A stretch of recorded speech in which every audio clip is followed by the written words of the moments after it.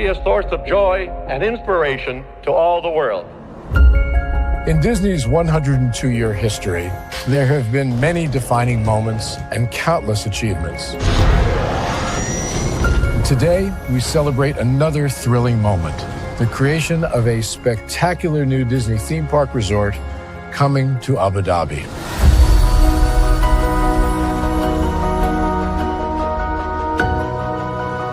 Abu Dhabi is a place where heritage meets innovation, a place where we preserve our past while designing the future.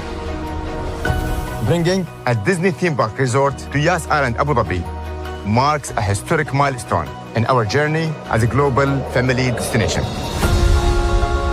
The 7th Disney theme park resort destination represents a new frontier in theme park ambitions. Our resort in Abu Dhabi will be the most advanced and interactive destination in our entire portfolio. The location of our park is incredibly unique. It's anchored by a beautiful waterfront, which will allow us to tell our stories in completely new ways. Ultimately, this project will be a celebration of what's possible when creativity and progress come together. What we are creating with Disney in Abu Dhabi is a whole new world of imagination, an experience that will inspire generations across the region and the world. This collaboration represents a powerful fusion of Disney's unmatched legacy in storytelling and Miral's commitment to bringing world-class entertainment to our guests. Abu Dhabi's vision for the future is to create a legacy for generations to come. Disneyland Abu Dhabi will be authentically Disney and distinctly Emirati. An oasis of extraordinary Disney entertainment at this crossroads of the world. It will bring to life our timeless characters and stories in many new ways, becoming a source of joy and inspiration for the people of this vast region to enjoy for generations to come.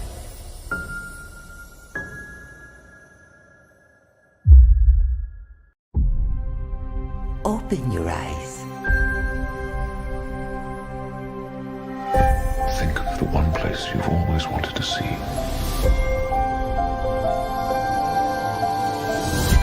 This is where our magic comes from?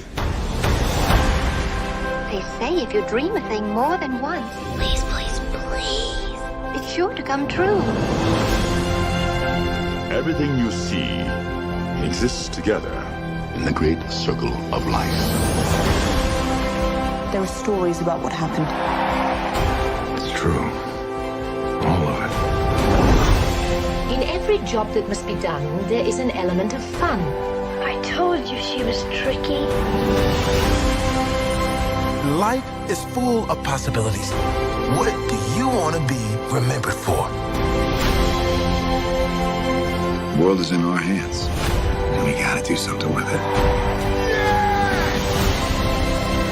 I just want to say a word of thanks to all the artists, the workers, and all of you. The young and the young in heart. You helped make this dream come true.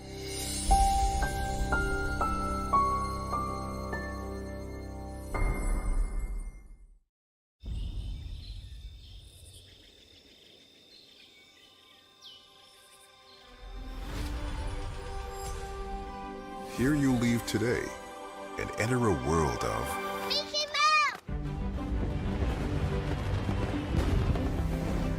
A world of princesses.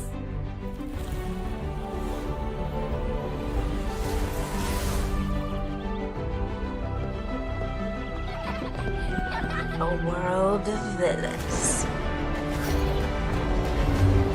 And heroes. Raise your sabers.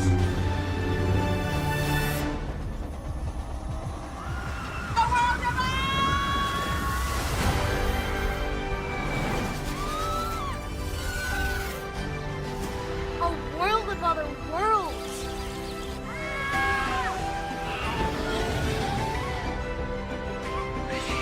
A world of all the favorites.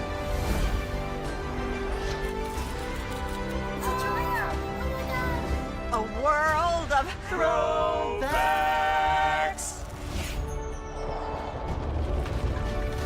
A world of... For whatever you love, infinite worlds await.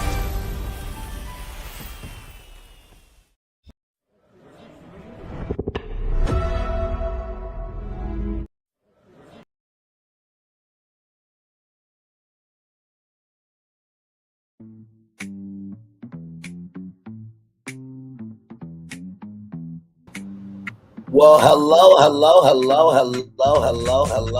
and hello. You,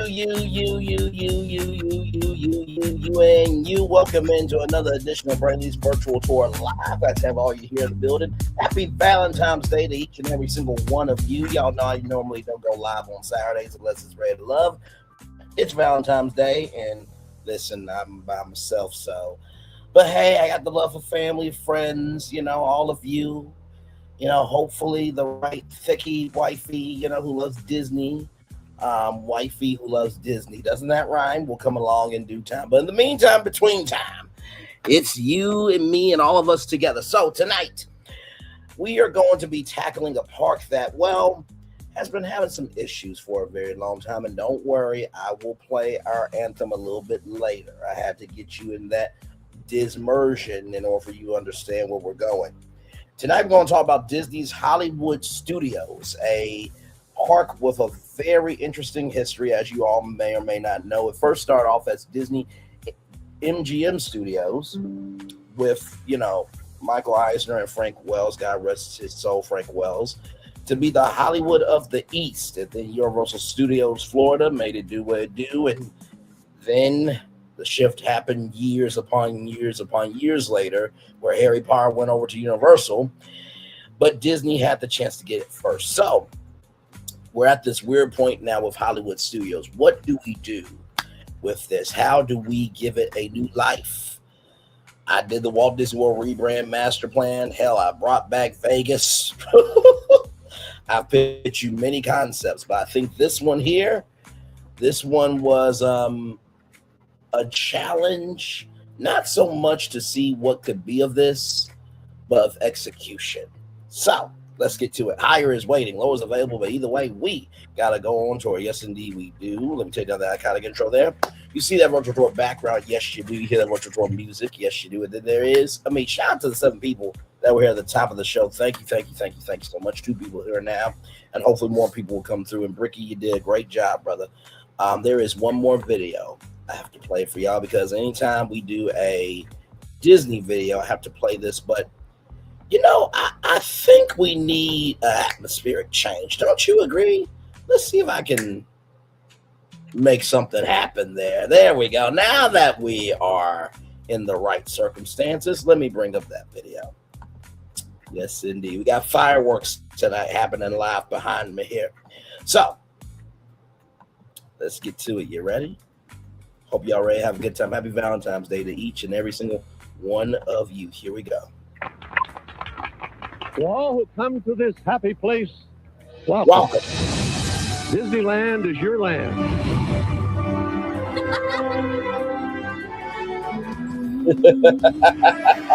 One of the best vacation DVDs of all time, everybody.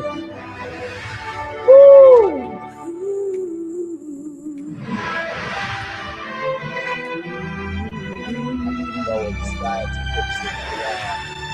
Oh, I love my vertical. Oh my God, this is amazing.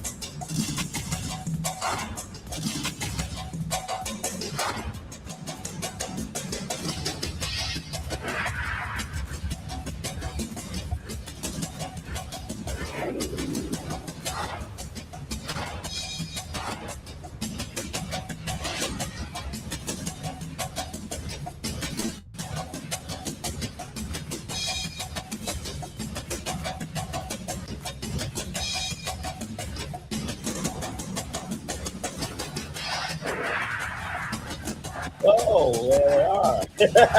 Those fireworks. This is a global event as Walt Disney World, Disneyland Paris, Tokyo Disneyland, Hong Kong Disneyland, and Disney Cruise Line.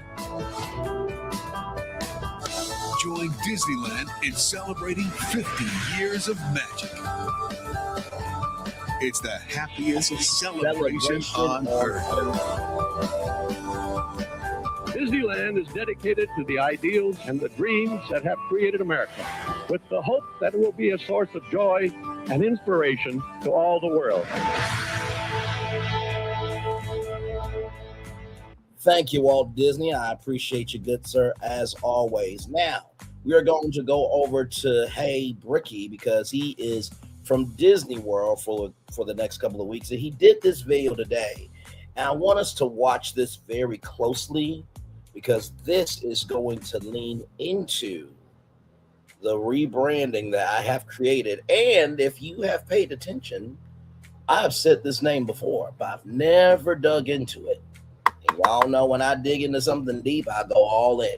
So let's go to Bricky, who is from the Walt Disney World Resort in Orlando, Florida, courtesy by way of Disney's Hollywood Studios. Here we go.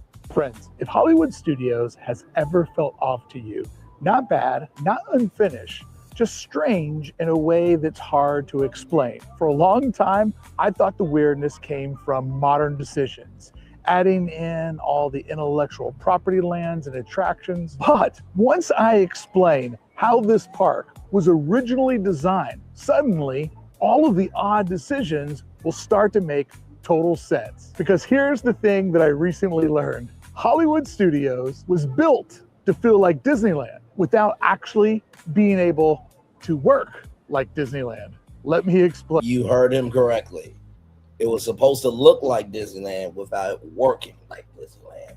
So the magic of Disneyland without the narrow focus of trying to reach everybody, but a expanded vision. Let's keep going. When you walk into Hollywood Studios, the opening feels familiar in some ways, but then odd in others. You see a walkable street, some forced perspective, and carefully framed sightlines.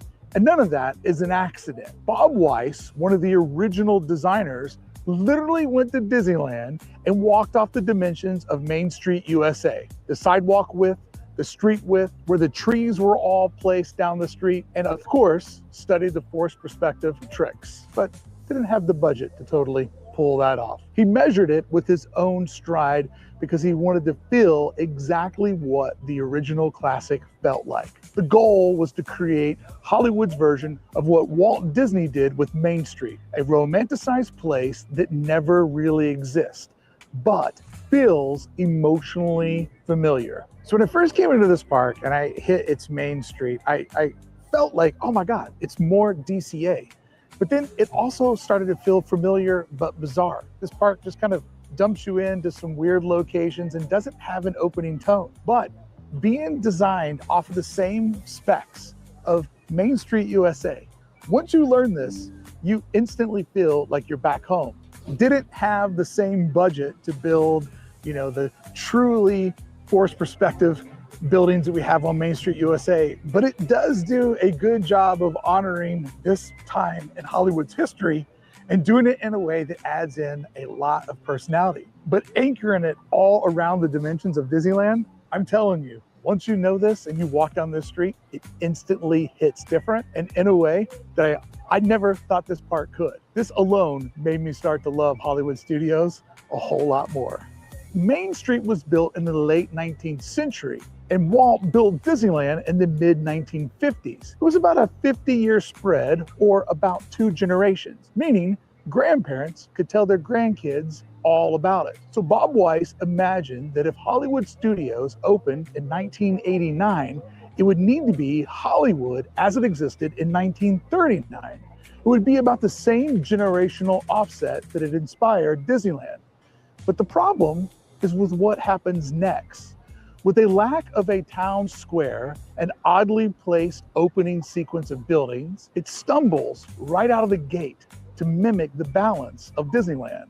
Because unlike Disneyland, this park doesn't give you a clear emotional spatial center. Let me explain exactly what that means. In Disneyland, the castle does more than just look beautiful. It directs you. It pulls you forward. It organizes the entire park around a single point of gravity. Hollywood Studios tried to replace that same design concept with the Chinese theater. Now, I want to pause it here because there was a icon. Hey, Phil, welcome in. There was an icon called the Sorcerer's Hat, and it was a part of the 100 Years of Magic celebration for the, I believe it was for Walt Disney Studios, 100 Years of Magic Sorcerers. Yep, Sorcerer Hat. So to celebrate Walt Disney's 100th birthday, the iconic Sorcerer's Hat came to be as a part of Walt Disney's birthday, right? And it was supposed to be there for just that time period. Under it was a pin trading station. And by the way, that hat provided a lot of shade because in Florida, it is hot. And that became the icon. But the problem was it ruined your perspective of if I'm going into Hollywood and the Chinese theater is right, behind it, then is this really Hollywood? But to me, with the Sorcerer's Hat, the way I saw it was it has such a place in history because the hat, when Mickey puts it on, is the source of all his magic. And hey, Nelson, welcome and good to see you as well. So when you think about Mickey putting on his hat, and that's where the source of his magic comes from, right? Think about all the animators with their pens and pencils and colors, and their desk, and the film slides, and them being able to draw and everything in between, their storyboards. Though that's their Sorcerer's Hat, right?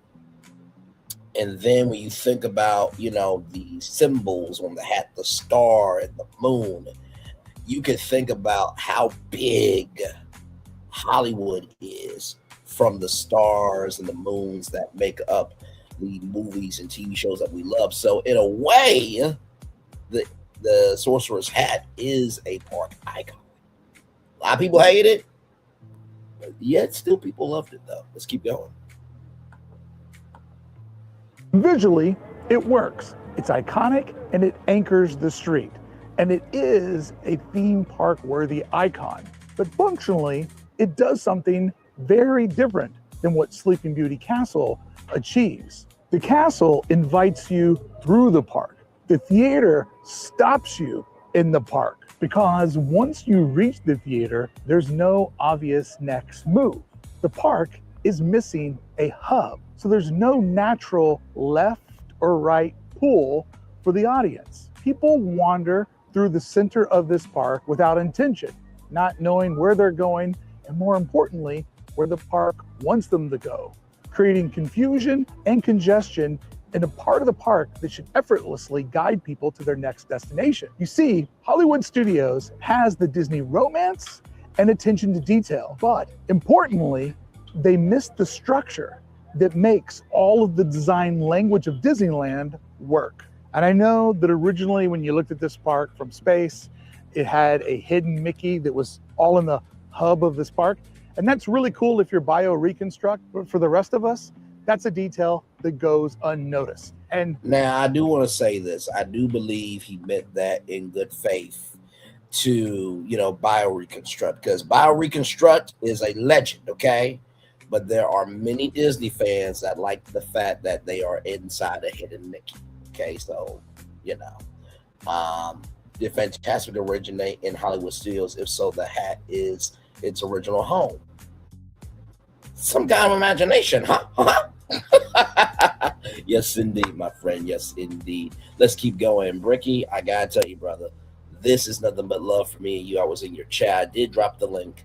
I don't know if you saw it, but much love to you. And he got to 90,000 subscribers on his main channel. So I already was kind of thinking about Disney's Hollywood Studios, but this video triggered what you guys are going to see here in just a little bit. Here we go. Let's keep going. Working on this video today, I literally sat and just watched people navigate this center part of the park.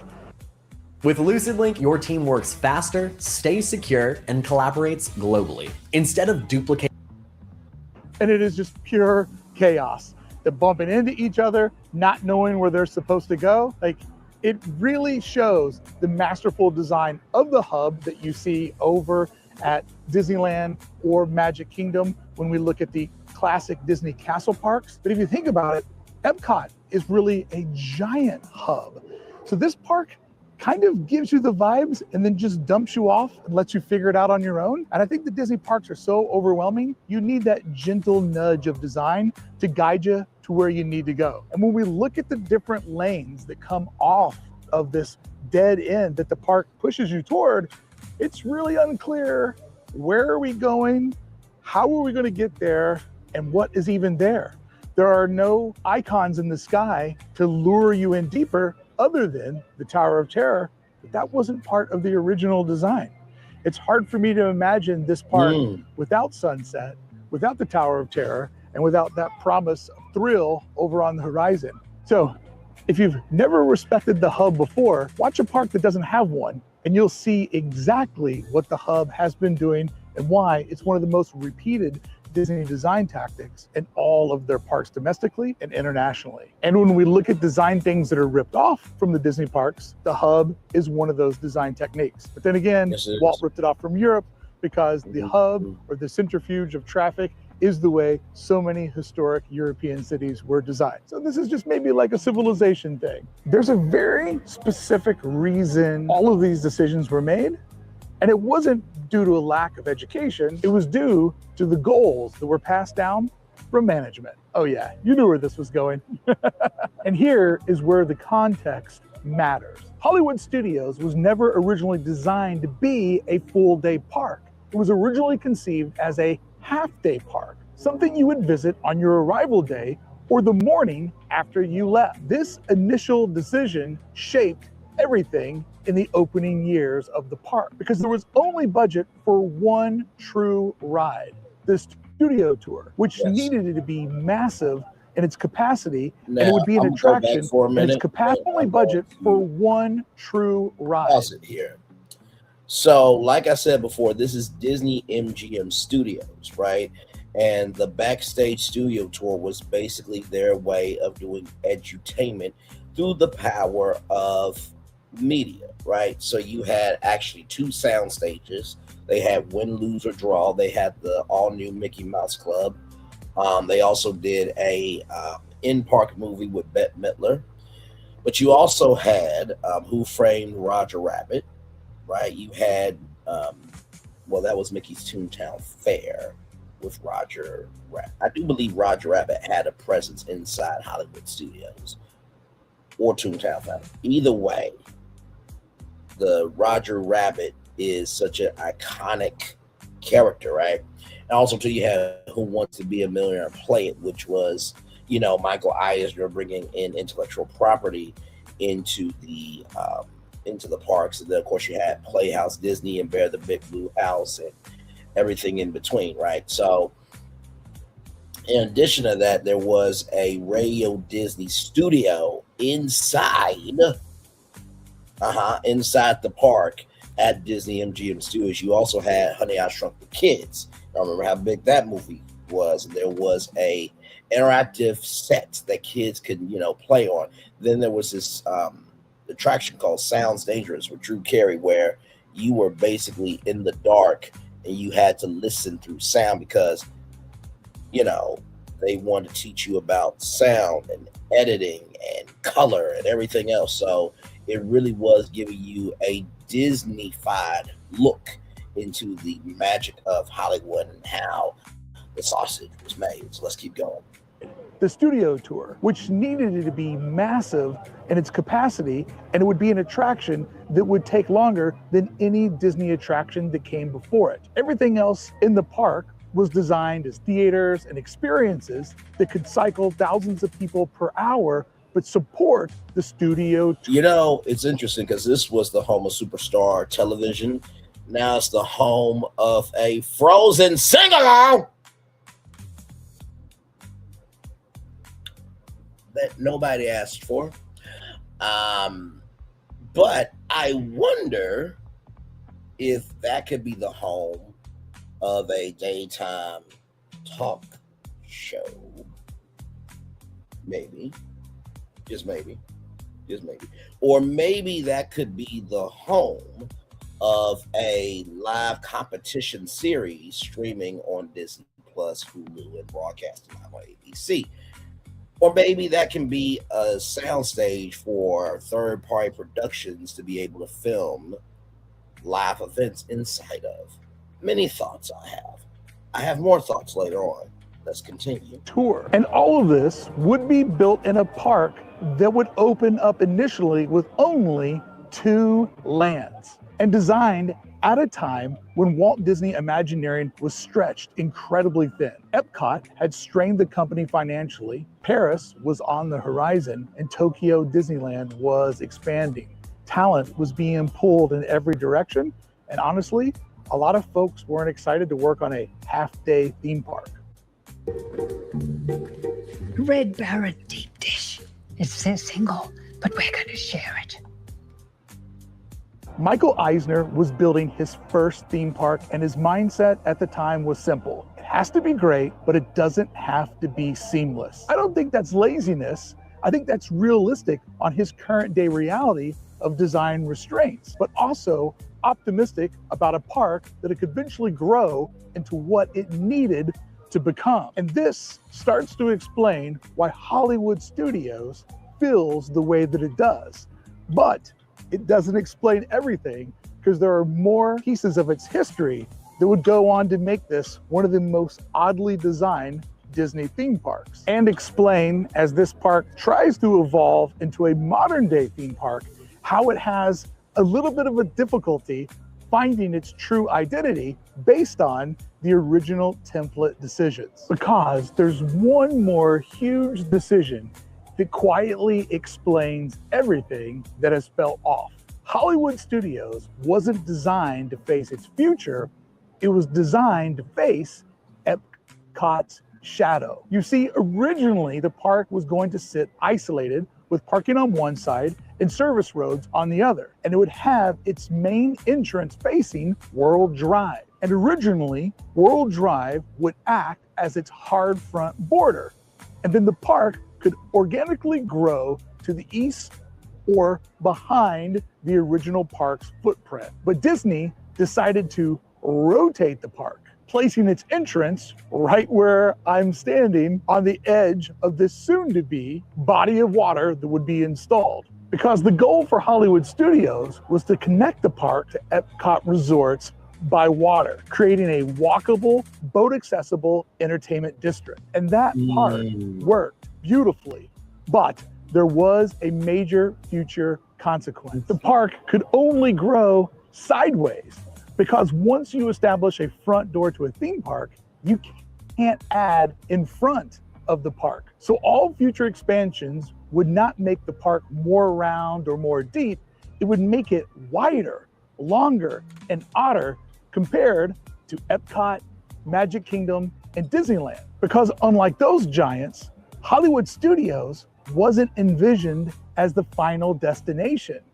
It was a node in a much larger system. It was seen to be kind of an expansion of Epcot. And when you think about it, the idea of expanding World Showcase, Epcot is the only Disney park I've ever been to that has a front and back door. I know the Disneyland has a monorail, blah, blah, blah, blah, blah, but technically, you know, that's an attraction. So a hard entranceway in the back of a park is unheard of for a Disney park, where Walt wanted to create the berm to keep everybody out on the outside. And Disneyland, Magic Kingdom, and Epcot all have a berm-like design.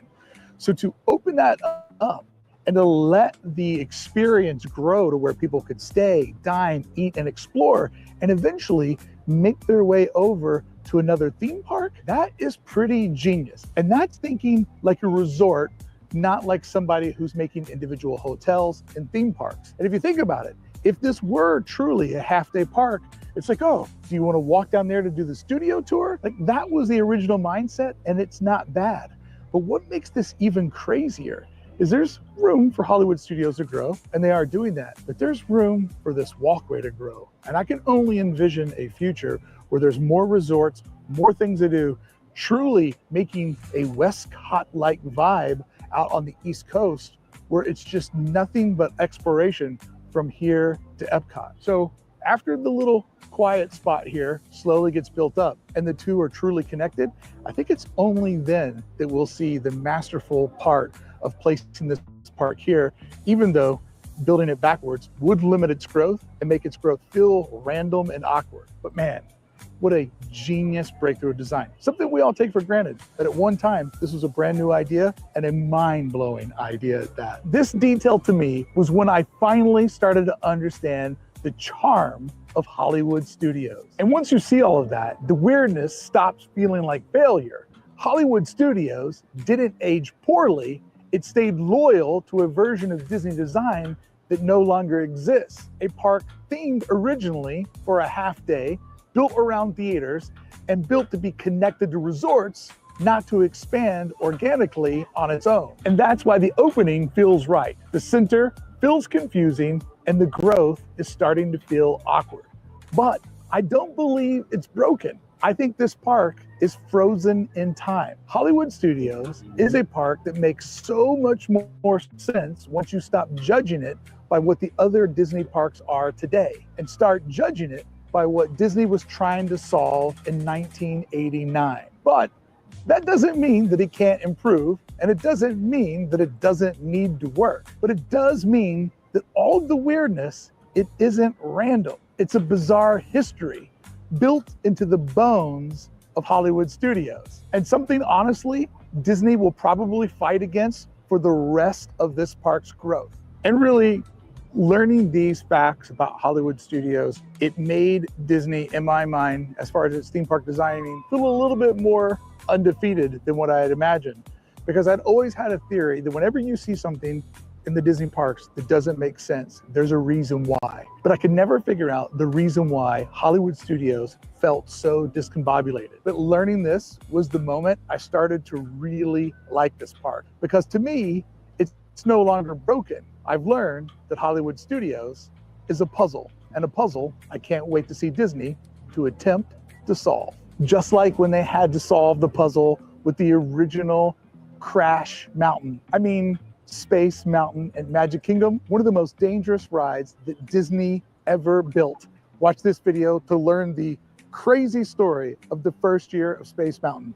I'm Bricky. Thank you so much for watching. And now you know why I'm standing in front of this body of water, because the body of water is why the park is standing right here. Thank you so much for watching. I'll see you next Saturday, or over on my daily vlog where I'm out in Orlando for a couple of weeks.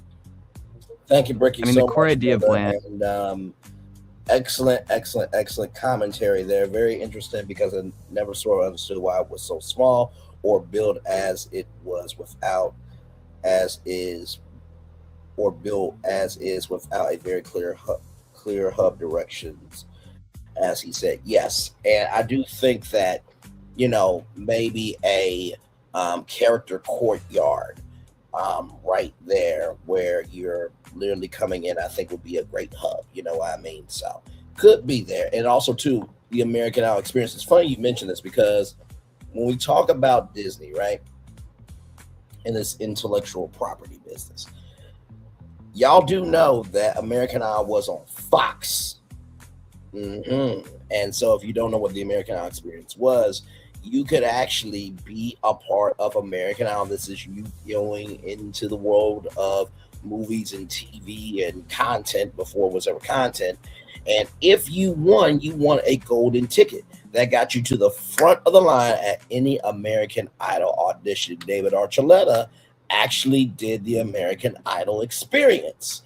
And isn't it funny that years later, that American Idol is on ABC, which is owned by who? Disney. So, with that being said, I want to bring you to one more video. Now, this is from a new content creator. The content creator's name, or the name of the channel, is last ride of the night. 153 subscribers. I watched it earlier, but I want to play this part of the video here. And then, in the words of Bricky, who Bricky uses Disney's past in order to understand its future, we're going to utilize our channel's past to understand how we're going to rebrand Disney's Hollywood Studios. When I tell you what I've done, and if you know me, I always am saying many things out my mouth, okay? I think we all know that. But if you also know me, I usually always take an inch and make it a mile. We also know that. But the biggest thing is I am always game to see what can be. And sometimes I've already said the idea out loud. What name could Braylon Lee have said in the past that could be a part of Disney's future? We'll get to that here in a little bit. Let's go.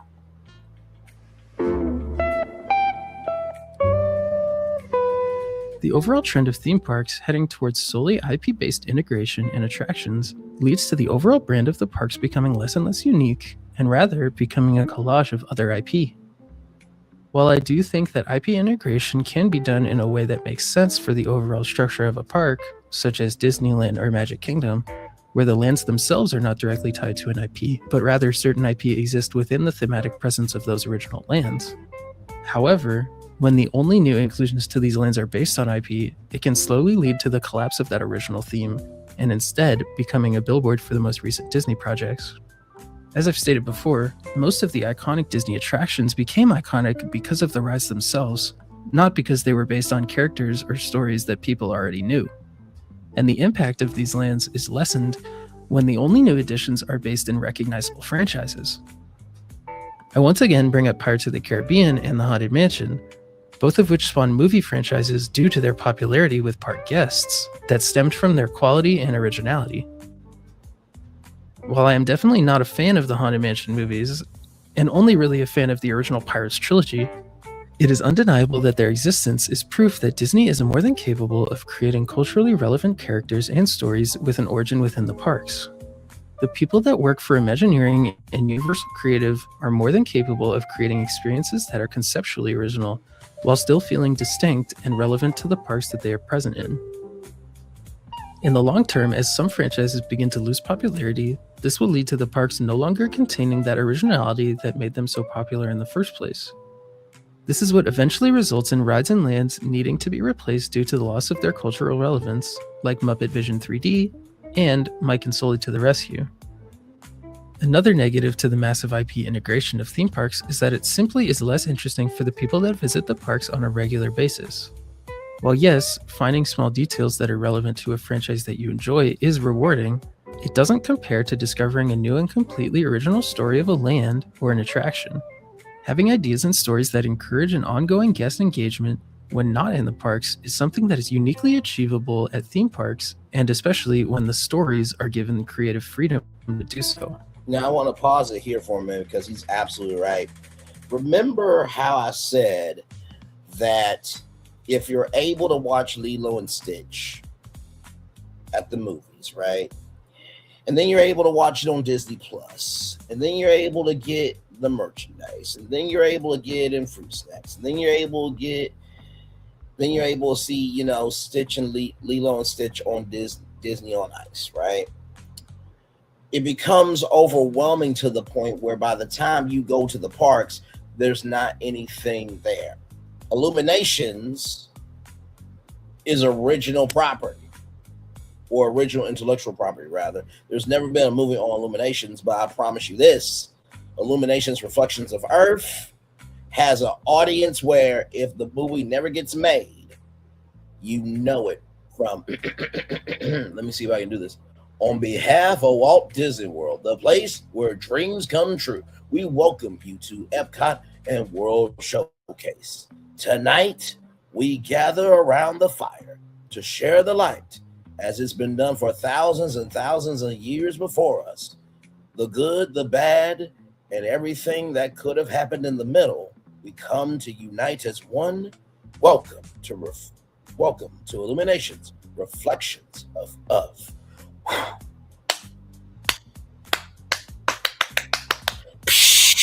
You know how I'm able to say all that from memory? Because it was so original that the energy of that intellectual property was told to you from family and friends and everything in between. Cliff Flicks is amazing. Shout out to Cliff Flicks. One of the best people in terms of being content creator. And by the way, to everybody who captured Illuminations, shout out to you. Y'all are amazing people. And he's going to do behind the scenes of Illuminations. And he should. I can't wait for it. But you see how we're able to talk about that because it's something that was integral to the foundation of Epcot. The only way you can experience that is by going to Epcot to see it. And when you start making your parks more about what people can already experience, it lessens the excitement, which, by the way, when it lessens the excitement, guess what that means? It lessens ticket sales for the parks. It lessens hotel stays. It lessens, spending money for food and drinks and merchandise. So while you want people to invest in you, you're not giving anything new for them to engage, consume, and connect with. You understand? So let's get back to last ride of the night. Here we go. That is part of the reason that the Disney parks are so popular to discuss on YouTube and social media in the first place. Videos about the hidden lore of the Haunted Mansion, Big Thunder Mountain, and things such as the Society of Explorers and Adventurers, a secret society that connects different attractions at the parks around the world to one another. Having these secret things to discuss outside of the parks keeps them relevant, even when guests have no plans of visiting them in person. This stands in contrast to many modern IP-based lands where the story is already fully constructed by other media before anyone even steps into the park. In those cases, guests already know the narrative arc, the emotional beats, and often the ending before they even arrive, which reduces the space for personal discovery and turns the park into more of a set piece rather than a world to engage with. When attractions are built around solving mysteries, uncovering hidden references, or interpreting ambiguous events, as the original parks did, they not only reward repeat visitation, but also curiosity outside of the parks. People still debate the meaning of the Haunted Mansion scene, analyze every single detail of Big Thunder Mountain's backstory and towns surrounding it, and hunt for connections that sometimes weren't even explicit in the first place. This creates an active engagement that can persist for years, turning the theme park into a cultural touchstone rather than a disposable thrill ride. In essence, original storytelling encourages a kind of participatory media literacy, in which guests don't just consume a narrative, they interpret it, discuss it, and take place in it. That's a level of engagement that franchise IP, constrained by canon and external narrative control, inherently struggles to support. The fact that many guests only discover the existence of C after multiple visits or through deep dives and online discussions shows how original concepts give the parks longevity by rewarding curiosity. These layered narratives encourage fans to keep talking about the parks, theorizing about connections, and returning with a deeper understanding of the world rather than simply recognizing characters that they already know. In my opinion, this kind of discovery-driven engagement is something IP-based attractions struggle to replicate, because their stories are often already complete before a guest ever sets foot in the park. If you wish to continue this conversation and hear my thoughts about IP integration when it comes to creating an experience that is canon to a pre-established world, I recommend you to watch my video on the new changes to Star Wars Galaxy's Edge and its place within the greater Star Wars canon. According to a recent financial call, over 2/3 of the Walt Disney Company's operating income comes from the Experiences division, being composed of the parks, cruise line, and destination experiences. And the cultural impact of the parks leads to a simple conclusion that the most important Disney IP isn't any of the IP that they have bought, like Pixar, Star Wars, or Marvel, but rather the one that they have built up themselves over the past 7 decades in the parks.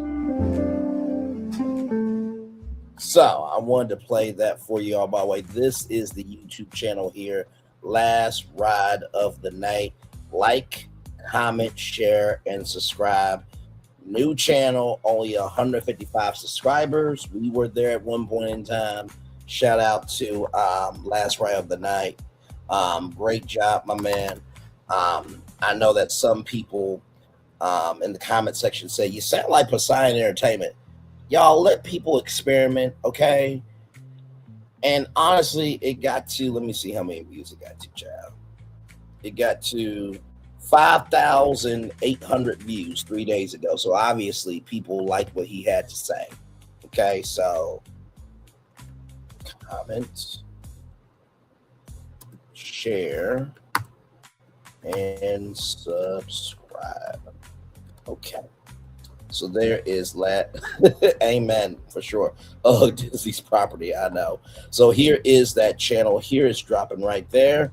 Like, comment, share, subscribe to Last Ride of the Night. Also, to shout out to Bricky. And of course, I want to give a special shout out to Interactive WDW, who has that vacation planning DVD. I'd say that, you know, of course, many of the channels have it. But that intro is quintessential Disney. Okay, so shout out to Interactive WDW. Now we are going to utilize the past of our channel to be able to understand where we're going. So for that, gotta go back to a tour we did, the Disneyland at Disney's California Adventure Rebrand Master Plan. Let's hear Braylon right now. Tink, can you help me out here?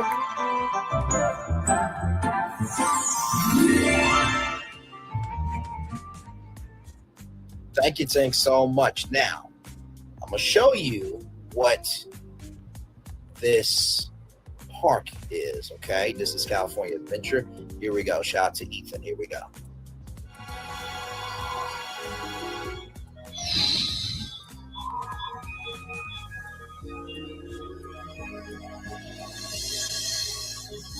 From the dream makers at Disney, an exciting new theme park is coming to Southern California, located right next door to Disneyland Park, celebrating all the fun and adventure of California. Introducing Disney's California Adventure, a brand new Disney park. Opening February 2001. Right? So there you go. So I was trying to rack my brain, and as I am bringing up these properties, right, these intellectual properties to bring to y'all, I recognize that it could not be that anymore. Yeah, I know. But I'm going to Disney's animation history and music history in order to bring you this. So with that being said, ladies and gentlemen, are you ready? Are you ready? Are you ready? Are you ready? Are you ready? This is the new name for this park. Here we go. Of course, we have a commercial. The greatest time of my life. Like, I am not even being dramatic. It makes me smile. If you want to make friends on that commercial. Here we go. Come on. Now, I'm going to pause it for a minute. That is Disney's Composition of Magic, Disney's California Adventure theme park, celebrating the composition that makes up the magic that you see from Disney and the composition of magic that makes up of California. Okay, so let's keep going. Disney's Composition of Magic theme park, okay? Honoring the composition of magic that makes California and what adventure is all about. So, with that being said, let me take this down here. Yeah, I told you, I'm not playing around with y'all at all. No, I am not. So here we go here. So let me do this in right here. Okay, here we go. I am so excited to pitch this to y'all. Y'all have no idea. And the reason why I'm utilizing this, because it is a great gateway into the pitch to reimagine Disney's Hollywood Studios. And I know that we, look down upon copycatting from Disney. from Disney copycatting and making duplicate attractions to Universal and what they're doing with Fast and Furious, Hollywood, Tokyo Drift. However, if that rebranding happened rather for Disney's California Adventure, you would think that maybe a duplicate but of a original interpretation would be for Walt Disney World. Let's keep going. Do this real quickly. We're almost done, y'all. We're almost done. Because I really want this stream to be clipped. Okay, we got the other rebrand master plan clipped. Okay, and I have to tell you, it was a good time. It really was. Let me do this to myself. Man, let me tell you something. When I tell you I love doing a deep dive live, because my nerd comes out and you guys get to see me a whole new fashion, I really don't play about that. I take what I do very seriously. I don't take myself seriously, but I take what I do very seriously. Right. So, smart man. Here it is. Here. So let's get that there. Here we go. Creativity. So, with that being said, imagine stepping into a world where the very essence of Disney's creative process comes to life, a place where the magic isn't performed but composed. Welcome to Disney's Composition of Magic theme park, the reimagined and re-enchanted home of what was once Disney's California Adventure. Here, the golden burst of the iconic Paradise Pier Hotel, now the Grand Composition Hotel, hints at the dawn of a new era. This park isn't merely a collection of lands, it's an immersive journey through the art, science, and heart that brings Disney stories to life. Through each meticulous crafted movement of the park celebrates a different facet of the creative journey, inviting guests to participate in the genesis of magic.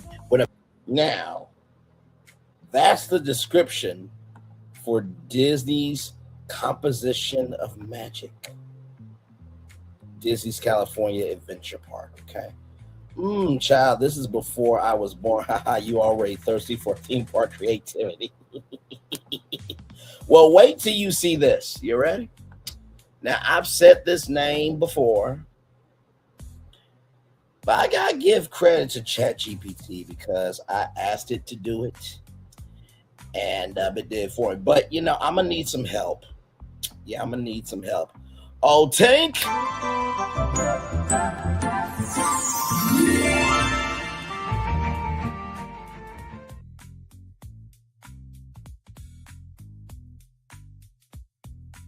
Hi, everybody. Now you can hear me. Tink was on a date, but me and Tink are like that. So one more time. Tink, can you help me out here?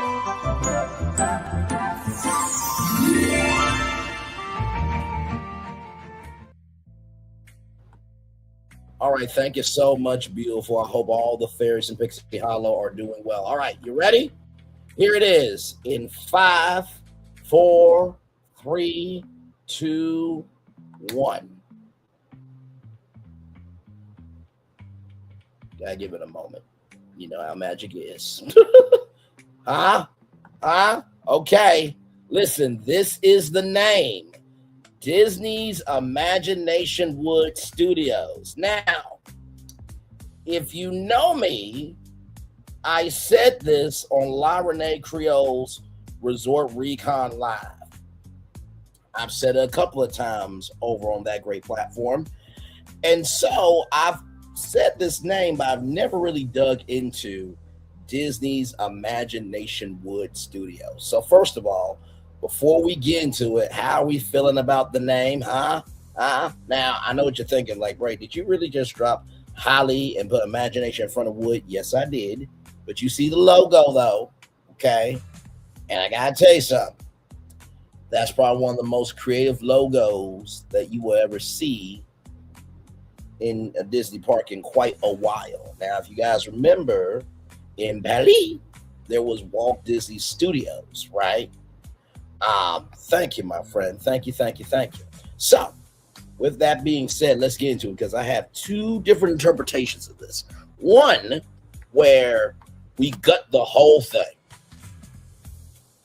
The other one saves the lands and reimagines the whole park, okay? So, Let's get into it. I'm excited about this one. Bricky, if you're watching this, brother, this is all for you. Okay, because this video, now, like I said, I said this name before, but this video that Bricky did, along with the last ride of the night, really got me thinking. So here we go.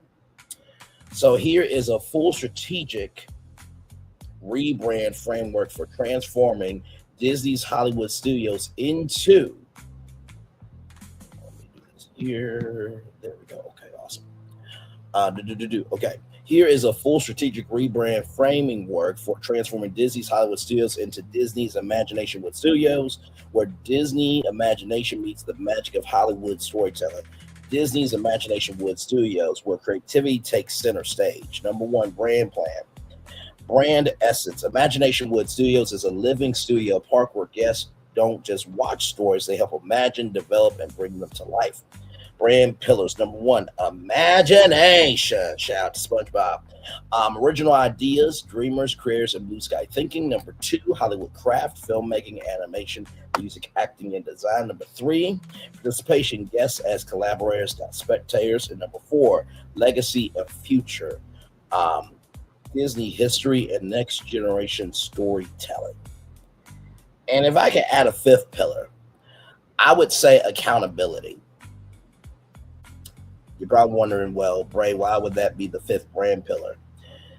This park needs to be accountable for recognizing that while we are being about the newness of technology and processes that can make new content, film, TV, and what have you easier to execute, we also need to be accountable for respecting the history that is already here, that is able to allow us to create something new. Amen.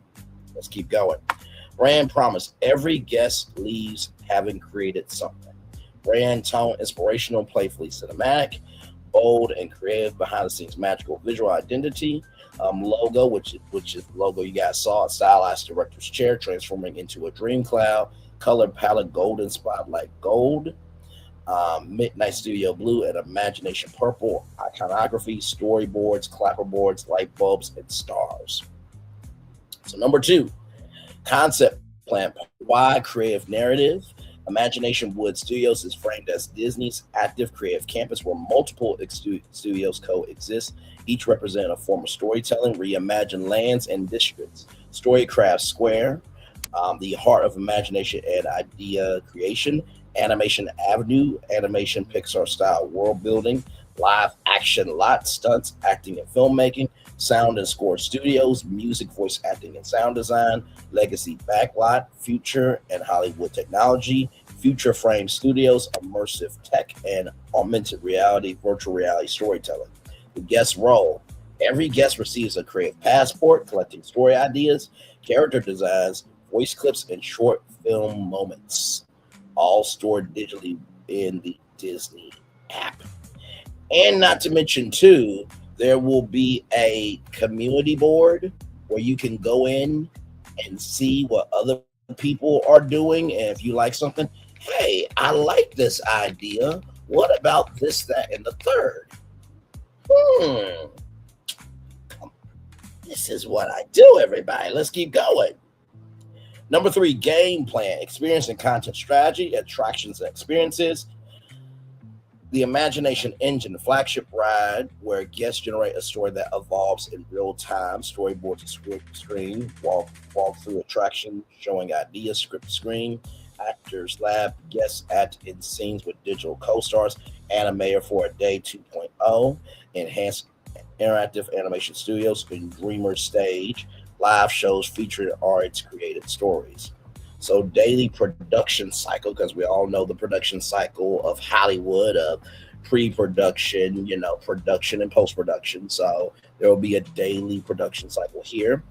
Morning, idea development, afternoon, production and performance, night, premieres and showcases. Each night ends with a creative showcase, production show highlighting guest-made content. So imagine it is projection mapping on the Chinese theater with your content that you made in the park that day. I know. Thank you, Disney should give me 20 million. I know. Thank you very much. I should have, Josh tomorrow's office. Thank you so much. Yes, and I should be a Disney legend. Yes, thank you for saying all of that, and from your mouth to God's ears. Marketing plan. I was about to say marketing campaign, but marketing plan. Launch campaign. Lights on, dream big. Teaser phase. Blank billboards with only a spotlight. Social countdown with creators saying it starts with imagination. Reveal phase. Celebrities, animators, and Imagineers reveal their first Disney dream. Behind the scenes rebrand documentary on Disney Plus and drops on YouTube. Ongoing marketing created at ImaginationWood Studios. Social content. Monthly guest created short films released online. Creator partnerships, YouTubers, animators, and filmmakers. Merch strategy, customized merch, your storyboard, your character, limited studio lot collections. So that studio store will be preserved in that original font. So we will keep that and update the inside with that typography and iconography with new souvenirs. So honoring the old and creating the new, everybody. Yes, indeed. Creative tools, as souvenirs, sketchbooks, and director's kits. Number 5, logistics plan. Phase rollout. Phase 1, year 1. Rebrand, signage, park identity, creative passport launch. Updated shows and enhanced interactive elements. Phase 2, years 2 and 3. Major attraction re-themes, new lands, feature frame studios. Phase 3, year 4 plus, rotating seasonal studios. Marvel, Pixar, Disney Animation, guest created content festivals, operation and staffing, new roles, creative guys instead of cast members. So, because this is a separate experience, there will be a new title. Okay. Training focused on storytelling, improv, and creativity facilitation, partnerships with animation schools and film programs. And if y'all remember something called the Disney Institute, it's giving a little bit of that, just a little bit. Tech and infrastructure, app-based creative passport system, AI-assisted story generation, guest controlled, cloud storage for guest creations. Number 6, strategic fit with Disney ecosystem. Direct synergy with Disney Plus, pipeline for testing new intellectual property, strengthens Walt Disney World Resort as the home of storytelling innovation, positions Disney as the leader in participatory entertainment. And imagine, too, if we have a Disney ImaginationWood Studios channel on your resort TV. Yeah, your content's on every resort TV across the Disney World Resort. You're welcome. What can I say except you're welcome? End result, Disney's ImaginationWood Studios becomes the most creative park Disney has ever built, a storytelling playground for all ages, a living studio where every guest is a creator. So let's keep going. So the map layout. This is number 1, ImaginationWood Studios Park Map Overview. Central Hub, Storycraft Square. Guests enter through a walkway. Guests enter through a gateway of ideas archway. Features interactive fountains shaped like storybooks and glowing quills. Animation Avenue left of Hub. Pixar style immersive lands, attractions, animated for a day 2.0, short film workshop theme, dining, sketch and sip cafe. Live action lot right of Hub, stages for stunt shows, acting workshops, attractions, actors lab and stunt spectacle, dining backlot bites, sound and score studios top left, music and voice acting labs, attractions score your story, voice over booths, dining, harmonics, eatery, legacy backlot top right, historical Disney and Hollywood exhibits, attractions, the classic studio tour, animation history hall, dining legends lounge. Future Frame Studios, bottom, cutting edge, augmented reality, virtual reality storytelling, attractions, imagination engine, and interactive virtual reality premiere, and dining tomorrow's table. Pathways and flow, circular layout from Storycraft Square Hub, idea trails, guides, guests between studios, guest created art and storyboards displayed along the path. So there'll be like digital billboard storyboards showcasing your art. So the art changes based on what is created that day. Yeah, the same thing with the art. So here is the 24-hour Imagination Wood Studios content channel. Okay, so this will be in every resort hotel TV, right? So from 6 to 8 a.m. morning spark, animated shorts, inspirational story ideas, and guest creator spotlight. 8 to 10 a.m. story crafting, live workshops, storyboarding, voiceover, piece creation. 10 a.m. to 12 p.m. behind the magic, historical context, Disney Plus class, Hollywood class walkthroughs.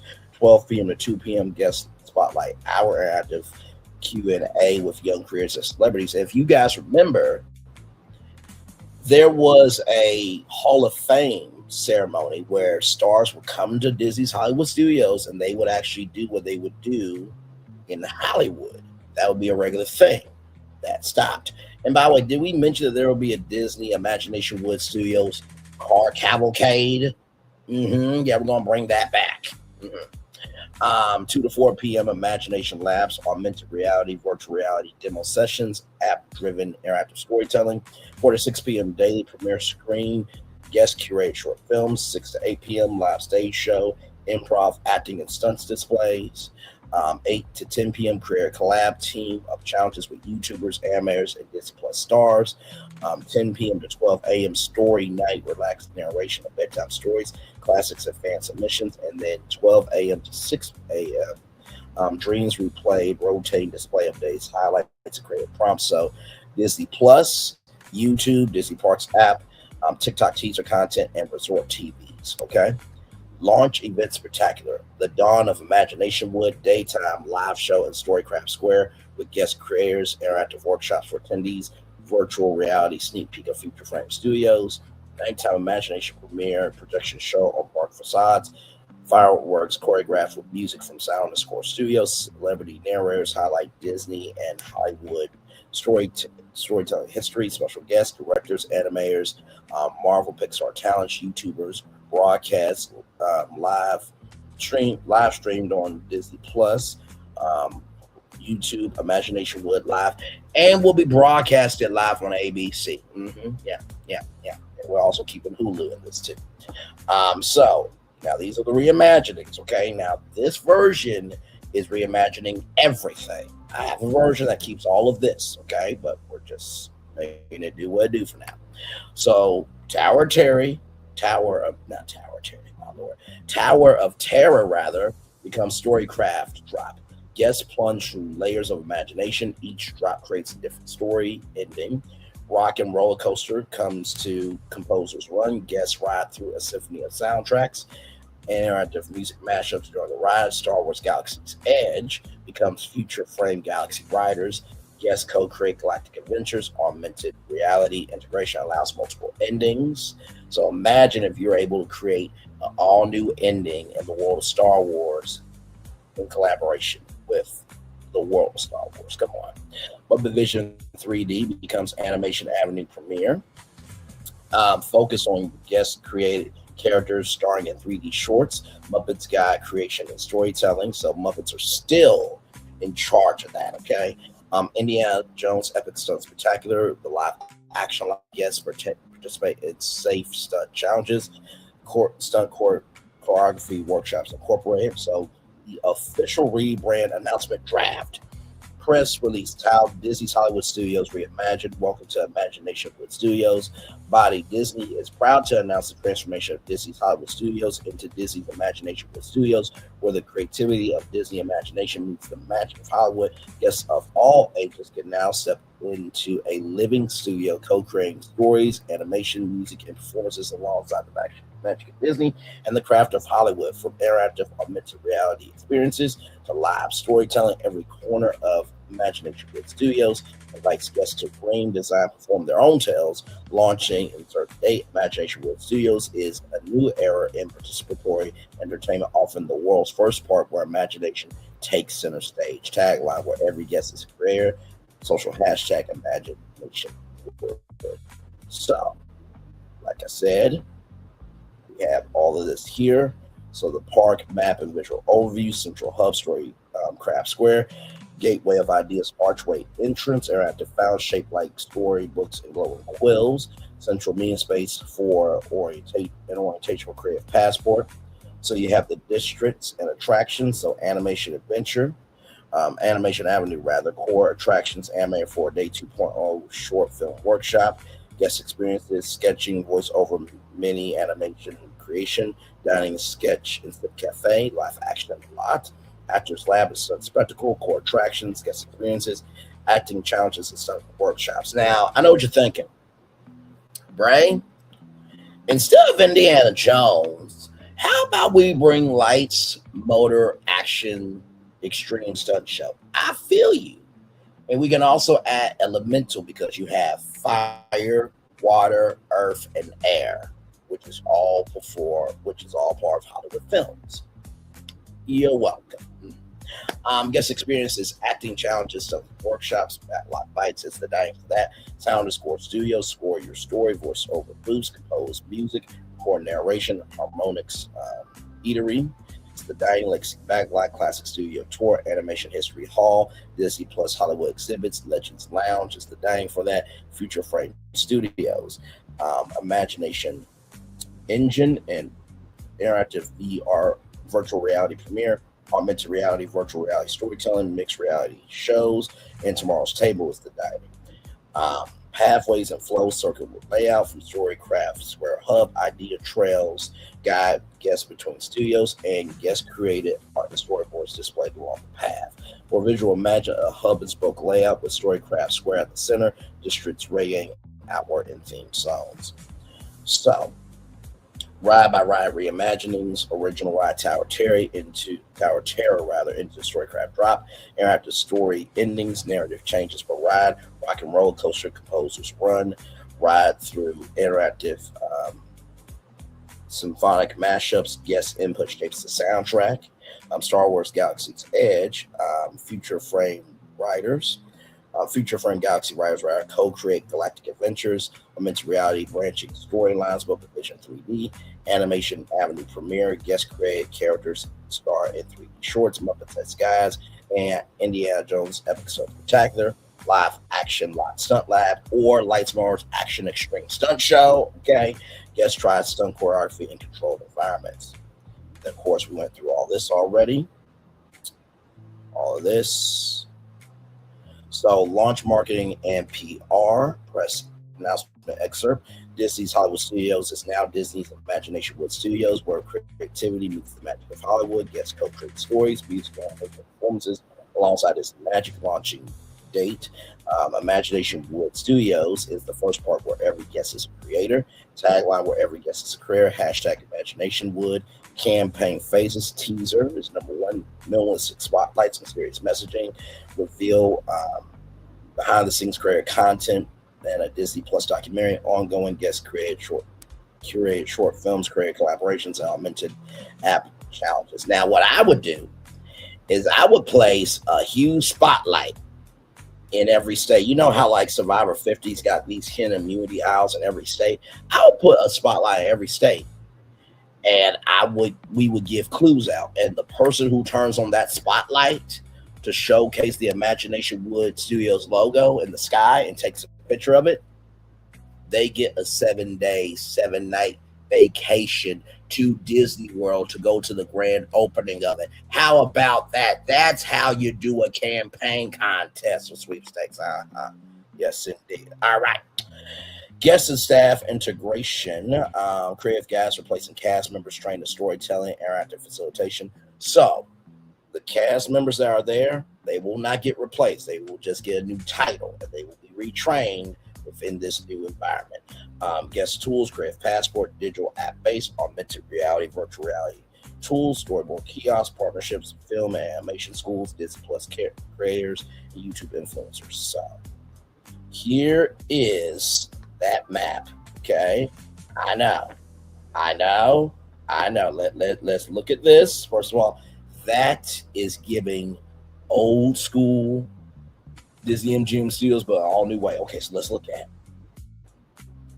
So here it is here. So you come through here, right? And you are in Storycraft Square. And so there's the quills and the fountain, with the book and everything. So over here is Sound and Score Studios. Right here, we have Legacy Backlot. Over here is kind of given, the great movie ride energy.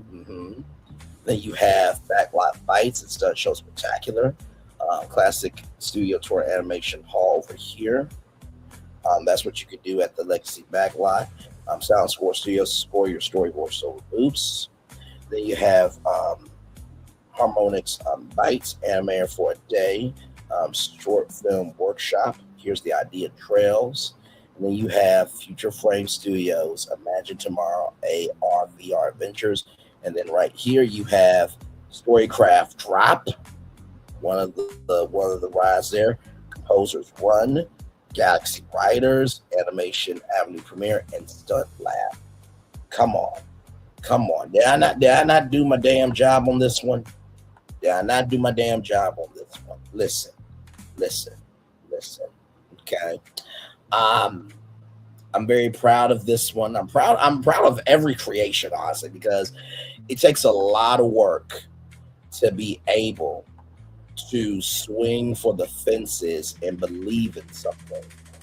You know what I mean? Sup, Phil, my man. Forward, I'm taking screenshots as concept one is good thus far. Happy Valentine's Day to you, Nicole Darsher. Welcome in. I'm glad to have you here. I think this is glad to have you here. Let me see something here. Sorry, y'all. I'm just trying to see something here. Oh, okay. Hang on. 1 minute. Yeah, I think this is your first time here. Welcome in and glad to have you here. Like I said, it's a euphoria from being able to be creative like this. It's funny. I was talking with my mom. And I said to her, you know how I feel about some of my a concept like this? Sometimes you will pitch something like this and it may not have any weight now.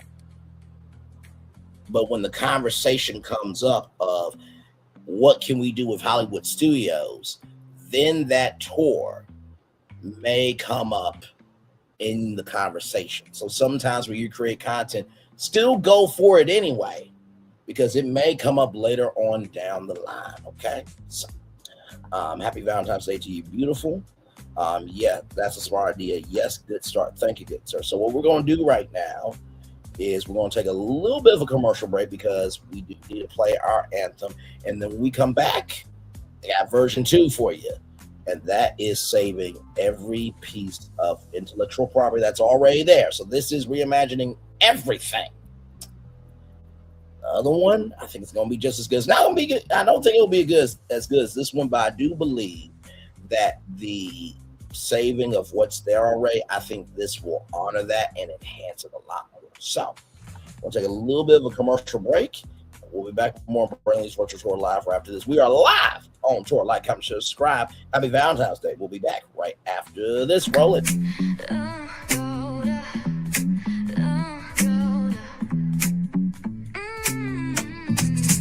Lights go low, the city goes high. Stories untold under moonlit skies. Braylon got the vibe, got the flow for the culture. Yeah, you already know.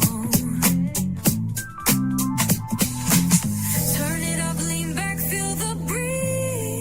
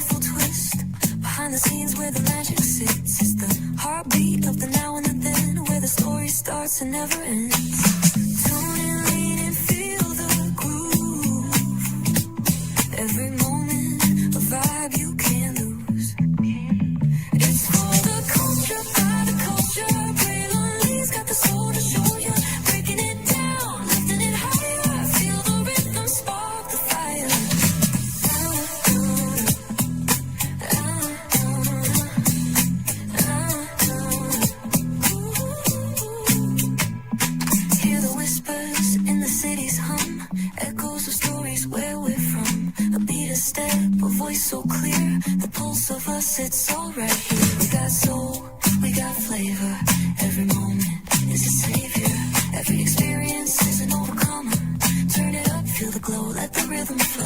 Spotlight shining, we in the zone. This is the place where the culture's grown. Stories untold, now they're coming alive. Braylon Lee got the vibe tonight. One thing to know and two things for sure. Higher is waiting and lower is available. But either way, we gotta go on tour. It's Braylon Lee's virtual tour, where the culture makes its move. Feel the love, feel the truth. This is us, this is you. From the unknown, the unembraced, and more. This show, this brand, and the possibilities of what can be is all here for you. I'm just a kid from the rock, trying to be a rock for people, trying to make it best they can to become.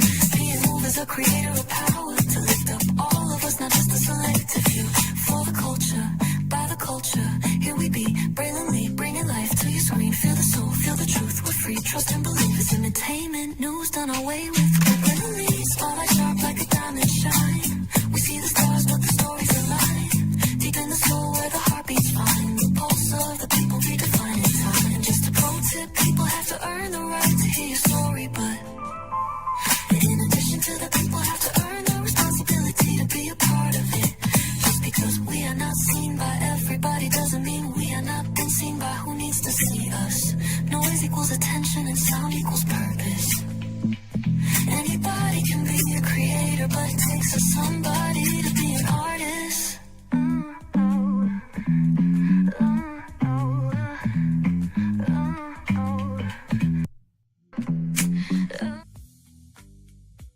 You know, hearing that anthem never gets old for me. Welcome back in, everybody, to Braylon Lee's Virtual Tour Live. Happy Valentine's Day to each and every single one of you. We are live on tour. I just pitched Disney's ImaginationWood Studios as a rebranding of Disney's Hollywood Studios. So this one right here is basically scrapping everything that is there right now and bringing you a brand new part for where we are today. But in the midst of us pitching this, I got a message from the past of Disney, and I think we might need to check it out. Let's check that out right now. This literally just came in as we were live on tour, so the past of Disney wanted me to play this for you all.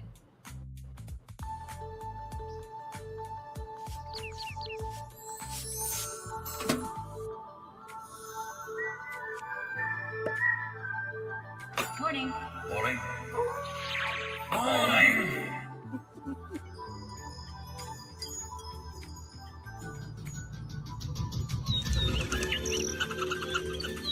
Every day, we prepare to make your dreams come true in ways you've never imagined. Come live your dream during the year of a million dreams going on right now at the place where dreams come true. Thank you so much. I appreciate that message from the past. We're trying to get back to that. Yes, indeed. So, Disney's ImaginationWood Studios, everybody, we pitch to you the version that really is a brand new park for this day and age, but there is another version where we keep everything intact and we refresh and update while respecting some areas that are of beloved interest to people. So here we go with this plan right here. Absolutely. Let's create a comprehensive, full integrated plan for the rebranding of Disney's Hollywood Studios into Disney's ImaginationWood Studios, keeping key fan favorites lands while giving the park a refreshed, imaginative, and Hollywood-inspired identity. I'll break this down to game plan, marketing plan, concept plan, and logistics plan. Here we go. Brand plan, Disney's ImaginationWood Studios vision, where Disney imagination meets Hollywood magic, and every guest becomes part of the story. Mission, preserve the iconic storytelling of Disney while expanding creativity-driven and immersive experiences. Highlight the fusion of imagination, technology, and Hollywood glamour. Maintain fan favorite lands, so Star Wars Galaxy's Edge, Toy Story Land, Muppets Courtyard, and the Walt Disney Studios lot. So that's the brand new Magic of Disney Animation. So that will be a part of this while revitalizing Sunset Boulevard, Hollywood Boulevard, and Echo Lake with modern aesthetics and interactive storytelling. Core values, creativity. Each guest can co-create their adventure, creativity, cutting-edge technology for immersive experiences, legacy, respect the history and magic of Disney storytelling, immersion storytelling beyond the rides, shows, dining, and interactive experiences. And if I had to add a fifth one, I think the first one was accountability. I think this one would be about community, right? And when I say community, I mean the community that every single person that walks through that, studio, that studio gate has a place. Because one thing to know and two things for sure, how one guest may be able to have the full activity of their body to be able to engage in the world may not be the same with somebody who deserves a DOS pass and DOS accommodation. So to me, it would be community, making sure everybody is a part of that. Amen. Amen. Brand identity, logo, stylized Hollywood studio gate, fused with whimsical hand-drawn Disney animation elements. Color palette, gold cinematic lights, pastel imagination tones, and subtle holographic accents. Tagline, imagine the magic, live the story. Okay, here we go.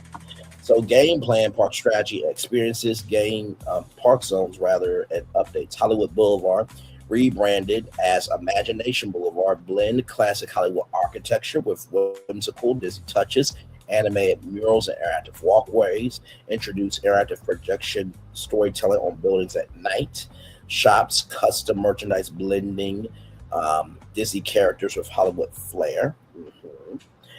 And maybe mannequins could be on with the projection mapping. Or I wonder if there's a way to bring the mannequins nightlife and just make it Mannequin Boulevard. Yeah, I did that in one of our lives that y'all did not see. I literally brought the Mannequins Dance Palace and just infused it to Disney's Hollywood Studios. And my Lord, it was a time to be had. But of course, mannequins works better at night than during the day, because as you saw during the day with Mickey and Minnie's Runaway Railway, you still saw the neon.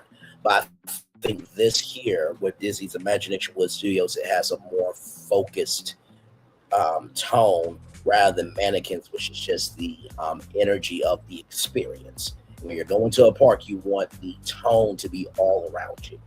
The energy can be there, but it needs to be about the tone as well as with the energy. Let's keep going. Shops, custom merchandise, blending Disney characters with Hollywood flair. Number 2, Sunset Boulevard, modernized with interactive street experiences and pop-up Disney Imagination Labs.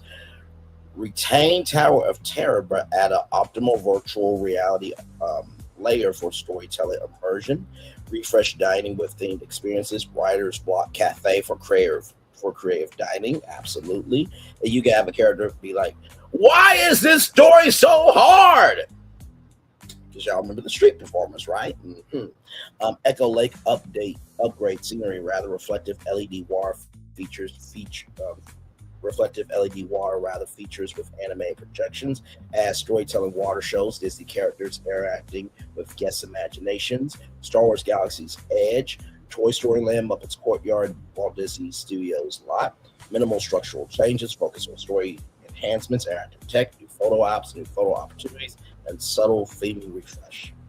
Signature experiences, Imagination Studios, guests create short animated films using motion capture, virtual reality, and classic drawing techniques. Hollywood Magic Parade, nighttime parade using projections, holograms, and classic Disney floats. Character labs, interactive areas where guests meet and co-create experiences. And going back to the Hollywood Magic Parade. Give me one moment.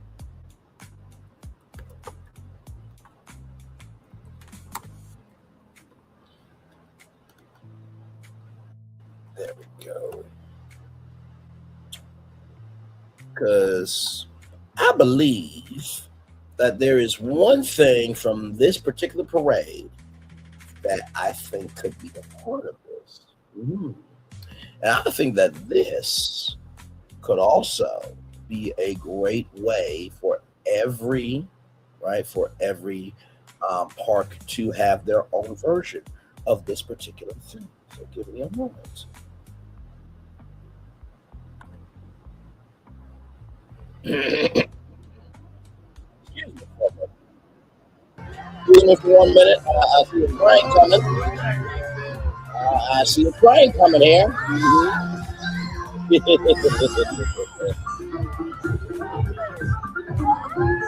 Now imagine this train has the color scheme of ImaginationWood Studios.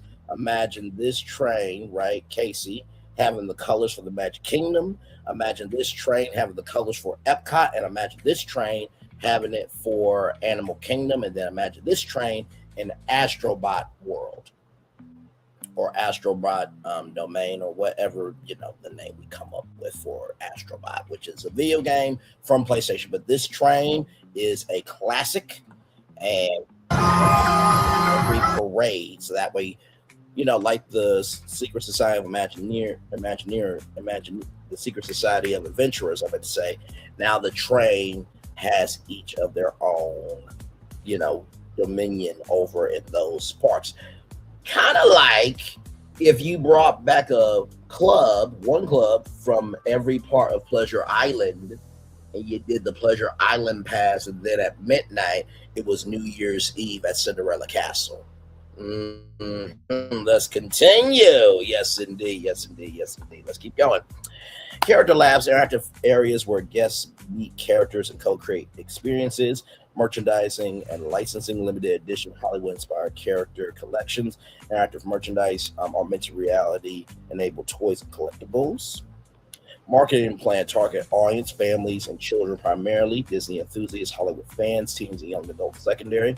Marketing channels, social media, TikTok, Instagram, YouTube, behind the scenes, ride point of views and interactive filters. Streaming and TV, Disney Plus series showcasing park transformation and guest experiences. And also 2 specials on ABC, just like Walt Disney did Disneyland on ABC. For those of you who don't know, ABC actually owned Disneyland for a couple of years. They did. They no longer have ownership in Disneyland. Experimental marketing, pop-up ImaginationWood labs in malls and cities, influencer partnerships, Disney fan communities, creative content creators, and Hollywood personalities. Campaigns, Imagine the Magic teaser, short videos showing reimagined lands and storytelling experiences. Launch event, grand opening with celebrity host. Braylon Lee. Sorry, it says celebrity host, but I feel like since I'm the one that, you know, did the rebranding, I should, you know, be there to say, to all who come to this happy place, welcome. Live streaming of the Hollywood Magic Parade, exclusive previews, interactive app campaign. That's number 3. Guests unlock augmented reality stories on Hollywood Boulevard before the official launch. Concept plan and story and design part narrative. Guests enter a world where Disney imagination flows directly from Hollywood studios. The park celebrates creativity, cinema, and interactive storytelling. Every street, ride, and show is a chance to participate in the magic, visual aesthetic, cinematic streetscapes, with whimsical Disney touches, color-coded zones for storytelling moods. Hollywood Boulevard will be golden glamour, Echo Lake, dream pastels, and Sunset Boulevard, mystery and adventure. Modern technologies slowly integrated, augmented reality, projections, and interactive displays. Key attractions enhancements, because we know that Walt Disney is known for plussing things up. Tower of Terror optional virtual reality storytelling overlay. Galaxy's Edge update interactive droid and lightsaber experiences. Toy Story Land animatronics update with enhanced guest interactivity. Like, for example, Mr. Potato Head, Toy Story Mania, where there's somebody in a booth and they could look and talk to you and then pull out the ear. So more of that. Muppets Courtyard, new improv-based shows and interactive workshops like the Muppets Roaming Lab with Beaker and Bunzer, I think that was the duo's name. Then Walt Disney Studios expanded behind the scenes experiences and guest created film studios. Logistics plan, project timeline, phase 1, 6 to 12 months, concept design, branding, infrastructure, refresh for Hollywood Boulevard, Echo Lake, phase 2, 12 to 18 months, upgrade Sunset Boulevard, install interactive experiences, and prepare launch content, phase 3. 18 to 24 months park-wide rollout, marketing campaigns, grand opening, operational considerations, maintain park operations during renovations with phased closures, staff training, new immersive storytelling roles, tech-based guest interaction. Even though it's tech-based, it's human foundational.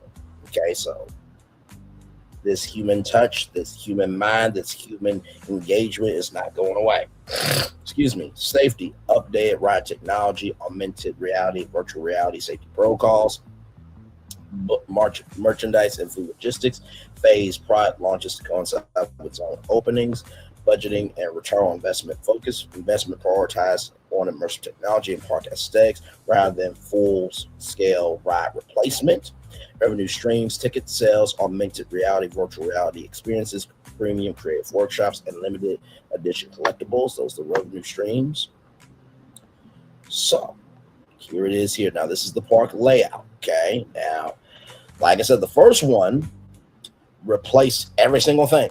This is saving everything and reimagining some new things. So, park map layout rather, conceptual overview, park flow philosophy, guests move from classic Hollywood, creative studios, and immersive worlds, mirroring the journey from idea production to cinematic reality. Main districts, Imagination Boulevard, formerly Hollywood Boulevard, Echo Lake, the Dream Backlot,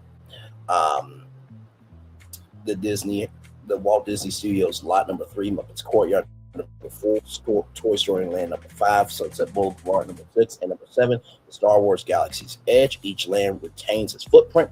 The storytelling layers connect them as working studio backlots powered by imagination.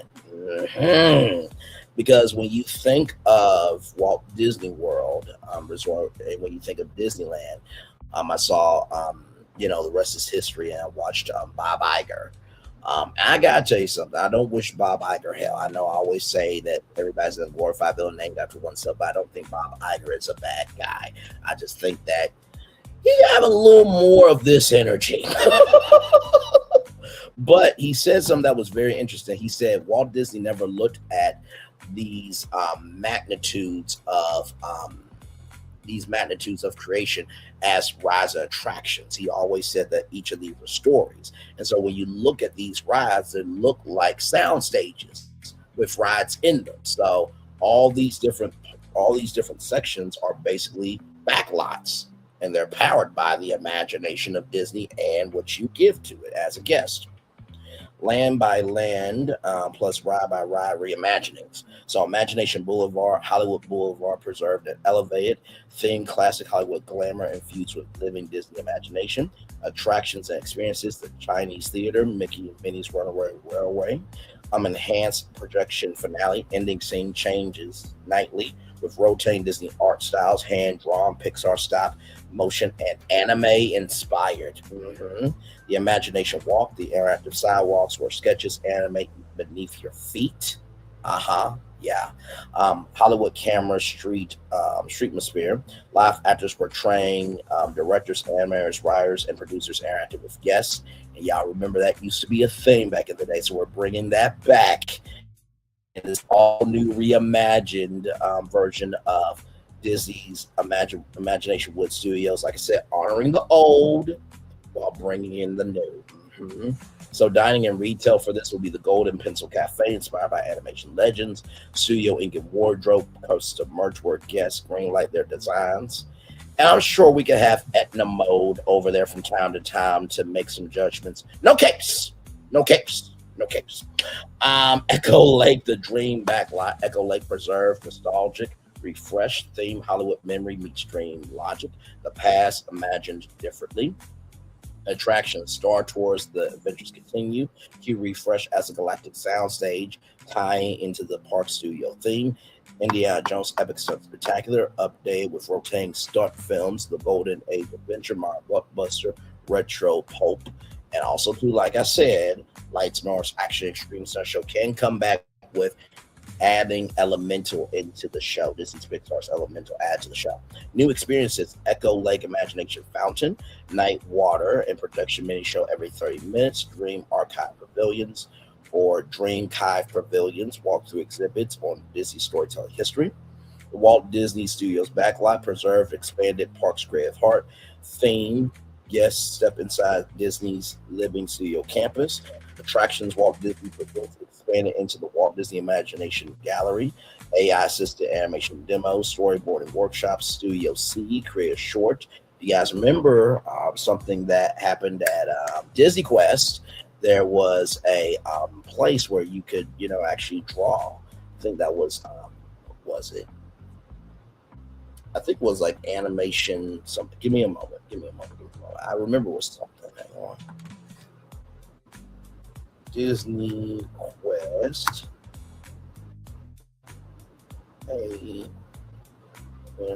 Animation. Yes, it was Animation Academy. That's what it was. It was Animation Academy, where you can literally go up and you can draw. So we have that. Yes, indeed we do. But now it's in Studio C, create a short. Guests can make a 60-second animated short starring themselves. Of course, we can bring back Animation Academy. New signature experience, the Imagination Backlot Tour. Now, I know what you're thinking. Wait a minute, we're bringing it back, the Backlot Tour? No, this is a reimagining, okay? But this is given the great movie ride energy, a trackless dark ride showing ideas evolving into film, shows, and games. The process of how it happened. So now you're riding through the backlot. And, there could be Catastrophe Canyon and, nods to the old studio backlot tour, honoring the old, bringing in the new. Muppets Courtyard, fully preserved and creatively boosted. The theme, controlled chaos in a barely functional comedy studio. Attractions Muppet Vision 3D is back. Updated pre-show jokes, rotating seasonal finales. Muppets Improv Lab, new live audience interactive comedy shows, kind of like, and actually like Monsters Inc. lab floor. Yeah, so the Muppets would be in that lab, making it do what it do with dining. Miss Piggy's Backlot Brunch, or Gonzo's Anything Goes Snacks, or we could bring back Pizza Rizzo at that point, okay? If it ain't broke, we don't gotta fix it. Toy Story Land, preserve, upgraded interaction. Toys filming their all animated movie. Enhancements, Slinky Dog Dash, projection overlays, simulate unfinished animation layers. Toy Story Midway Mania, new minigame style as concept art tests. New micro experience, Andy Sketchbook Playground. Kids draw characters that appear digitally in the land. Sunset Boulevard, iconic skyline preserved, storytelling modernized. The theme Hollywood After Dark. Ambition, mystery, and spectacle, and attractions rather. The Twilight Zone Tower of Terror, exterior untouched, interior as optional director's cut, storyline mode, no VR headsets, and projection illusions only. Now, for those of you who do not know, there is a restaurant that was supposed to be a part of Hollywood Tower of Terror, right? Yes, that was Cyberspace Mountain. Correct. That was Cyberspace Mountain. Correct. And I believe Cyberspace Mountain should also have never went away as a side note. But there was a restaurant, right? So in this reimagining, we can add that restaurant. Although I don't know how you want to eat fresh food and then you're stepping out into cobwebs and everything else. But hey, listen, it's all about theming. Okay, so rolling on. Yes, Cindy, but I wanted to add that because Phil did a great job of bringing that back. And actually, I found that out, not just from Phil, but there was another YouTube video, things you learn on YouTube. But back to this here, attractions, Twilight Zone Tower of Terror, exterior untouched, interior adds optional director's cut storyline, no VR headsets, virtual reality headsets, production illusions only. Rock and Roller Coaster rebrand to Rock the Soundstage, rotating music partners and visual overlays. So that could be potentially, right outside or, right either right outside or area next to the ride where you could have, musical guests, right, performing. Nighttime, sunset, spotlight, treat show, projection mapping on buildings with live performers. That's at nighttime. Star Wars Galaxy's Edge, fully preserved, lightly layered. Theme adjustment by 2 is officially a working film set in story, but only behind the scenes. Enhancements, Rise of Resistance, minor Q story of refreshing intergalactic filmmakers. So, in the world of Star Wars, imagine you have a intergalactic film crew going around, the galaxy, and then Chewie's trying to destroy the fudge because he did something that he didn't want people to see. All that good stuff. Smugglers Run, new rotating missions, and Chewie, I love you, bro. I'm just using you as an example. Droid Depot and Savi's expanded customization options. Park-wide nighttime spectacular.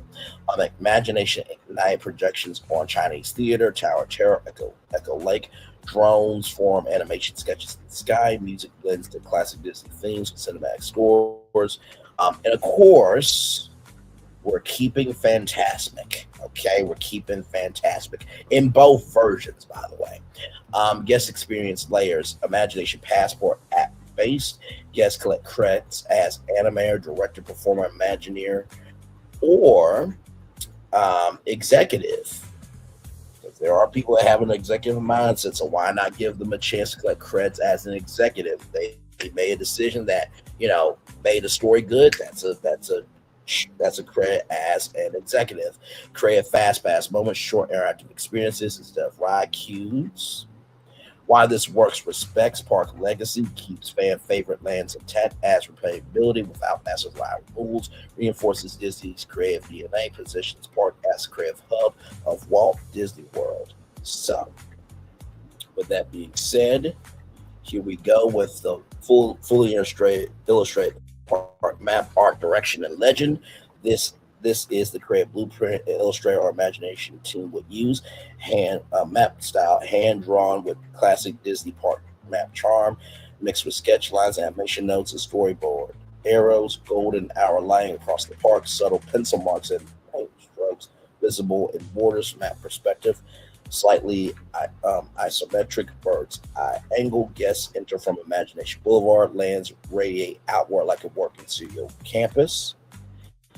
Map key land color and coding. So Imagination Boulevard, gold champagne, Chinese theater as a visual anchor, animated marquees and moving shadows on the street. Map icons resemble film reels and pencils. Echo Lake, the dream backlot, teal and silver. Water illustrated with reflection ripples. Indiana Jones area drawn like a storyboard frame. Spotlights crisscrossing the lake. The Walt Disney Studios lot, ivory and blue campus wide layout. Arrows label idea story screen, animation cells floating above the rooftops. Muppets Courtyard, red and lime accents, hand graffiti style labels, characters breaking the map borders. Toy Story Land, primary colors, crayon textures, dotted lines like a children's drawing. Sunset Boulevard, midnight purple and neon, art deco lying effects, which there's already art deco neon lights in Sunset Boulevard, so you won't have to do too much to that. Just enhance it just a little bit. Tower of Terror looming in silhouette, Star Wars Galaxy's Edge, sandstone and still weathered edges, R-brush style decorative symbols, no visible Hollywood intrusion. Map legend extras, interactive creative experience, which is the film camera. Guest creative content is the pencil, star is nighttime spectacle viewpoint. The happy sad mask is live performance, and then studio tour moment is the light gray camera. So, official Disney rebrand announcement for immediate release. The Walt Disney Company proudly announces the next evolution of storytelling at Walt Disney World Resort. Today, Disney's Hollywood Studios officially begins a bold new chapter as Disney's ImaginationWood Studios, a reimagined destination where the creativity of Disney's imagination meets the timeless magic of Hollywood. Disney's ImaginationWood Studios honors the park's legendary past while boldly looking toward the future, celebrating the art of storytelling across film, animation, music, and immersive worlds. Guests will step inside a living studio where ideas rather come to life, stories rather are created, and imagination fills every experience. Fan favorite lands including Star Wars Galaxy's Edge, Toy Story Land, Muppets Courtyard, and the Walt Disney Studios lot remain fully intact, while iconic areas like Hollywood Boulevard, Sunset Boulevard, Echo Lake receive refreshed storytelling layers designed to deepen emergent creative play. At ImaginationWood Studios, our guests aren't just watching the story, they are a part of it, said Disney Parks executive. This park celebrates the dreamers, creators, and storytellers in all of us. Disney's ImaginationWood Studios will officially open with new experiences, entertainment, park-wide celebration later this year. It's not happening this year, okay? This is just what could happen. Imagine the Magic, live the story. And then, of course, the 24-hour content channel available in park on Resort TV's Disney Plus and YouTube. Channel Identity, access the park's broadcast nerve center, live feeds, and produce shows. Guests can appear on air. So 6 a.m. to 9 a.m. Good morning, imagination. Shout out to Robin Williams with Good Morning Vietnam. Yes, indeed. Live park opening, behind the scenes prep, characters clocking into the studio, 9 a.m. to 12 p.m. inside the studio. Mini documentaries on animation, stunts, and Imagineering. Live cut-ins from the park, 12 p.m. to 3 p.m. made today. Guests create shorts, Toy Story Land art sessions, Muppets improv highlights, 3 p.m. to 6 p.m. afternoon backlot, celebrity surprise visits, film trivia game shows, ride POV premieres, point of view premieres, 6 to 8 p.m. Sunset Spotlight, live Sunset Boulevard coverage, music performances, fashion and costume design segments, 8 p.m. to 10 p.m. Imagination Ignited live pre-show coverage, fireworks and drone spectacular broadcast, 10 p.m. to 2 a.m. after hours in the creative cut, filmmaker interviews, experimental animation, and music-driven visuals, and then 2 a.m. to 6 p.m. 2 a.m. to 6 a.m. The Dream Loop, ambient visuals, concept art, instrumental Disney scores. So the launch of its spectacular step-by-step Phase 1 global tease, 60 days out. Social media posts show animation sketches overlaying real park footage. No full park name yet. Phase 2 title reveal, 30 days out. Chinese theater lights up with Hollywood Studios Imagine More final reveal. Disney's ImaginationWood Studios, which you guys would then see. Wait for it. Come on now. This logo here. There you go. Yes, indeed. Back to our plan here. Phase 3 creator and press and creator preview. 7 days out, nighttime walkthrough, live ImaginationWood channel broadcast, influencers create content live on air. Phase 4 grand opening day. Now, of course, there will be a media opening, okay, the night before, just like Epic Universe did, just like Walt Disney World. Any big, anything that's opening that's big has a media preview, grand opening, and then the grand opening day. So, grand opening day morning, park opens with the ceremonial first take. That will be live on Good Morning America and on Disney Plus as well, and Hulu, and even ESPN. We're going to do it all over. Cast members dressed as studio crew. Afternoon surprise celebrity directors and voice actors appear. Guest creator shorts premiere on the channel. Evening inaugural spectacle. Imagination Ignite opening night. Projection mapping on Chinese theater and Tower Terror. Drones for Mickey Sketch, Castle, Camera, and Star. Fireworks synced to original orchestral theme, final moment. Walt Disney's quote spoken: "If you can dream it, you can do it." Or this commercial could be playing instead. Open your eyes. Think of the one place you've always wanted to see.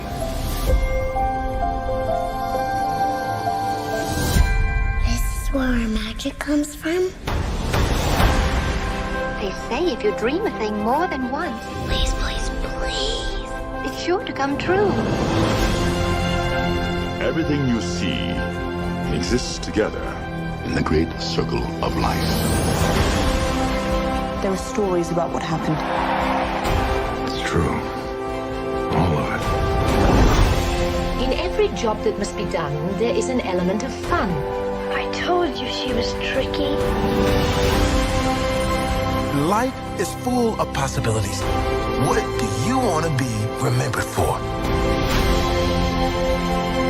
The world is in our hands, and we gotta do something with it. I just want to say a word of thanks to all the artists, the workers, and all of you. The young and the young in heart. You helped make this dream come true.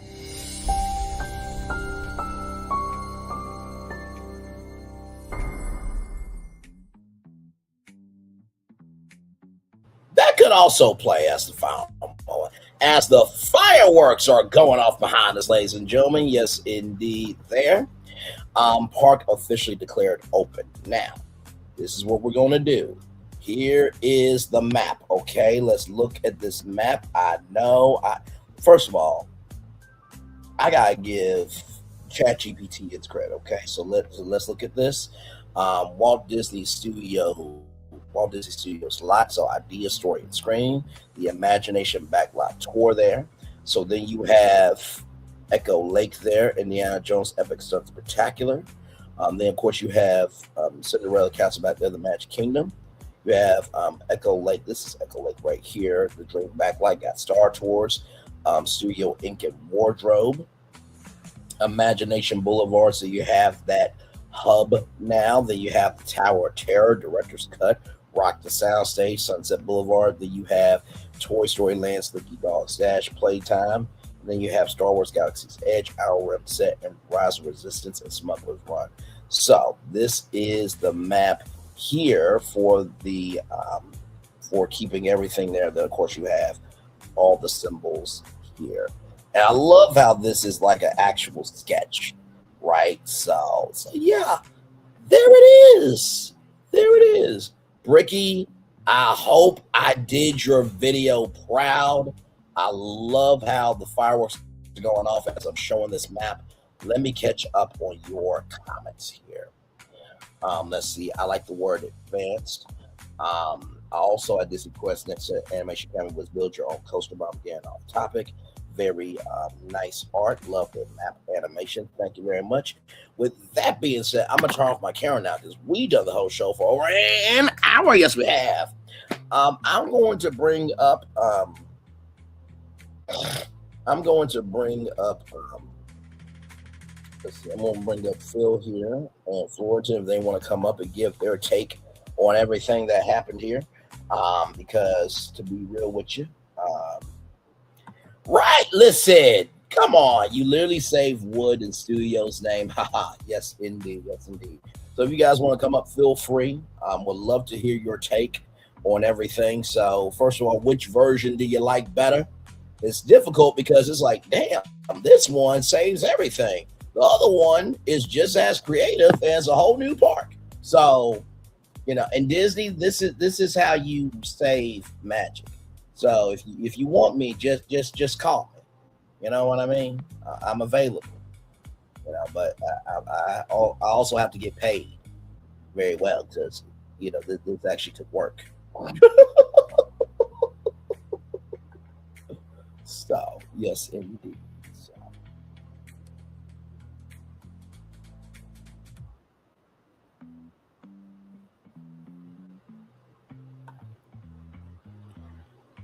So yes, indeed, we are just chillaxing here.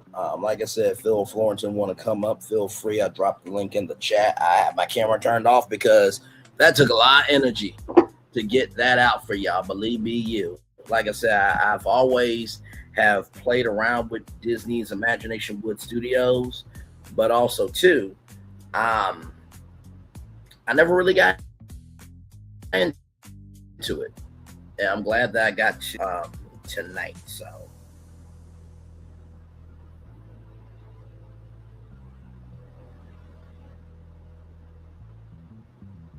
yes, indeed. So good stuff here. We're just chillaxing.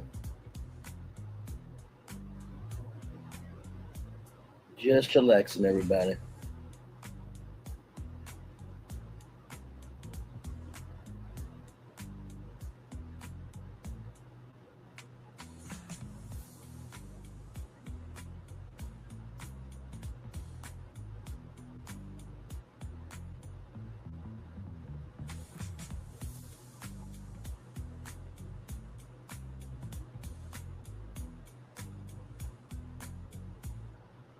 Yes, indeed. So, yep, we're just chillaxing for right now. Glad to have all you here. If you want to know what's going on, I just pitched for about almost 2 hours now. Pitched basically Disney's ImaginationWood Studios, everybody. So, what a time, what a time, what a time, what a time. So, And like I said too, I really do believe like if Disney actually implemented this plan,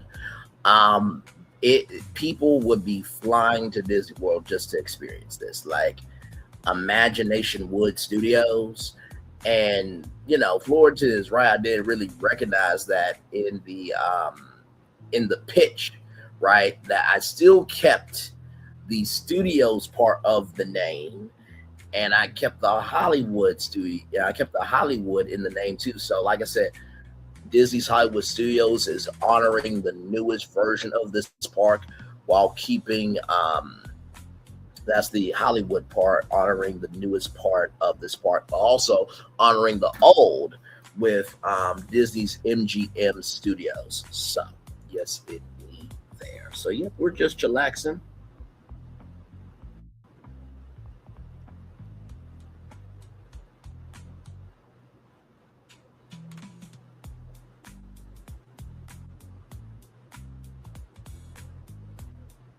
Yes, indeed. So,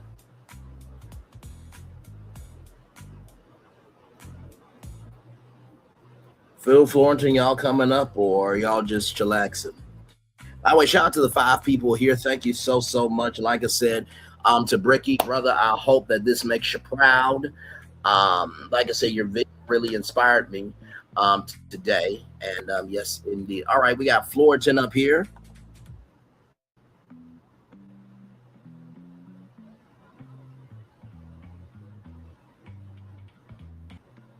All right, and Florentine is up here too. Hey, Florentine, welcome in, good sir. I'm gonna have my camera off for a little bit because that took a lot of energy to get all that. So I'm just resting. I'm just resting the fever, the vitality of energy. Your face has so much energy. It needs rest. Yes, yes, indeed. How are you, my friend? What do you think?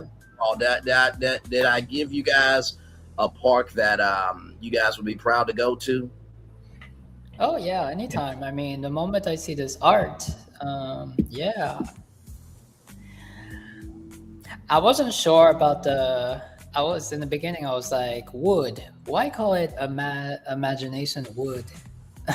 But that's from Hollywood Studios, right? Mm-hmm. I was gonna call it maybe Imagination World. I don't know. Understood.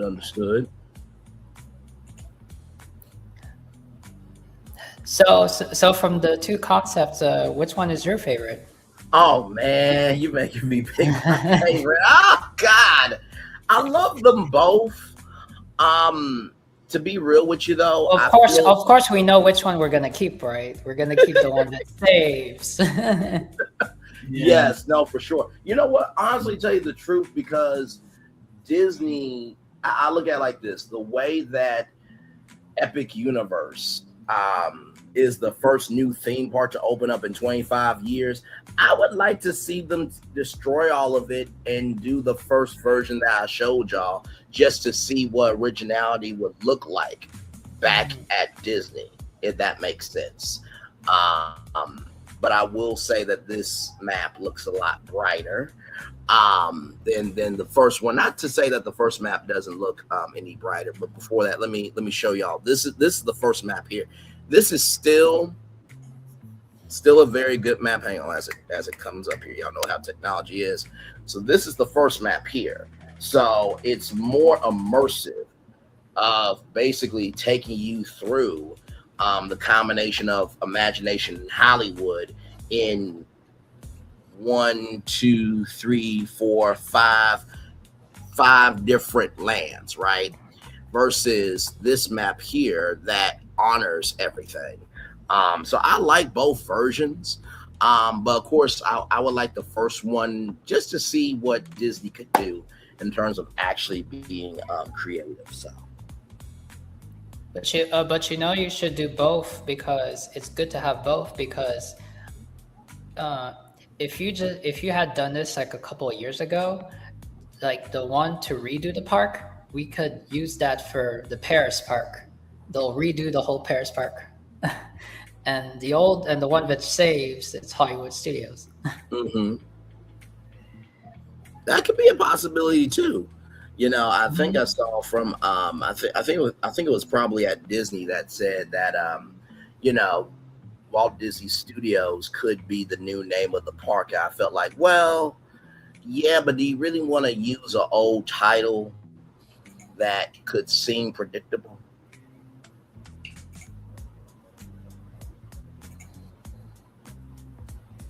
It's not original. I'll be curious to see more. It would be more interesting to see more images of the new park redo. Just like if you had a map as this one, it would be interesting what unveils. Yes.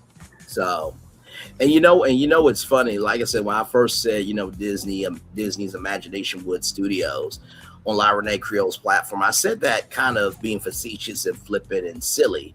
Like you might as well call it that at this point, because you're mixing and matching and trying to fit in so many things that doesn't have any direction. But then I'm like, oh, wait a minute, it does have direction. We just have to define it.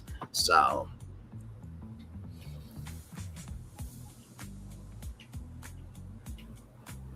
Any Phil, you have any feedback? I have no idea if my audio's even working. Oh, we hear you loud and clear.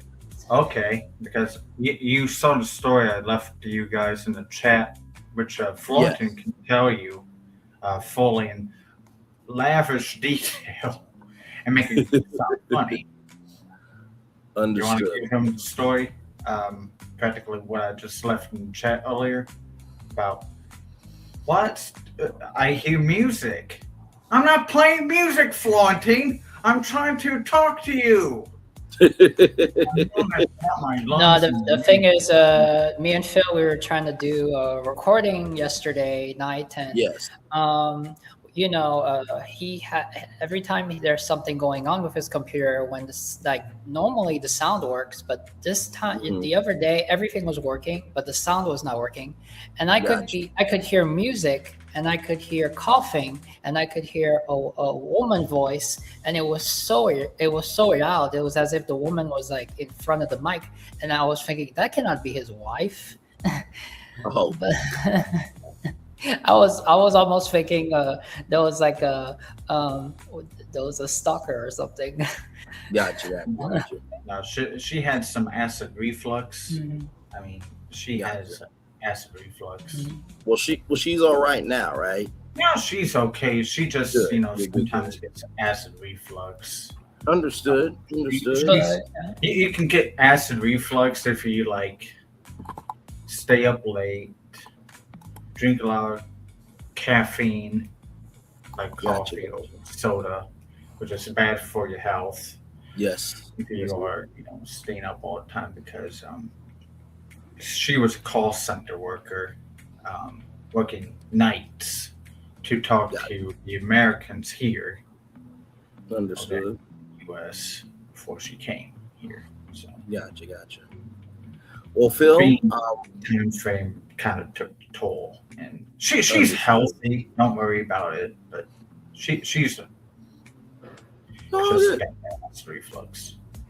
All good, sir. So what are your notes, good sir, of this pitch and both concepts? I like it. Yeah, I mean, you could. I like I said in the chat, I like the word advanced. Just to do a little comical wording, like how Pain and Panic could say, oh, I like that. It works. And I like the word advanced.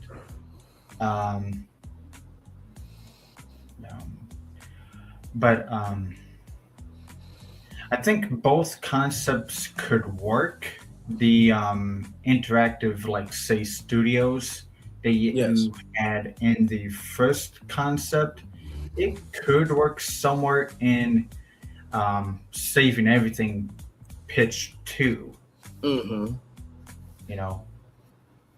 And at least it doesn't have the Disney Institute problem that you might have had hinted might sound, because at least you're in the damn park.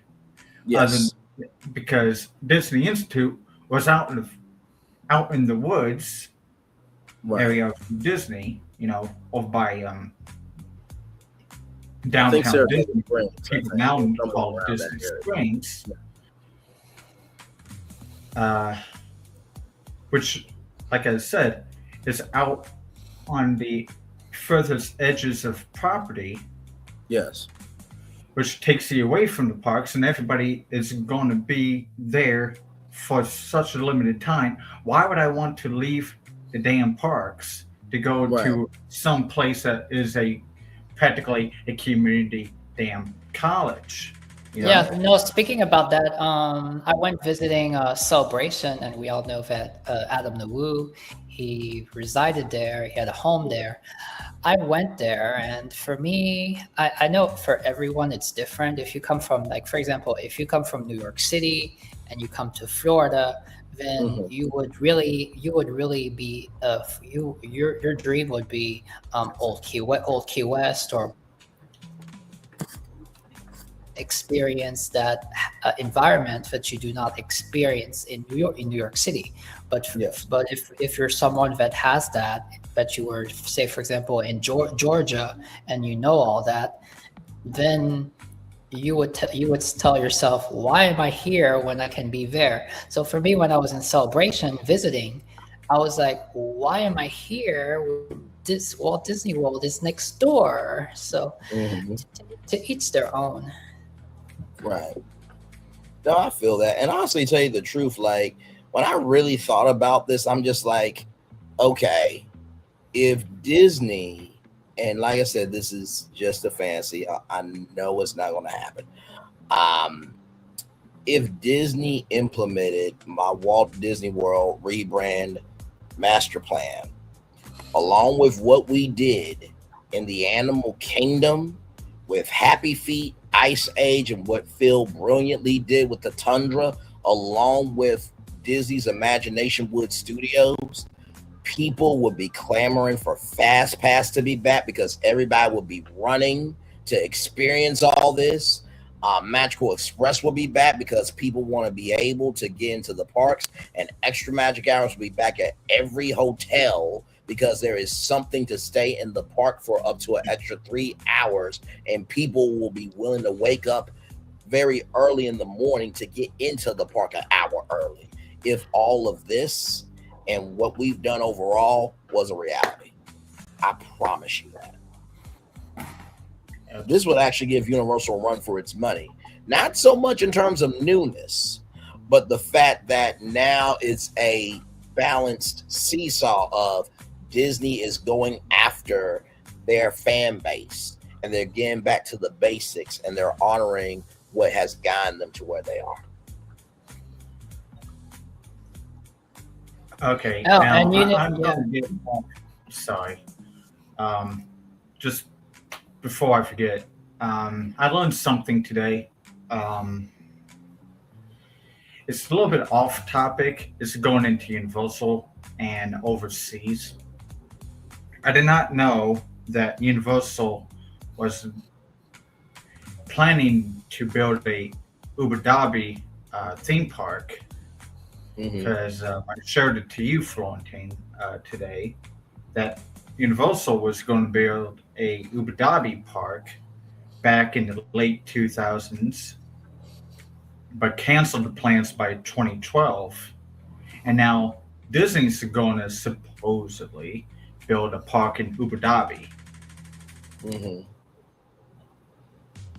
Yeah, Now, So yeah. do Was you that think more- Universal's going to build it now in Abu Dhabi? Well, no, I heard that Universal in the beginning was going to build one in Dubai, and they started construction, and then you could see the arch is still there, and then when it got canceled, that's but what I'm now talking now I hear it's not. Now I hear that if they're going back, that it's not Dubai, it's not Abu Dhabi, it will be. I think it's next door, Emirates, or It's another. United Arab Emirates. It's another region. I forgot the name. It's right next door, and it's a common name. I just don't. Gotcha. If they did Abu Dhabi, but it would be really next door to Disney. Why not? I mean. Well, I mean, at this point, why not, right? Like you said, and honestly, Orlando, come on. Yeah, it sounds like the Orlando story to me. Yes, and honestly, for those of you who don't know, Review Time, which is a great channel, Review TYME, not Time, but TYME. They did a video about Disneyland Dubai. Disneyland Abu Dhabi is just Disneyland Dubai remixed. That's all it is, y'all. It's nothing new. Sure, it's new in the grand scheme of things. If it's a new part, yes, from the ground up. I'm sorry, the name came up. Saudi Arabia. Okay. Yeah. Okay. Yes. I can't look off my phone because I am limited to one screen while I'm looking at a laptop screen, and it's like all frozen and stuff. So I'm looking at my phone where everything is working. So this is what I had to deal with Valentine yesterday when I was directing them what to watch and stuff, which I kind of went a little bit overboard, and I kind of wish I should have cut 40 minutes out of the show yesterday. Sorry for the interruptions. If you remember what you were going to talk about, get back. It's all good. Like I said, I'm very proud of this one. Of course, I'm proud of each and every live that I do. But this one, I think that this hopefully will give, fans some love and some peace, and they feel some sanctity of, oh my God, there is hope for this park.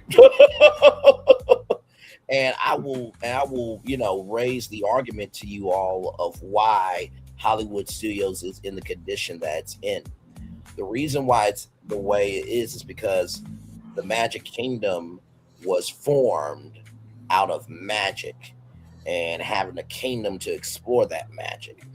The Animal Kingdom, the reason why that has never had to change is because it was based in reality. If you know about Walt Disney and the strikes and how he went to nature documentaries, that was honoring that.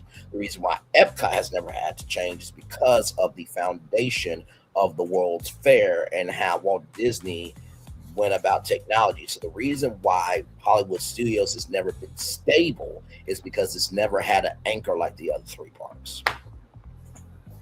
And I think Disney California Adventure is the same too. Yeah. That's why I brought up the live where I brought to the forefront of Disney's composition of magic, Disney's California Adventure theme park.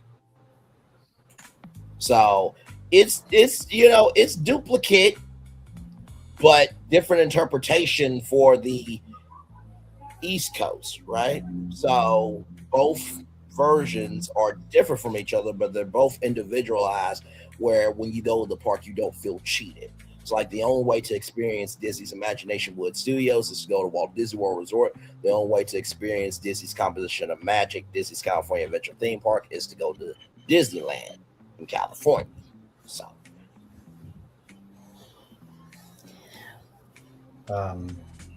Fulton, did you want to demonstrate the video that I just sent to you a few minutes ago about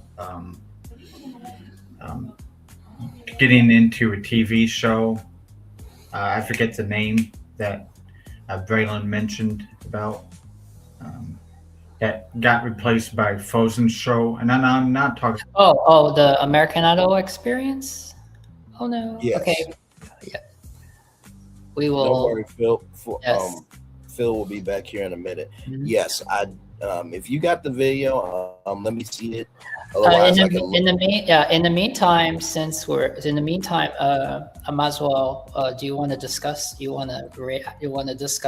like to hear your thoughts about the the Bricky video, because that was a really fascinating video. Oh, absolutely. No. First of all, Bricky is absolutely amazing as a content creator. I think we all know that. What I loved about Bricky was he gave why the meat was cooked in the way. Wait, what do you mean you're done? Like your connection went out or something? What do you mean? Give us more context, conjecture, or connection, Phil. But I liked the reason why I liked it, Bricky's video was because he gave a reason for why the meat was cooked in that fashion. For the longest time, it's like, why are people eating this steak in this fashion? You know what I mean? And so when he talked about how it was supposed to, look like Disneyland, but it was supposed to function like Disneyland, and it was an amalgamation of the Hollywood that never was, which was what Michael Eisner said. And as Walt Disney said, to all who come to this happy place, welcome. Here lays the ideals of the past with the hopes and visions for what can be of tomorrow. So when you think about Walt Disney and what he said about Disneyland, it does relate to Disney's Hollywood Studios. And then when you think about Star Wars Galaxy's Edge, and you think about Animation Courtyard, you think about Toy Story Land, it's expanding what Hollywood is, because Hollywood is bigger than just making the films and TV shows and the content. It's you being able to go into it. So now you have this combination of going into these big adventures while also seeing what we could never be a part of and respecting that Hollywood history. So he really did a wonderful job of explaining why the meat was cooked in the way it was done. So I thought it was a brilliant video. All this time I've never gone to Hollywood Studios thinking about the connection to Main Street or Disneyland.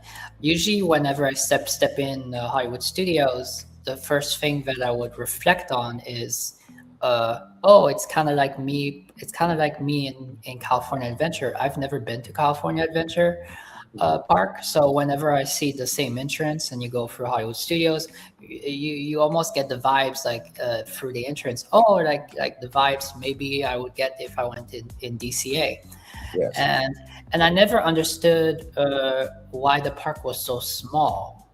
I guess it was small because I know it's a studio park. I know we don't want the biggest studio park there is, and maybe at the time they didn't have so much attractions, they didn't have so much they would expand on.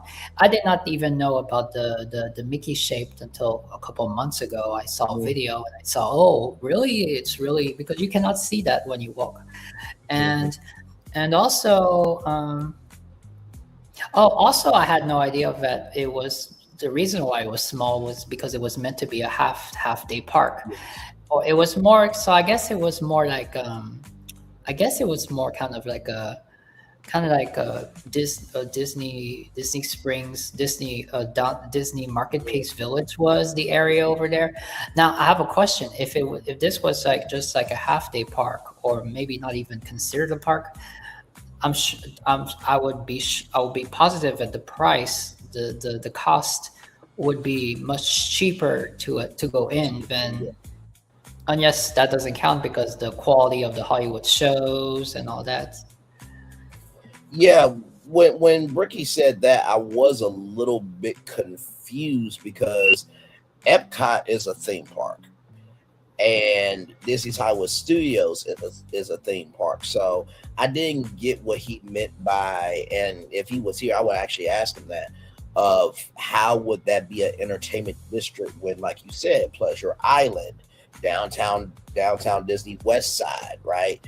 That's the entertainment district. So I don't know how that would be. The only other thing I could think is that, it's been a rumor for a while that Celestial Park would be free, and that they have the turnstiles available at the 4 other portals where you could, tap your band, or you can tap your ticket and get in. But I don't know how that would have worked because Epcot was not supposed to be an entertainment district. So I would ask Bricky that if he was here, but yeah, that's the only thing that I'm kind of confused about. Because the way he the way that he described the video described the video described it, the information, the way they described it was like somewhere where it's like when you arrive for your vacation, it's like a stopping ground. You would make a stop here before you go elsewhere in Disney World. It's like, right. So I guess it's more like an experience. You could call it an experience area. It's a kind of experience in Walt Disney World. It made me think about, just like Phil was bringing it up, I was thinking about the Disney Institute and how that would be, of course, that would be even better than the Disney Institute. Because in all fairness, who would want to go to the Disney Institute to have a cooking lesson about cooking, unless back then you had someone who was Tiana, and you would be, wow, it's like I'm cooking with Tiana. But I'm not saying tourists would not want to go there and do that stuff, but in general, that's why I am not surprised by it wasn't success as it could have had. The only reason why I push back,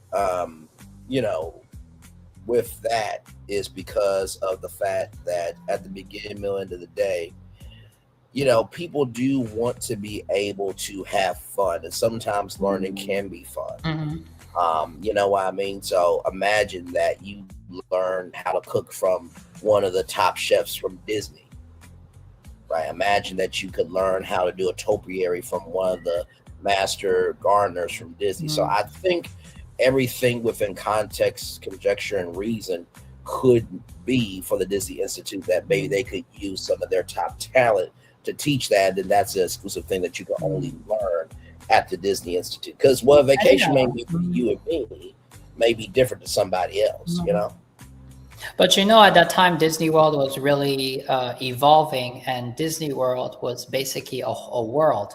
So it's like if you don't do this trip, you can come back to another trip and not go to the parks. You can go visit the resort hotels. You can go have marshmallows by the water. You can go to Fort Wilderness to see animals. You can do all that. So all that was like anything they provide you, anything. That's what makes Disney World different than California. So. And if they would have been smart and kept the Disney World Speedway, they could have had, the Cars characters on the track, but also too. Oh, yes. They also have a video game called Disney Speedstorm. And there was an article called "Where is Josh Tomorrow Going to Place His Bets?" and shout out to Capture the Magic for reviewing that article. And one of the things that he talked about was Disney could, have a gaming studio. Now, I'm going to just bring up something here because I think this is a very important point right here. So this gaming studio, should be back in the Disney family, because this studio here, Junction Point Studios, made a video game called Epic Mickey, It was developed based on Oswald the Lucky Rabbit. For those of you who don't know, Mickey Mouse was not the first character. It was actually Oswald the Lucky Rabbit. Charles Mintz, he had a wife named Margaret Winkler. Margaret Winkler was the only female, show buying cartoons. And so Walt lost his character, and Diane Disney asked Bob Iger, which I know Bob Iger can irritate a lot of people, but he did bring back Oswald home. So I will always respect him for that. It was a trade with Al Michaels to NBC, and Oswald Lucky Rabbit came home. And so you had Wasteland, which could very easily be a park at Disney World. So Josh, just bring this back, make all the other games, and then go forth, prosper, and multiply that energy throughout the Disney parks. Okay, Oswald is already at Disney's California Adventure. I think it would be a very easy thing to do this in a discussion. What else do we talk about here?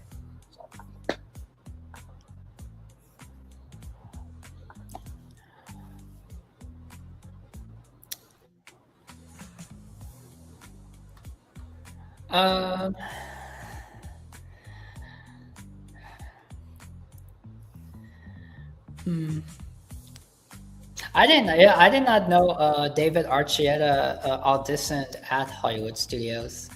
I did too. And when I went, I did it, and I wish had the Idol experience was a couple of years down the road. Right. It would have been completely different, because I would have been way. But anyway, I did it for fun, and they told me, you got something there.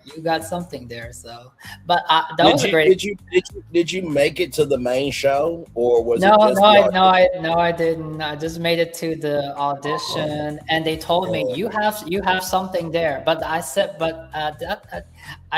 if I had done that a couple of years down the road, yeah, that would have been great to do the main stage. But you know what? Anyway, I got myself a souvenir, and I can say that I did it. I went there I made myself go to Hollywood Studios just for that, and it was on my birthday, so I had a good time. So awesome. Yeah. So. Awesome. Now, what was there before? You said before the Frozen. There was a thing called Superstar Television, which you could do different skits like I Love Lucy and other TV shows as well. Oh yeah, that would have been cool. Yeah, I never got to do. I was not there. The Who Wants to Be a Millionaire thing. That would have been yes. Cool. There was also a Bear in the Big Blue House. That's cool too.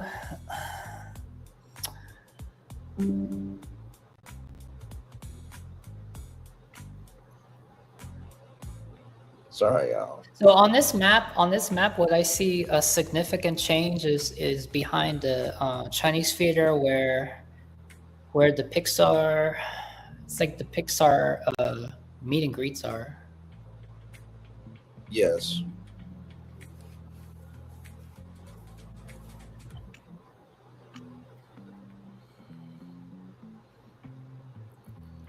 Sorry, y'all. Sorry, Tom. But yes, say that one more time. You said, where would the Pixar part be? If you see on the map, in the in the middle. In reality, it's right behind the Chinese theater, but on this map, they put Echo Lake behind it. Right. Yep. Oh no, Echo Lake is in the front. Mm-hmm. Oh, they put Indiana. Yeah, they put Indiana Jones in the back, but on the side of it, that's where normally the Pixar meet and greet is. But there seems like a whole imagination backyard. So yes. That's what So there's Imagination Boulevard.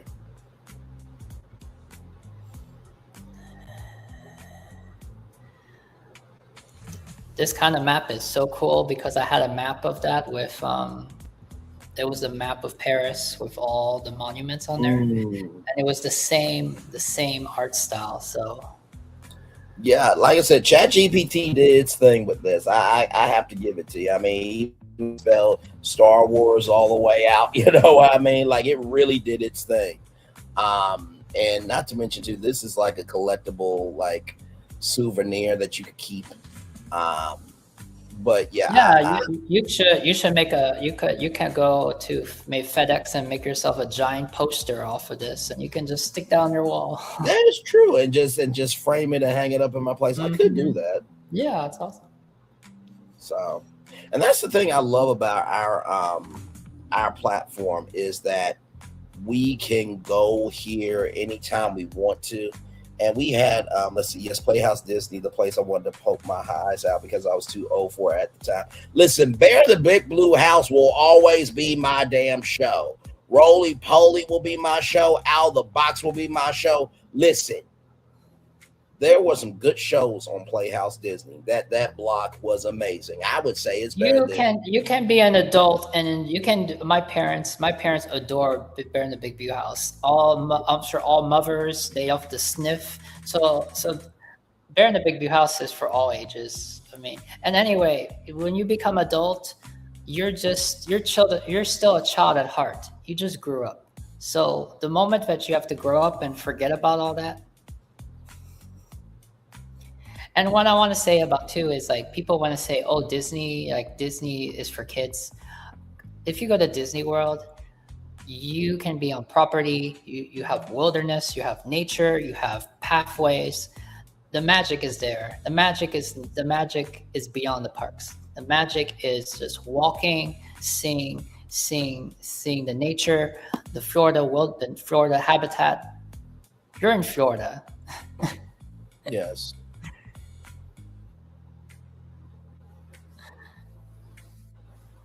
Hang on, y'all. Sorry.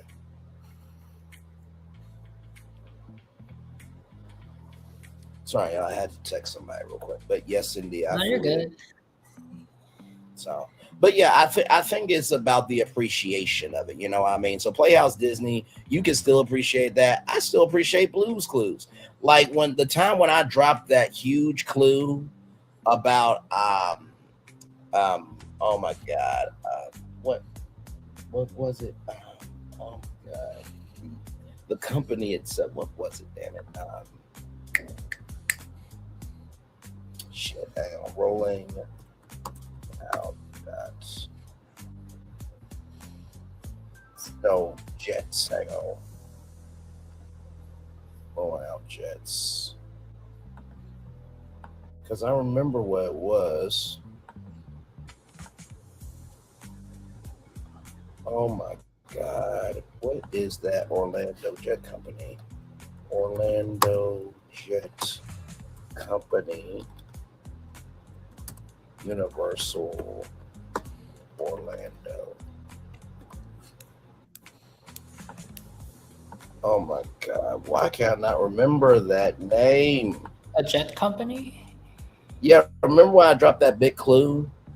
Oh, about Lockheed Martin? Yeah, thank you, sir. Lockheed Martin. Oh, there you go. I said Bray's clues. And let me tell you something, it was a Bray clue for sure.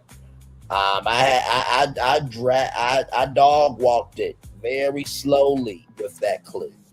Because I couldn't give it away in the beginning, just like this one. I had to tease you up because I told Phil and Fullerton that I had something. I was going to tell them what it was because I do like surprising them, but I did say it was going to be something about Hollywood Studios, and so it's like, okay, you first see Bricky and his video, then you see Last Ride of the Night, which is a new YouTube channel. Like I'm sure subscribe to him. And when he talked about the originality of parks, and I'm like, oh, I'm just setting this up. And then when I showed the logo, it's like, oh, Braylon, you did it again, motherfucker. Why do you do this? Why do you dream up big things, man? That makes us want them. And it's just like, well, that's just what I do, so. Yeah, I really hope Bricky watches this video. I can see you hashtagged him. Yeah, I did. Well, I did because for one, I wanted to give credit to him. But number two, it would be cool if he watched it. And number three, I think that this could definitely be a great conversation starter for the theme park sector to see, could this be a thing? I think it could. But of course, how, what you think and how other people feel may be different. But this is like the only thing I could think of that would make logical sense to keep this theme in the Walt Disney World. And the point that other video with the boy that people are comparing. Yes, Last Ride of the Night. Correct. Yes. Oh yeah, that's my first time hearing him, discovering him. The way he made a point about people don't care. It's not about what properties that Disney buys. It's not about Star Wars, whatever properties that Disney buys. Is the thing that wins at the end, and the thing that is their treasure that no one else has is their property, what they make. And that is why when we see Japan, because Japan seems to be sticking to that, and then we see the domestic parks, we're like, look if you stick to your property, you stick to Disney property, that is in my opinion, that is the big thing that if ever you want to go compete with Universal or Absolutely. and because you can go and buy properties, Universal is going to go buy properties. I mean, there is so much from the Disney properties that has not been without question. And like I said, I feel like this honors the old while also bringing in the new. Like with either version, people would be excited about it because you can feel that there is a newness to this energy.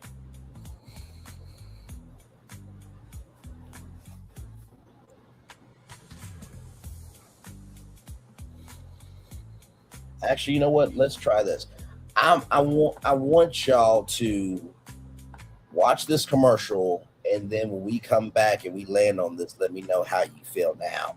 I want you to think about the Disney World Rebrand Master Plan remix that I did, along with what we did with Animal Kingdom adding Happy Feet, Ice Age, and what Phil did with the Tundra, along with this commercial that's about to play. And when we come back, we'll talk about it. Here we go.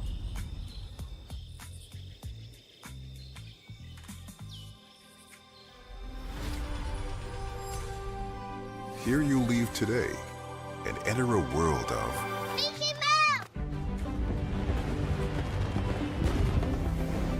A world of princesses.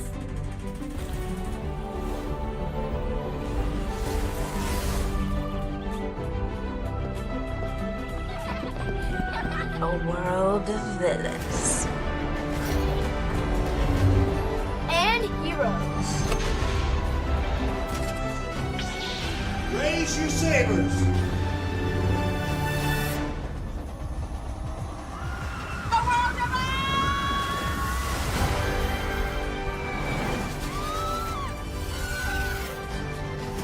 A world of other worlds.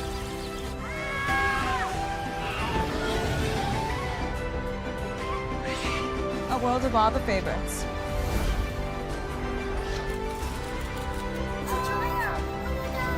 A world of throwbacks.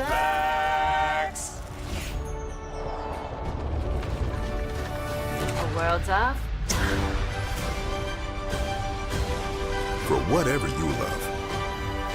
Infinite worlds await.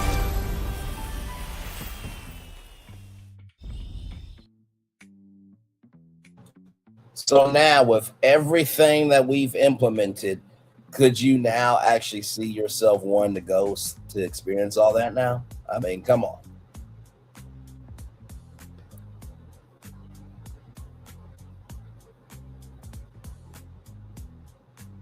Your mic isn't open for it. Turn it off. That's fine. There you go. You're good. There you go. Absolutely, yeah. I was trying to see what I was seeing it, especially when they say world. It's like there can be more worlds to explore, but different worlds, not just IP worlds. Worlds of like. Can we step into the painting of Mary Poppins? Can we walk in, different worlds, nostalgia, animation worlds, yeah.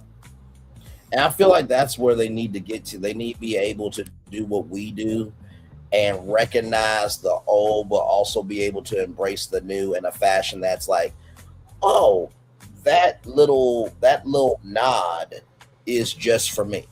You know what I mean? So, hey, welcome back.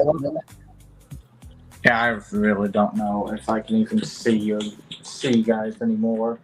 So, well, you're perfect. You're good. No worries. All good, my man. You should see a tagline below saying saying that Donald Duck has failed luck today. So when it comes to tech. Well, we love you just like Mickey will always love Donald Duck, no matter what quacks is going on. Yes, indeed. And I am full of I feel like very envious of Donald Duck at this point this week. because it's much worse than what I encountered when I was doing the show with Florentine yesterday. So there's that. Understood. What I wanted to say was he was mentioning the Animal Kingdom, what the concept that you and Phil was doing and I was doing. You guys were focused on Happy Feet, and you were focused, and Phil was doing his Tundra, and I was not really so experienced in that area, so I was focusing on something else. I was doing something else, and I thought there would not be really any connection to it. And I was doing my own Australia, an Australia area, and now to see the Buey connection and everybody talking about, oh, are they going to throw in Australian animals? It's a coincidence, but at the same time, I mean, they could. I mean, Kangaroo Jack came out with Anthony Anderson, and let me see. What movie studio was Kangaroo Jack? Hang on. 2004, Kangaroo Jack came out. What movie studio produced Kangaroo Jack? Warner Brothers, I believe. Okay, Warner Brothers. Well, here's the thing, right? Like, I feel like Kangaroo Jack, even though it wasn't the biggest known film, it was a funny film. It was. Yeah. And I feel like with Disney, it's got to be family friendly, but I feel like Kangaroo Jack at Disney World would have been hilarious in the Animal Kingdom. So I did think about that. And honestly, too, Florentine, like, your Australia idea is not far off because, like I said, kangaroos and the animals of Australia definitely could have been a part of that. So.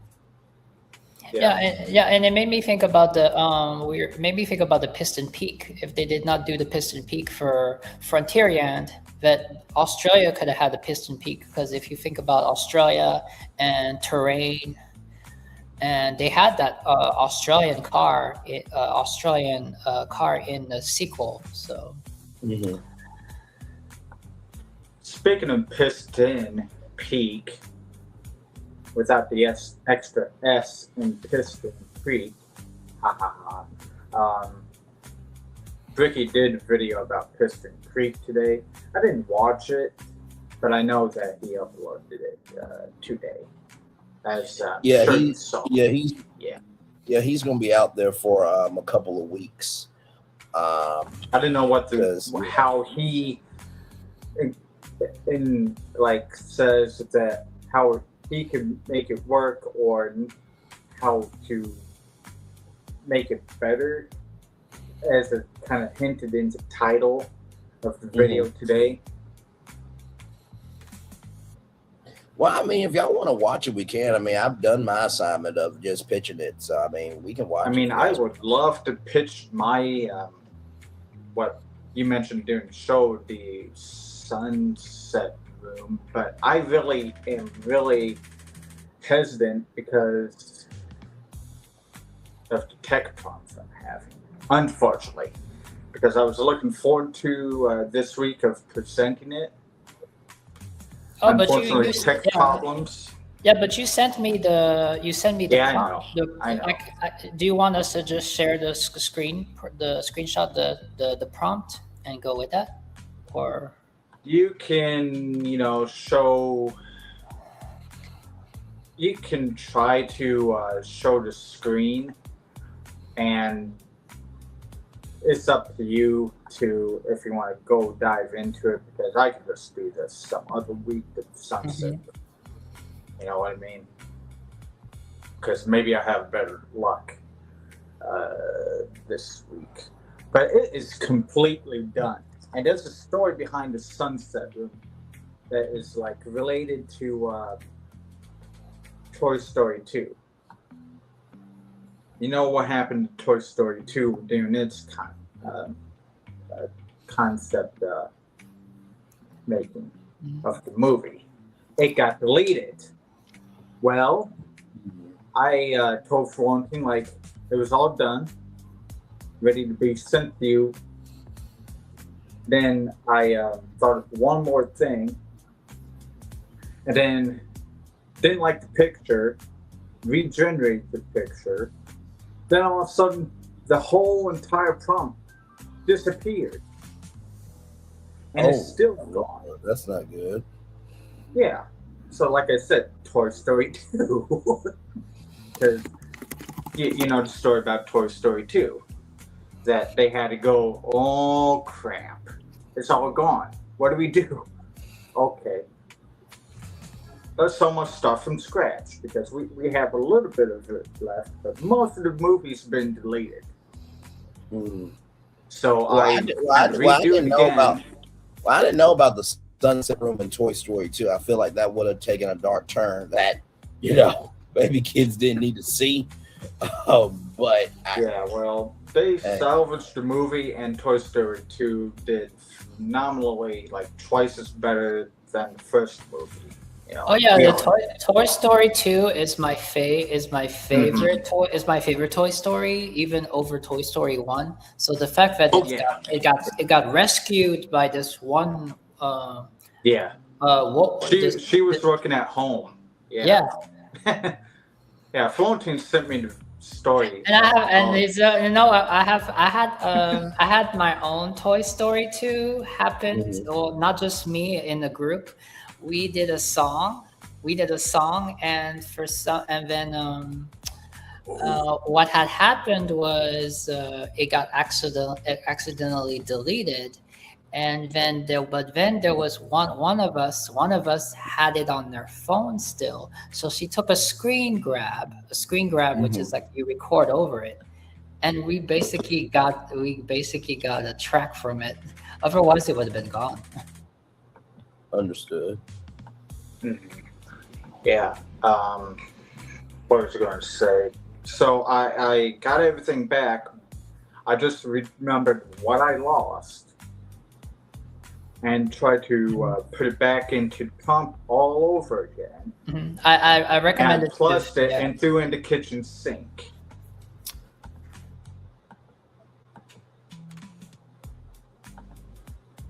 But since Florentine mentioned about songs, would you want to hear one of our songs, Braylon? Later. What's the song?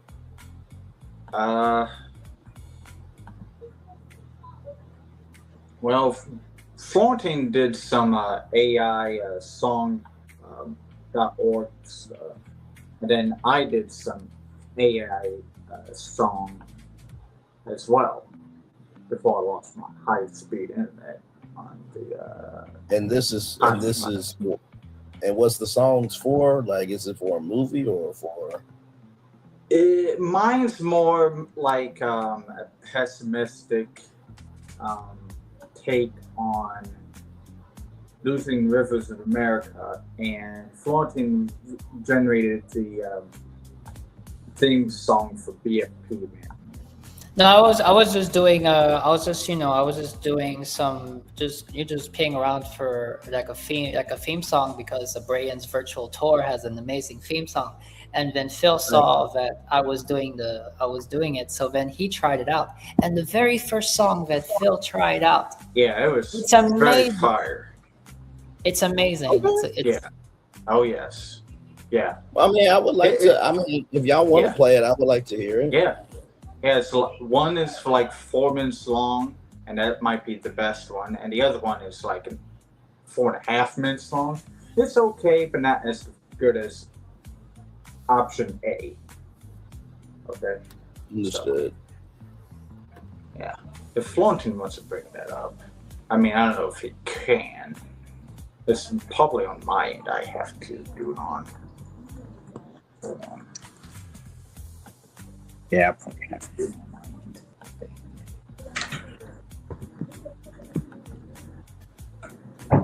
That song was so good that I was saying that if DWD Oh yeah, it belongs on. Yeah, gets it, they'll want to put it on their YouTube channel. yeah, it is worthy enough to be on this. It's the song.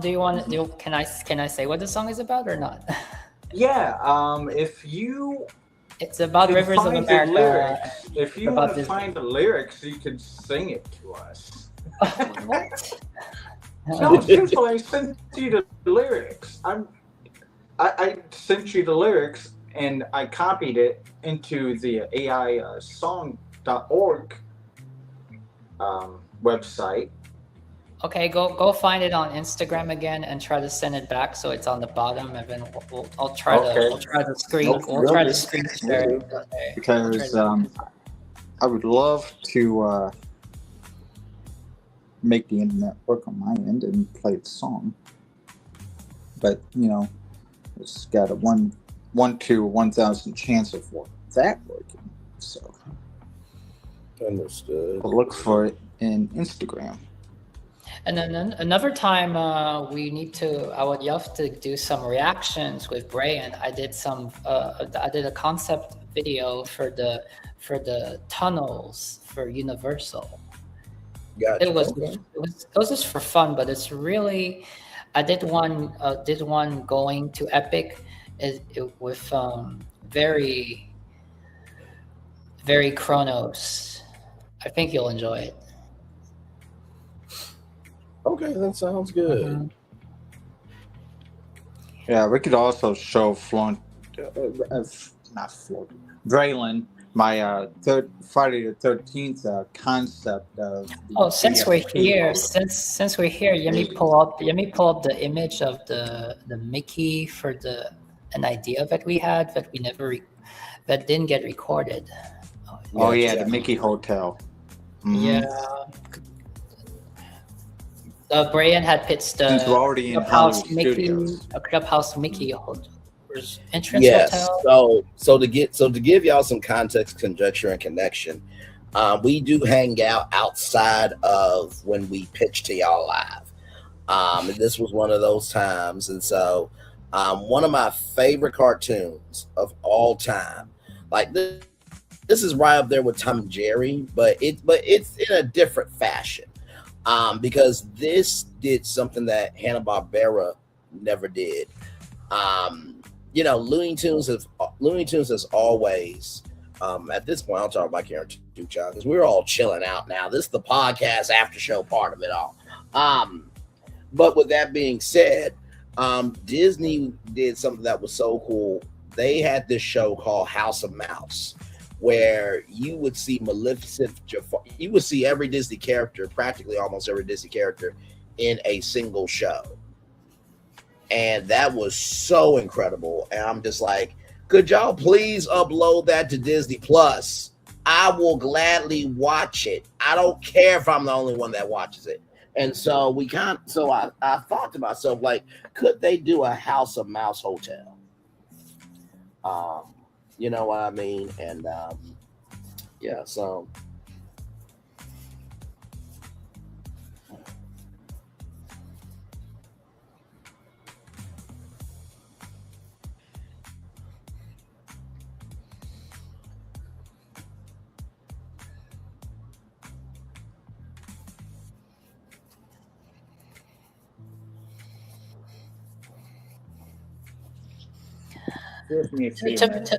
To mention about the Hollywood Studios, that it was supposed to be built facing World Drive, I had no idea about that.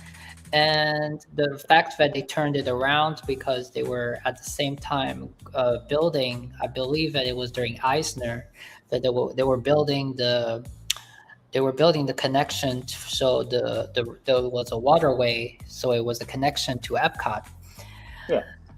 I knew about that. Mm-hmm. Now, for me, when I see what Eisner did, connecting the backside of Epcot with some resorts and connecting it to Hollywood Studios via the Friendship Boat, that makes me. that makes me wonder if Eisner saw what was happening at Universal Orlando, because in Universal Orlando you have water taxis that will take you from the studios park, and it would take you to all the resorts. And so for me, when Eisner saw that, that's my guess. Okay, I'm not speaking for Eisner. I don't know if Eisner. I don't know why I'm speaking like, but that's how I see it. That's my guess. I think for me, it was like Eisner saw that, and I was like, oh, you know what? We can do the same. We can connect because it's interesting, because if you go to Universal Orlando and you take the water taxi and go past the resorts and the theme parks, and then you go to Disney World and you take the friendship boat and it does the same, you will kind of see, there's a kind of similarance there. And my question is, if Universal Florida was not at all existed, or Universal Florida had no intention of coming to Florida, would MGM Studios existed? Or else would it been Epcot with the extra Hollywood attraction? Well, it wasn't so much to connect, the backside of Epcot. It was to connect to the backside of water. I'm sorry. It was right there. It was right there. It was what was I supposed to do? It was right there, everybody. But no. You know what? I think it would have been interesting to see what Disney would have done had Disney's MGM Studios not, formed at all. It would have been interesting to see what that would have been. Well, I don't think that Epcot was fit to having a Hollywood section or a Hollywood attraction or movie attraction. I don't know. That's why I said what I said about Bricky. Like, as much as I love him, that was the only thing that kind of confused me, was because like Epcot was more of a World's Fair than than an entertainment district. Well, I think at the time after Epcot, they were not thinking about building another park, So right. Let's see if I can do this. You guys carry on. I've got curiosity if I could do this on my phone here instead. Carry on. Nope, all good. Where's Jim? Not that I don't want to hear. Not that I don't want to hear Florentine sing a song, but Oh, well, if you guys want to hear me sing it. I sent the lyrics to you. I just. Oh, you did? Okay, let me see. Yeah, Hold on, let me see. I'm trying to. It's probably AI Songmaker.io. I'm guessing. Actually. Can I ask you why you prefer me to sing it over the singer? Well, it's just only because of my problems with technology. Okay. Yeah. Okay. But I mean, I'm sure you have a great voice. We all. Oh my gosh! Yeah. But I don't remember. Just trying to figure out what is the website that I used. I don't remember how the song goes. So. Do you remember the website that we used? I don't remember. Your website was different than mine. It was like aisong.org, I think. Well, that's what I called it because I remember the name. But... And by the way, everybody, welcome in and glad to have you all here. If you're wondering what's going on, that is Florentine. That's Phil. I'm Braylon Lee. And we're just chillaxing. I pitched a rebrand of Disney's Hollywood Studios inspired by Bricky. He went to Disney's Hollywood Studios and gave some insight into why Disney's Hollywood Studios is the way it is. And I brought to you all Disney's ImaginationWood Studios. We had two different concepts. One that destroyed everything that's there already and rebuilt it from the ground up as Disney's ImaginationWood Studios, which, by the way, is this version right here. So this version right here was the first one as technology gets together here. Give it a moment, y'all. And I will say, like, this looks like an old school movie poster. So you have Sound and Score Studios, you have Legacy Backlot, you have Animator for a Day over here. You have Storycraft Square, and then you have Future Frame Studios. So you have 1, 2, 3, 4, essentially 4 worlds, and then you have all these rides rethemed. So this is the original idea here, and then of course the one that you guys have been seeing is the one that saves everything. So pitch that tonight, and right now we're just chillaxing. This is the chill part of the show, and welcome in. Glad to have all you here. Oh, and by the way, shout out to Last Ride of the Night as well. New content creator, has 100-something subs, and hopefully he'll get to his first 1,000 for sure soon. So.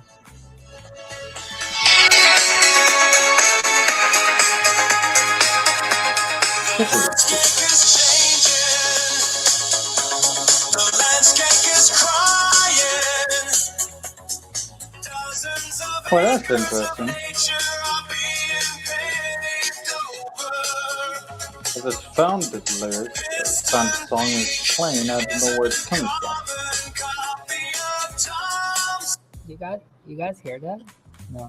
Yeah, I don't get it. It's weird. I just clicked on the website and I don't know where it's coming from. And it is the song. No, that's me. I'm playing it. Oh, you got it? Yeah, I found it. Yes. Oh, I did not know I was able to send it to you. Yeah, no, you did. You sent me the links to it. All right. Okay, good. Okay, yeah, play it. I don't know if it's this one or is it this one or the other one? You got the right one. You got the right one. You got the first one that was like 4 minutes and 4 seconds long. Yes. Okay, so I'm playing it on my phone because I don't know if okay. Yeah, I'm on my phone right now, trying to figure out where to find it now, and I find it. But you got it, so that's good. I got it, but it's on my phone, so I don't know if you can hear it well. So I heard something, and I was on the same website just right now, and I thought I clicked on it somehow, or it started playing on my phone. I thought I can't find it, so.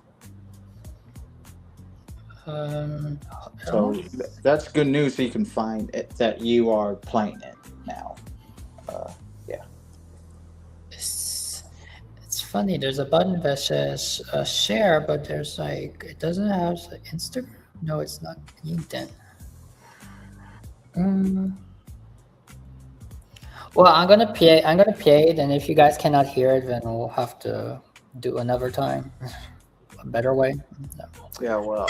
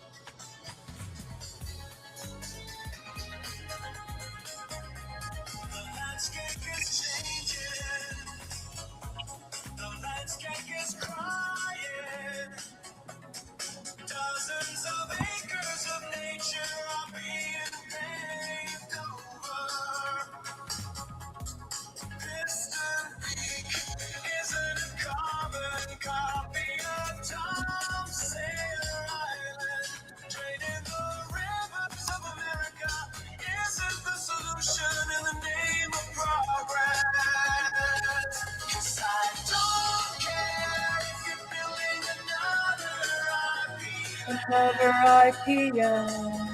Oh my God, that sounds fire. It sounds fire.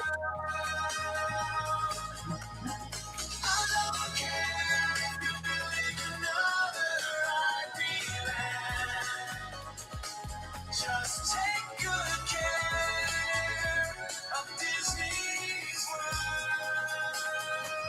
Now they're going backwards. There's no use denying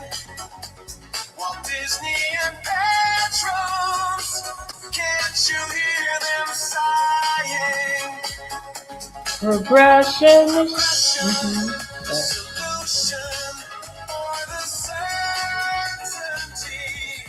Can you imagine what Walt Disney would ultimately say? 'Cause I don't care if you're building another Disneyland. Just take good care of Disney's world.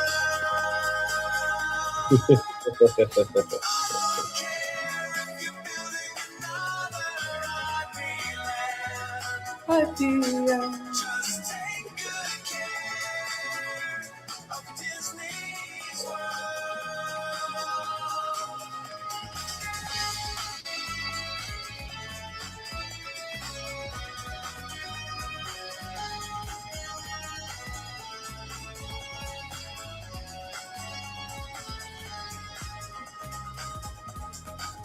Token gestures, some semblance of intelligence.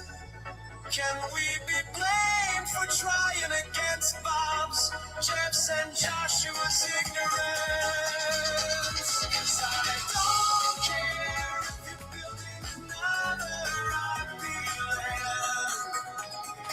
Just take good care of Disney's world. I don't care if you're building another Disneyland. Just take good care of Disney's world. I don't care if you're building another Disneyland. Just take good care of Disney's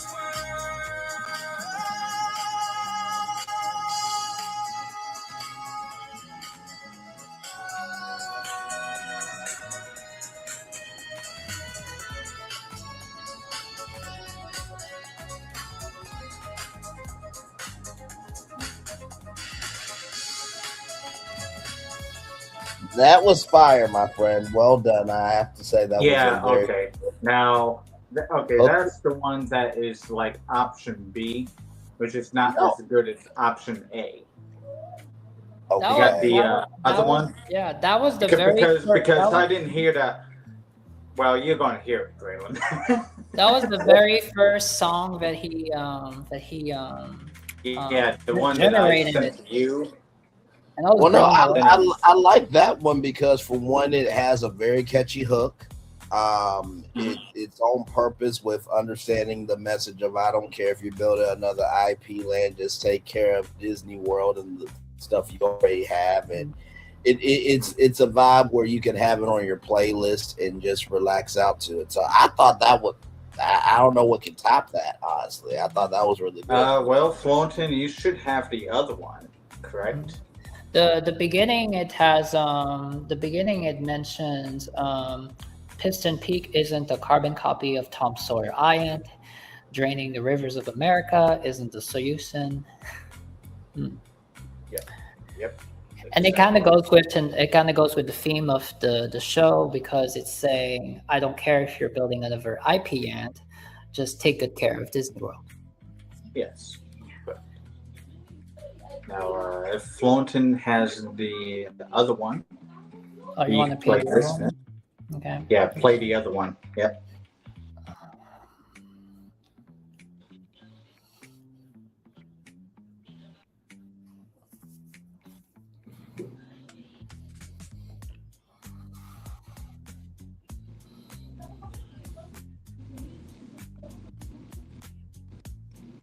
Because the website made two different kinds of them.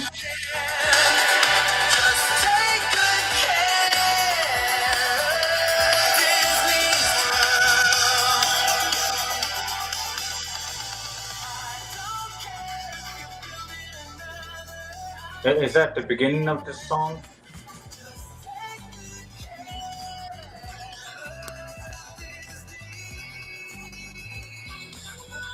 Yeah. There we go. Yeah. I don't like this one. This is the same. Yeah, but in that one it was like over the top, you know. No, I was saying pitch. yeah. This one is more like a meditation. I Yeah, mean, the a reflection, right? Yeah.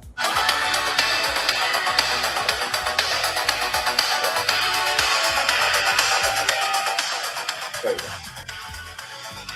This is giving me Rick rolled. I'm never going to give you up type of energy.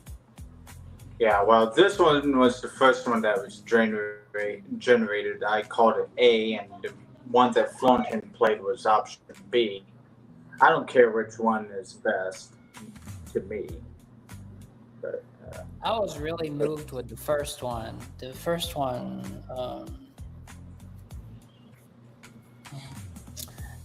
is what? I feel like that first one, you could probably play it at Tomorrowland stage. Like, hey, can you play this song? Don't worry about it. It's definitely techno. And just everybody just dancing to it until somebody listens to it. It's like, oh, they shady. Oh, I mean, Fulton, did you want to play that one, or are we done with it there? Up to you. I don't care. No, because it's just the same thing, but it sucks. I don't know. I mean, Brain can't hear himself. Yeah, I mean, it's kind of it. Yeah, Hold it's on, the same thing. It just sounds a little bit different. Yeah. Like a heartbeat jumping. Oh, Did he so make this one? yes, I took the same style that you did, and I made it into the BFP. So Oh, here's okay. something.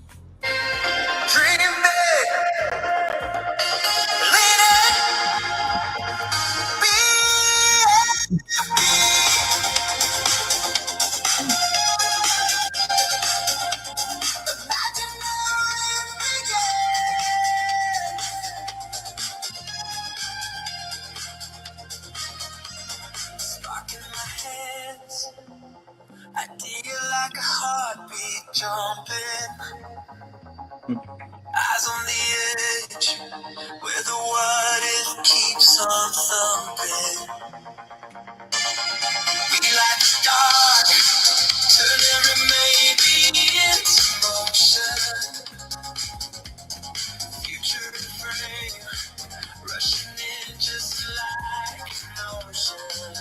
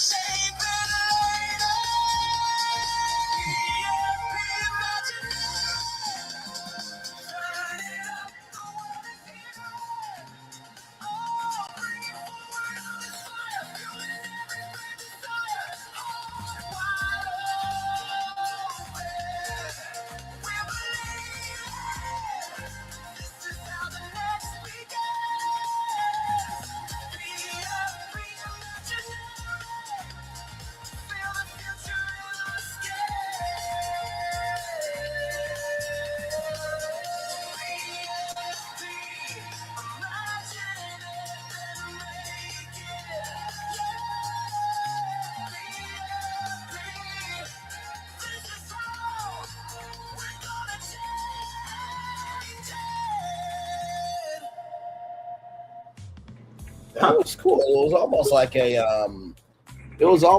a Hall of Fame, induction song. type of energy. I like that. That was cool. Yeah, that was pretty good. Yeah. Yeah, my favorite lyrics is it says from a wild thought to a door now.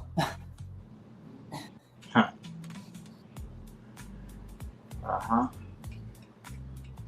No.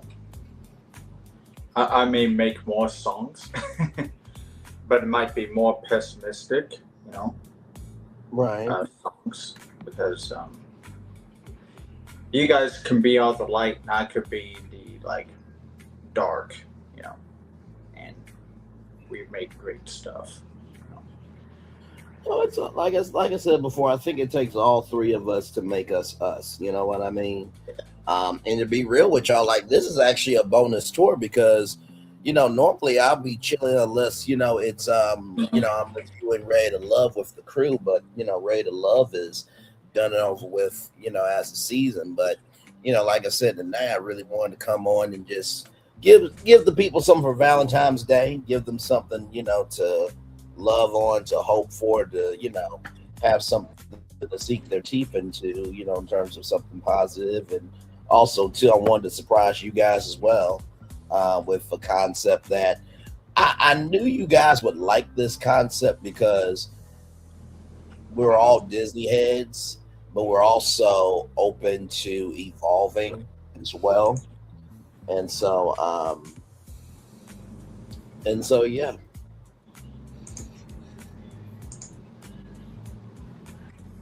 Mm-hmm. Yeah, Braylon probably did not think we would go have him listen to some radio songs today through the AI. Since we're on the AI, Thornton, you want to show him some Sora videos? Well, I will say this, right? Because I don't want the stream to be too long. Yeah. I could probably watch maybe one or two, but I want to kind of keep it on the. I mean, I already pitched everything, but also too, I don't want it to be another 4-hour live either. So. Yeah. No, we don't have much per se. Thornton has a few, and you remember what you said about Star Wars and Frontierland? Well, yes, I remember that. I made something through the Sora for you. Okay, we oh God, I'm kind of terrified now. I remember what I said. So for those of you who may not remember, we were just chillaxing in one of our streams. We were in front of all of you, and Fullerton, you know, talked about Galaxy's Edge and where it could be positioned. And he said Frontierland. And I'm like, you mean tell me Darth Vader's riding on a horse through Frontierland? What the hell? And you got stormtroopers being cowboys, and what the hell is this? And Chewie's like,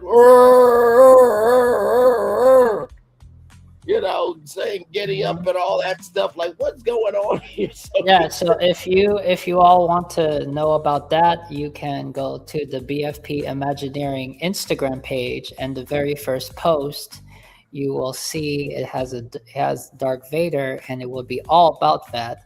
Or that episode is on my channel, which you would actually I uploaded. Yeah, you're going to upload that tomorrow. I was about to say, drop the channel in the back chat. I'll drop it in the main chat. So we can get Fullerton, you got part 1 up, which I checked. It didn't have the Darth Vader, so in part 2, that's where it is. Then. Oh, but no worries. I already have a short. I have a short already with that moment. Oh, okay. Yes. Great. So you don't. So no worries. I'm sure everybody wants to see a full part 2. Oh yeah, about part 2 is not. I'll put part 2 public. So. Yeah.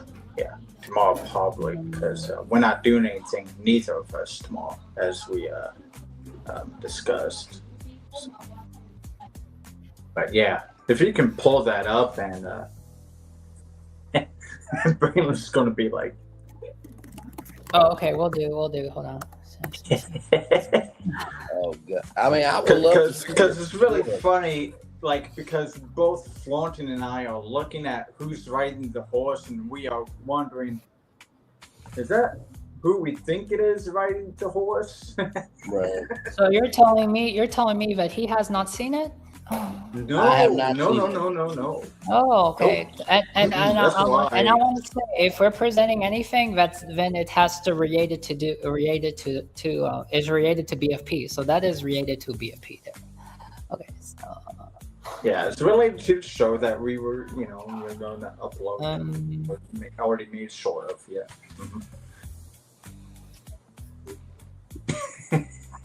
now, how do I put my channel down? So go to the private chat, and then copy the link, put in the private chat, paste it in the private chat, and then I'll make it do it. Yep. Mm-hmm. Yeah, I think you copy and paste into the StreamYard. Yeah. Oh, just where the video is? I guess. You see in the studio, do you not see private chat? Click private chat, and then you should be able to paste it, and then hit that arrow. Yeah, now in our studio, copy and paste, go. Yeah. Mm-hmm. Oh, okay, I see. Wait. Yeah.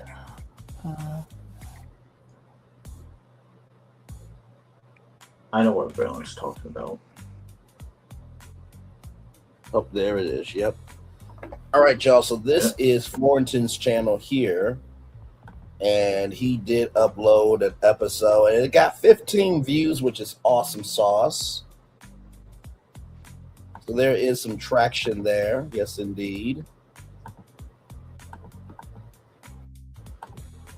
Let me type in like, comment, share. Oh, let's see if I can. So there we go with that. Here's the link here. So go to that link to see the first episode of BFP.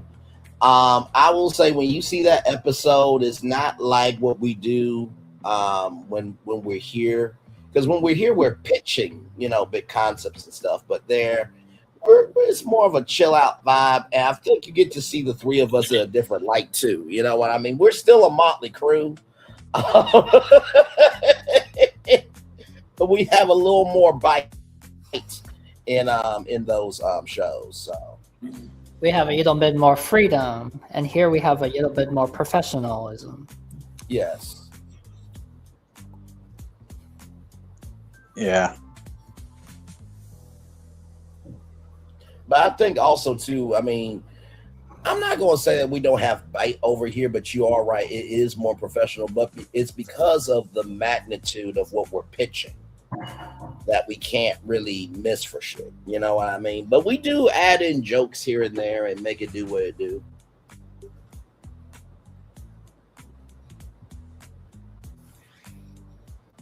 Hey, 4 people, welcome in. Glad to have you here.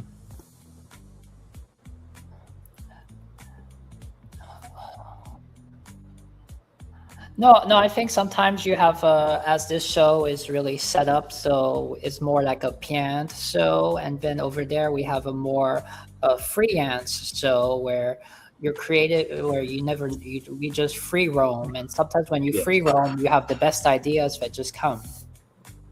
Correct.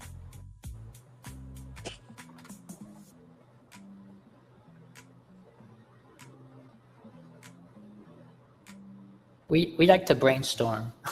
Yes. You hear me okay? Yes, we can. Okay, all right. Because it seemed like on my end, or maybe it was also your end, it disappeared for a moment. And like, since I thought like Florentine did a channel share, I'm guessing my link made link my channel as well. I'm just saying. All to be fair. I'm about to put in the main chat right now. Give me a moment here.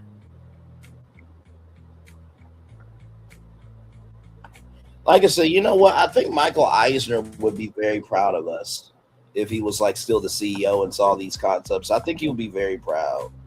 Mm-hmm. Yeah, there was a interview. Oh, speaking of last week. Yep, I watched clips of it today with Graham Bessinger. Very good interview.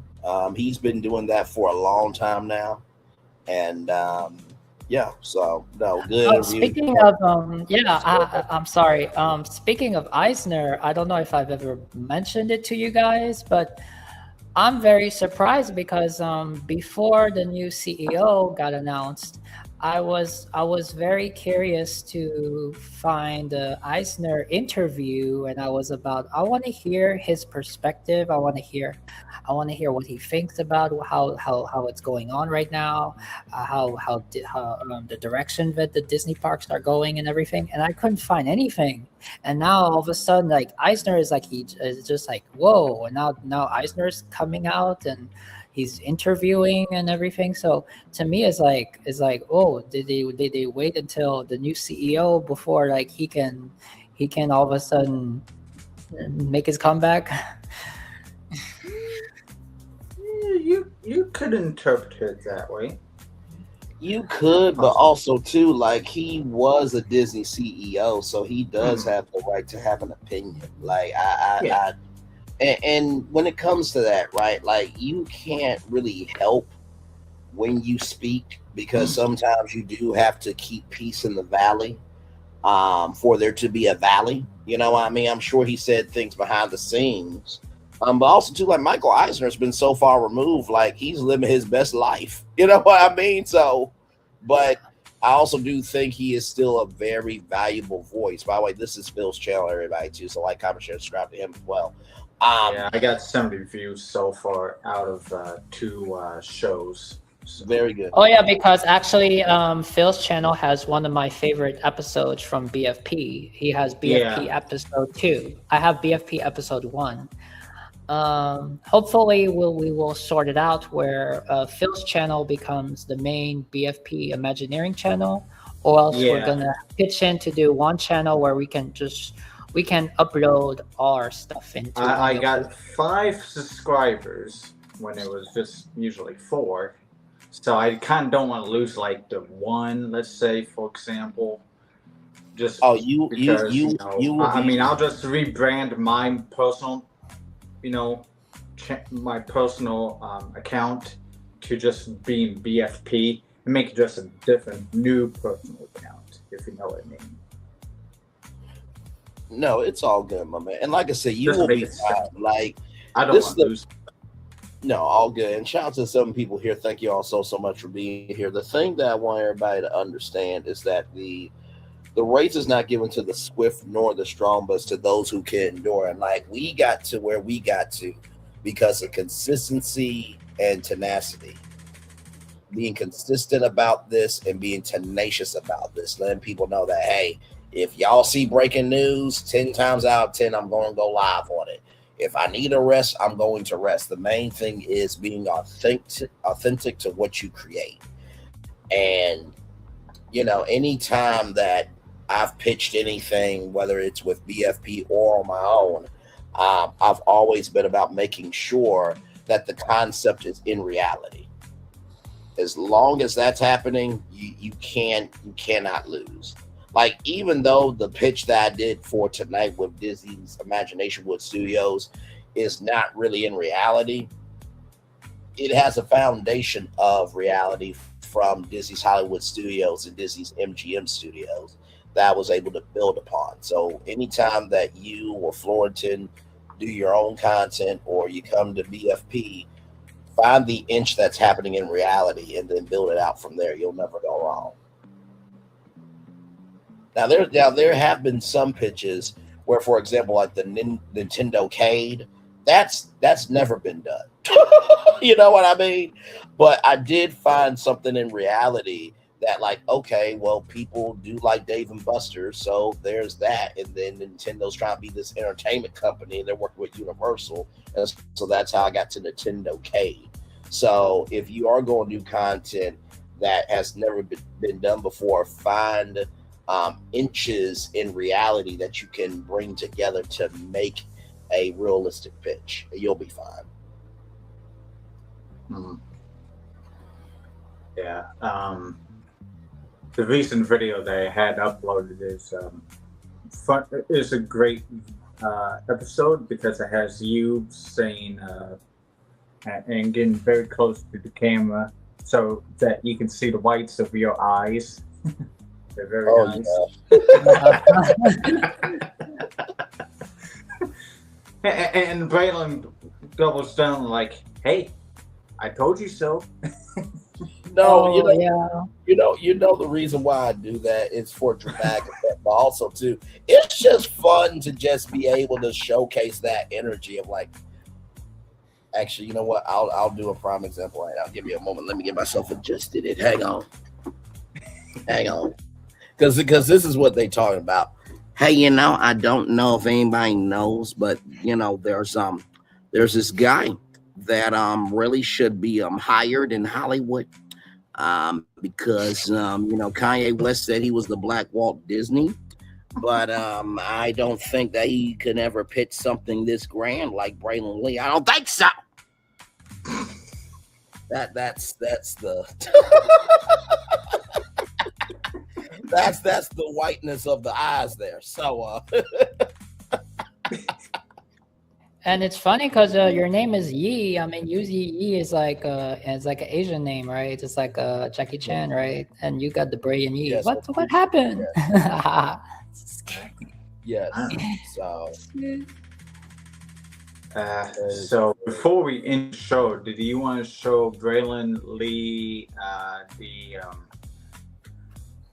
They're right there. They're right there. The two. I put the two links in the chat, in the private chat. Oh, I'm about to refresh it here and show y'all right now. Now, I'm going to give my on-camera reaction because, like I said, this is what we do when we're live. So let me. That's the second one. That's a remix. What I did.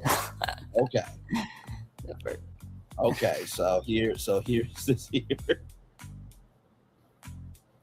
Give me a moment, y'all. Hang on. Give me 1 moment. Okay, here we go. Give me 1 moment. All right, so here's the first one, y'all. Here we go.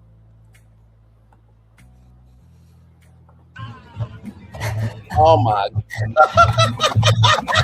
Giddy up, horse. Oh my God.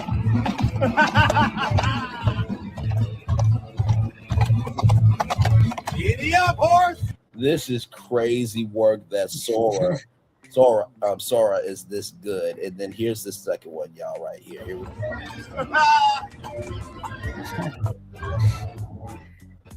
Let's run the start, buddy. And so there you go. Horses in Galaxy's Edge, ladies and gentlemen. Oh my Lord, my Lord, my Lord. What a show.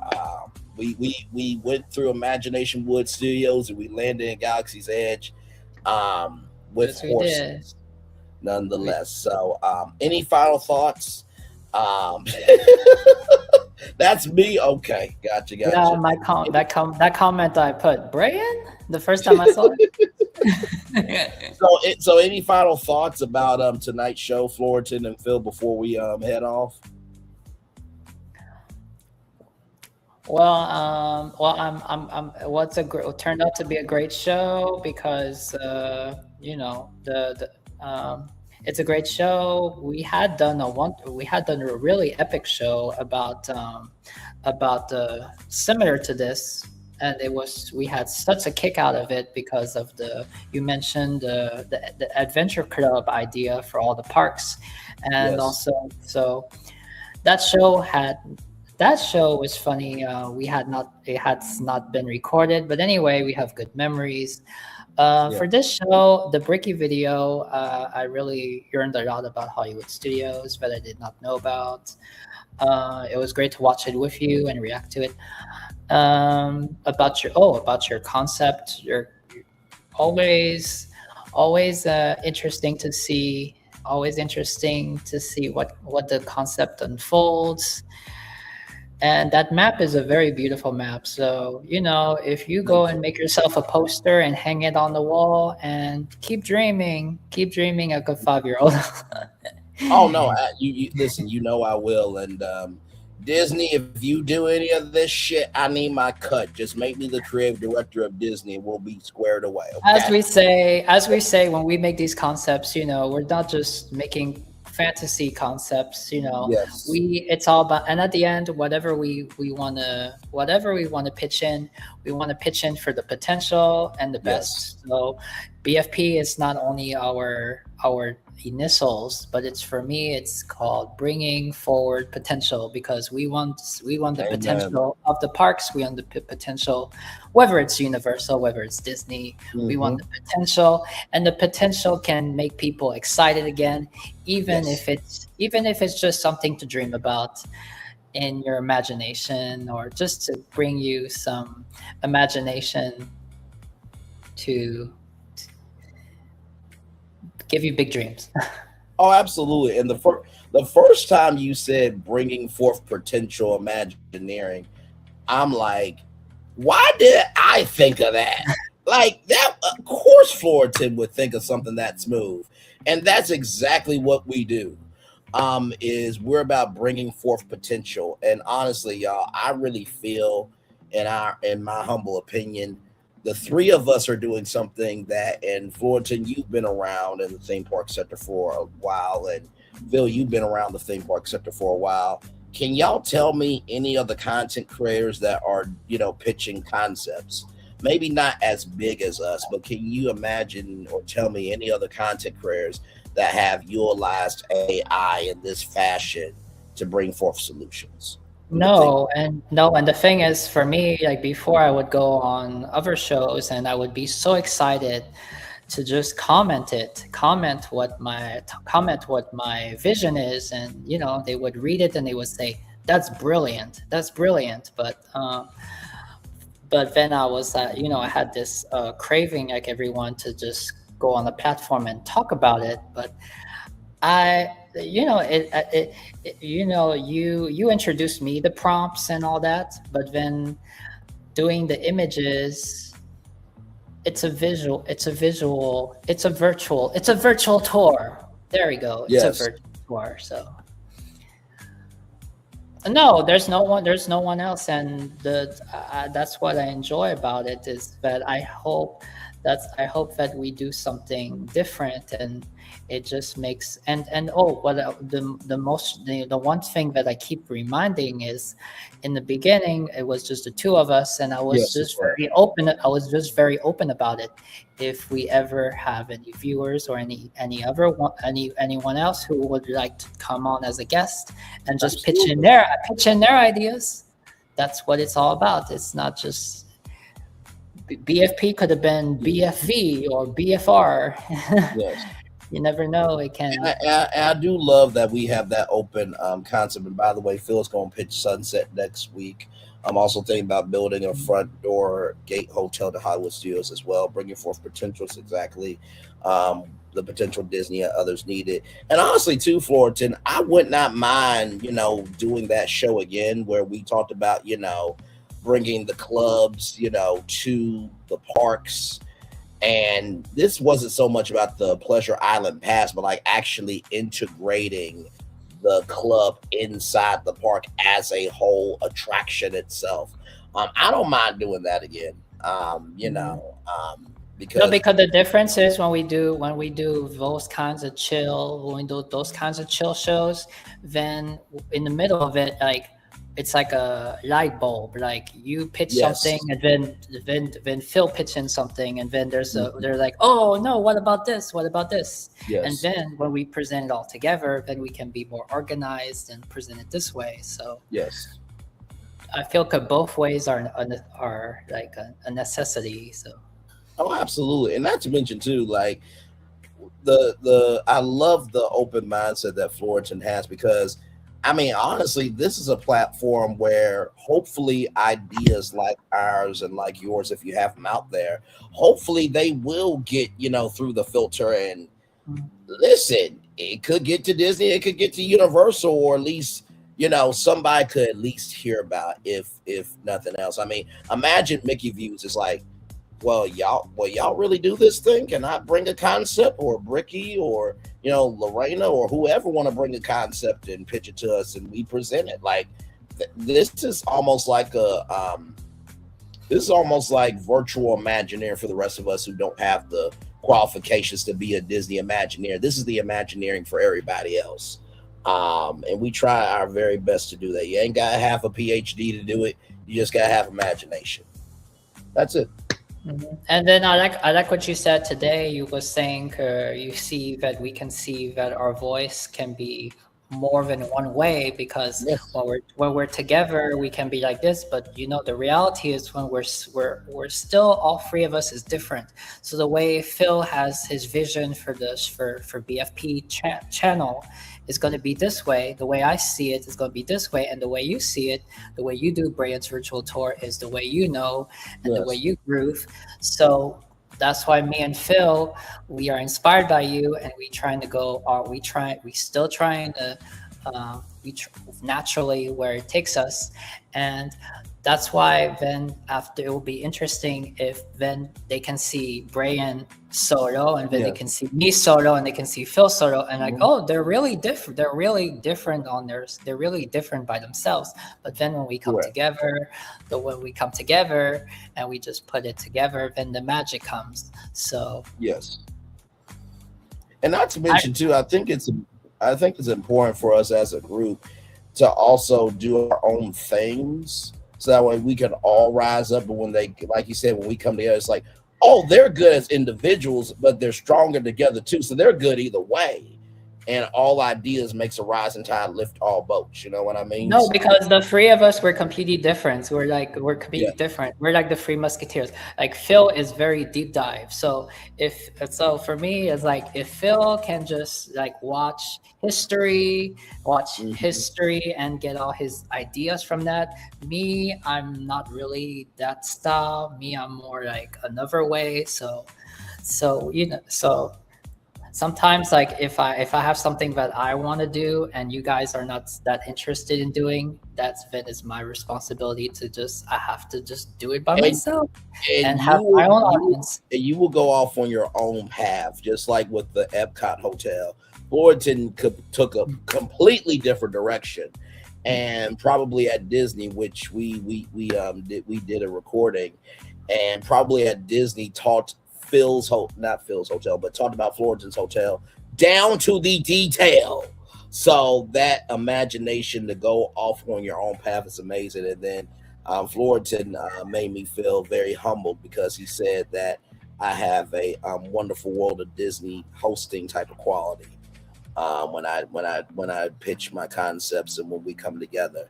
I mean, listen, Michael Eisner and Walt Disney are them, but to get that compliment was very sweet from you, man. I just try my best to be honest, sincere, and true. So,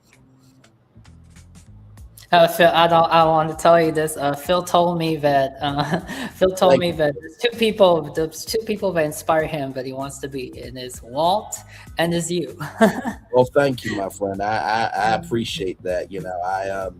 I would be very honored if I got the chance to work at Disney. I really would, and.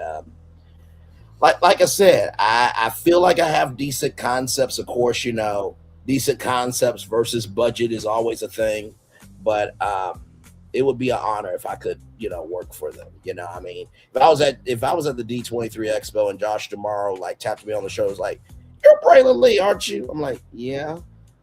Can I talk to you about some of your concepts? Like, wait a minute.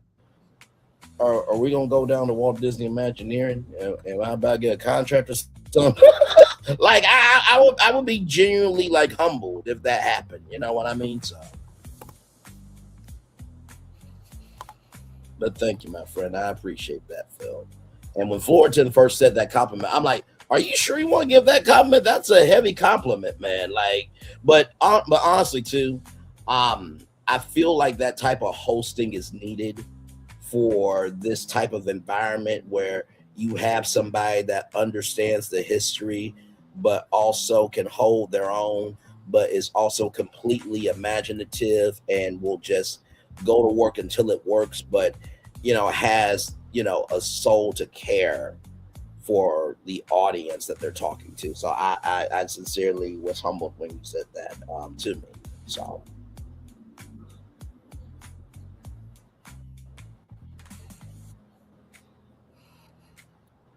correct. And he's very good. He gets the data, and he's very good at the map, and to know all the size and the acres and how it would fit and all that. So I do deep dives to show the audience where the concepts come from before blowing the audience minds. And you know what? Honestly, tell you the truth, I remember, I think it was Phil who asked, like, do you ever think about your budget? I'm like, no. And you know who I thought about? I thought about Walt Disney and Roy Disney. I'm like, Phil's the Roy Disney, I'm the Walt. I just go for the concept of it all. You know what I mean? I didn't think about budget at all with this concept tonight. Actually, all the concepts that I've ever pitched to y'all, I don't really think about the budget. I just think about the idea, and then just the money will come later. But there've been too many budget cuts, so we don't want it.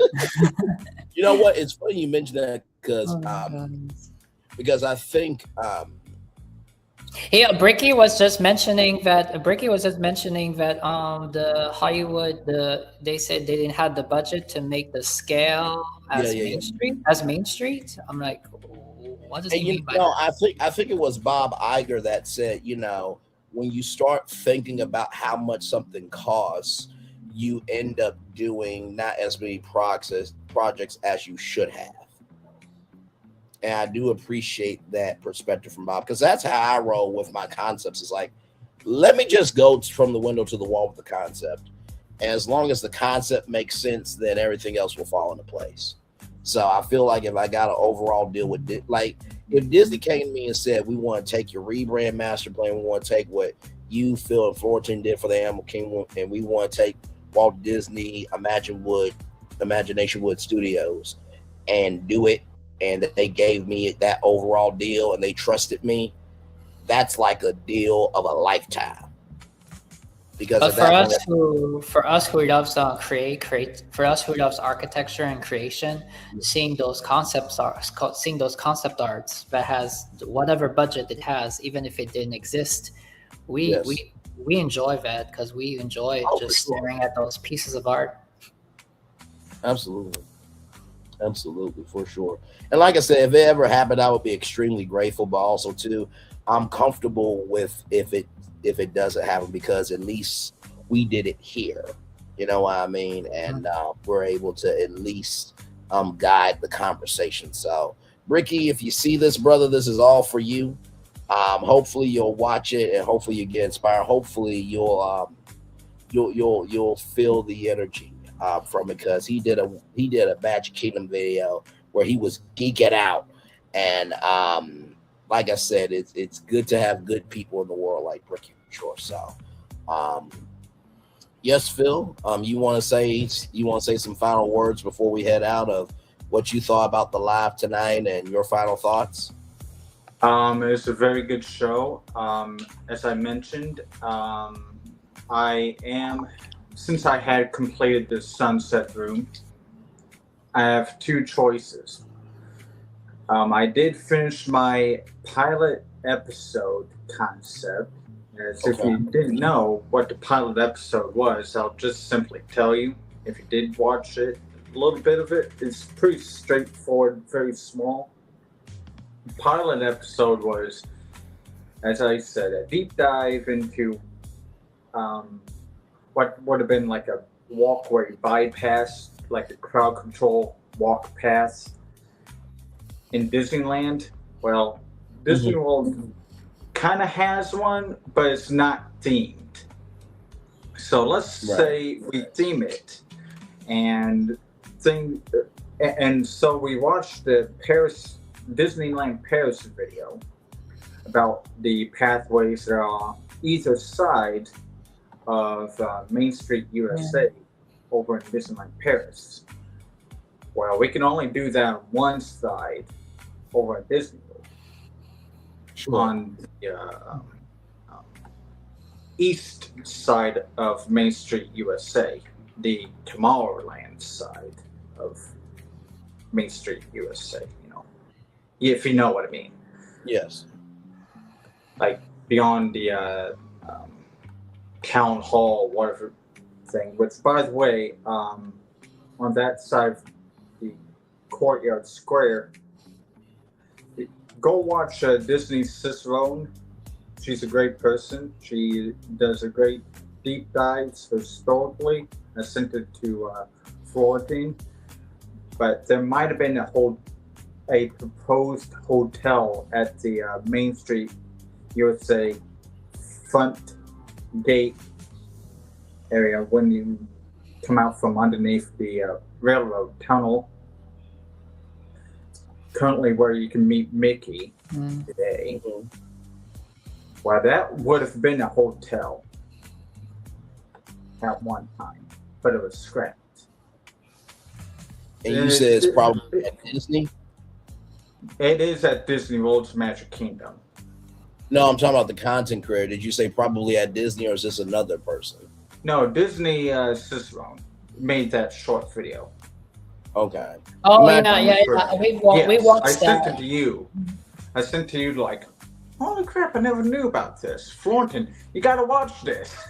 No, yeah, I enjoyed her videos because I enjoyed the way she enjoy her visuals, and I enjoy her little shorts. They had really tidbits of facts, and we did watch it together. So I did not know. So it was probably at Disney. Yeah, I really do love her content.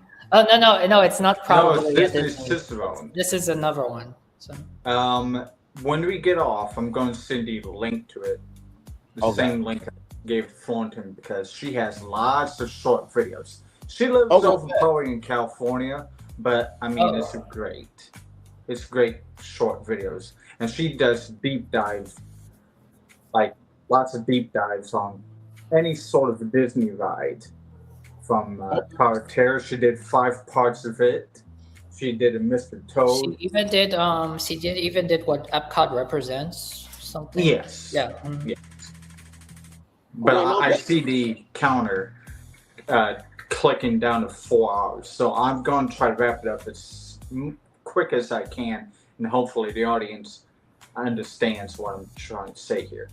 I am done with the walkway bypass because I themed it to Edison Square, which is an old concept that was pitched at Disneyland's California, back in the 60s. Okay, so I implemented it into Magic Kingdom in Florida, and then I saw a Tom Corliss page or short video where he kind of did that, but he made it connecting to behind Buzz Lightyear's Space Ranger spin ride. Right. So crowd control all the way back to Tomorrowland. All right, cool, great. So that's that concept, and as you guys both know, but the audience doesn't know, I got a secret hotel just north of Contemporary Resort. Okay. That I have to work on, which Florentine already knows. You already know, I believe, but the audience doesn't know. So that's my last pitch to you and audience, and that's it. Good night. And by the way, I do have a very special clue for you all. Okay. Now with this thing that I'm about to show y'all, now me and Florentine originally did the Universal hotels, right? But there was something that I looked at with this map that I did not do. Okay. Now I talked about Jimmy Neutron coming to Epic Universe, right? This part right here, this 4th, 5th theme park right here. I have a concept for that because I was trying to think, did I cover this? And I don't think I did. I don't think I covered this area. No. No, you did not. Okay. And that's what I was thinking of. I was curious about that area, though. Yeah, no, and honestly, tell you the truth, I was like, okay, I know we covered all of this, right? And I know I covered, all these where I put in cold attractions and stuff like that, but I did not think about this area. Y'all, wait till Monday. Oh my god. Okay. And all I will say about this is I want you to think about now I'm giving clues, okay? Now I'm not gonna say what it is because I do like surprising my people. But I will say that this game is on Nintendo, and the other part of this is it is a Nicktoon. That is it. That is all. Espinel, Espinitos, Estodos. Good night for the clues. So you have a Nicktoon to think about, and you have a video game from Nintendo to think about. Those are your two clues.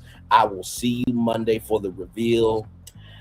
And believe me, I always think about the audience. See, I remember how Erica said there wasn't enough kid-friendly attractions. This is going to bring out the inner kid in the adults. And it is something that kids play with. So you got 3 clues. Adults love this, and kids play with it. The game is from Nintendo, and a Nicktoon from Nickelodeon. That's all you get. Y'all got 24 hours. You're not going to be able to figure it out. I promise you. I promise you. Hey, before you go, can we guess what it is? If you go ahead, I'm not going to tell you if you're right or not, but go Okay, ahead. all right. Fine. Well, great, fine. Okay. Spoilers. SpongeBob? Maybe not. Probably not. No. Now, are you saying it's connected to Nintendo, or is it a Nicktoon, or is it Nicktoon with Nintendo? Mm-hmm. So how I'm doing this is I'm utilizing a game from Nintendo and combining it with a Nicktoon in order to make this park. Well, I'm really off. Is it something that you already presented? Nope. Oh, okay. Good try, though. Good try. Because I know what you're thinking. Like, well, he did say Disney's ImaginationWood Studios. And No. You did no. The rainbow coaster, the rainbow Mario coaster with the What did you pitch in with it? Yeah, so I pitched that with the New Donk City TownHall Pokemon tie-in. Oh, okay. I thought it was Jimmy Neutron. Why am I thinking of Jimmy Neutron? Well, because I already said Jimmy Neutron. But I will give you this. You got 1 point. It does have something to do with color. Well, of course, it's Nintendo, of course.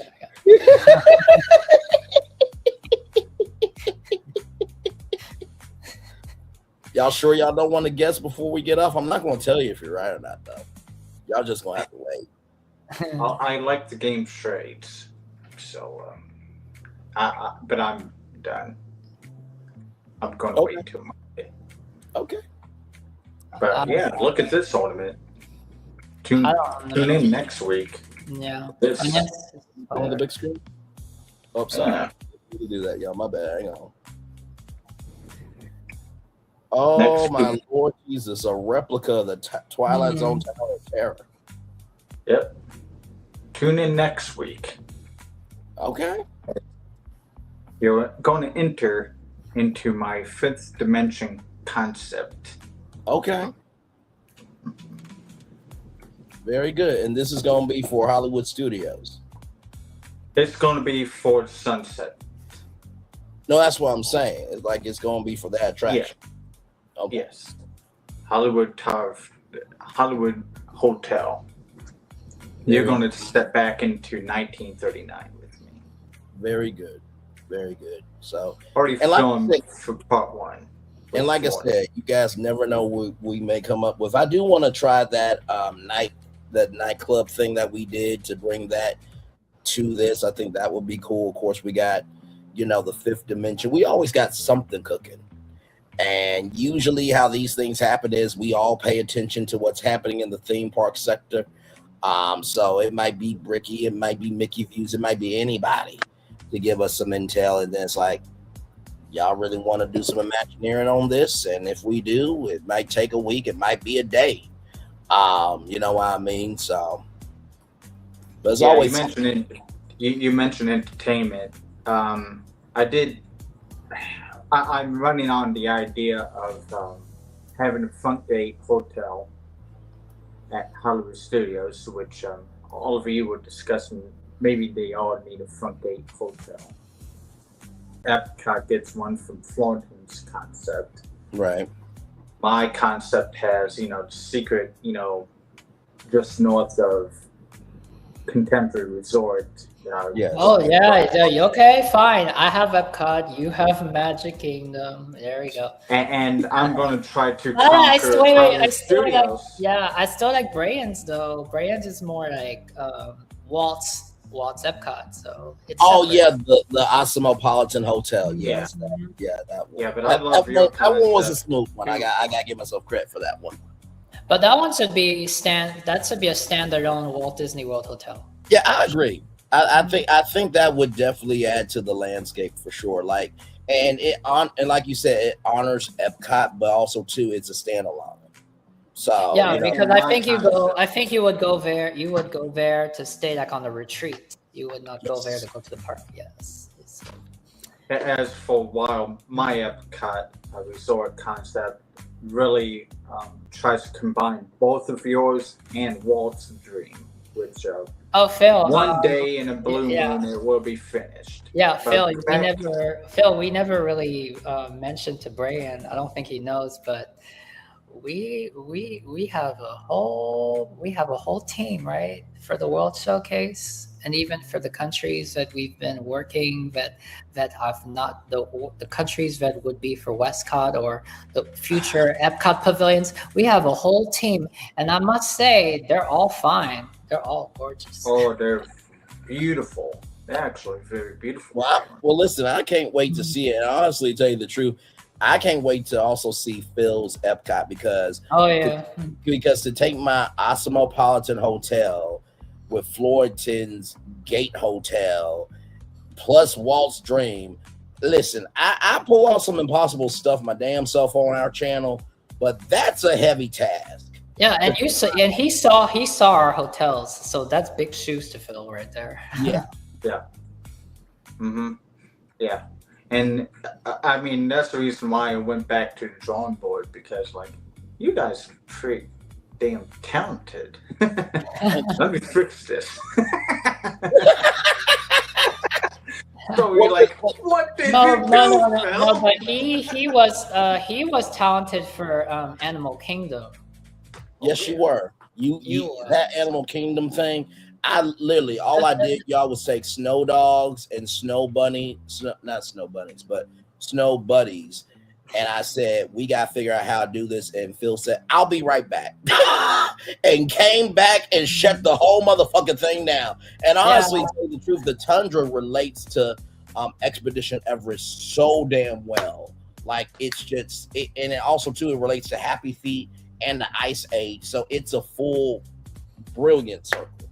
And that's what I like it, because I like about and it's realistic, because that's what's interesting about it is it's unknown. So if the next time we do something in Magic Kingdom, we were a winner. If I was a winner for Epcot, then Brayan is a winner for Magic Kingdom, and then Animal Kingdom, then that's why I don't have to be like, I don't have to feel like, oh, I was not good at this, because absolutely everybody has their wins where they're supposed to win, and y'all, The only reason why we're not doing an Animal Kingdom hotel because Animal Kingdom Lodge is Animal Kingdom Lodge, y'all. We can't do anything with that. That's we bring up stuff that is not in reality.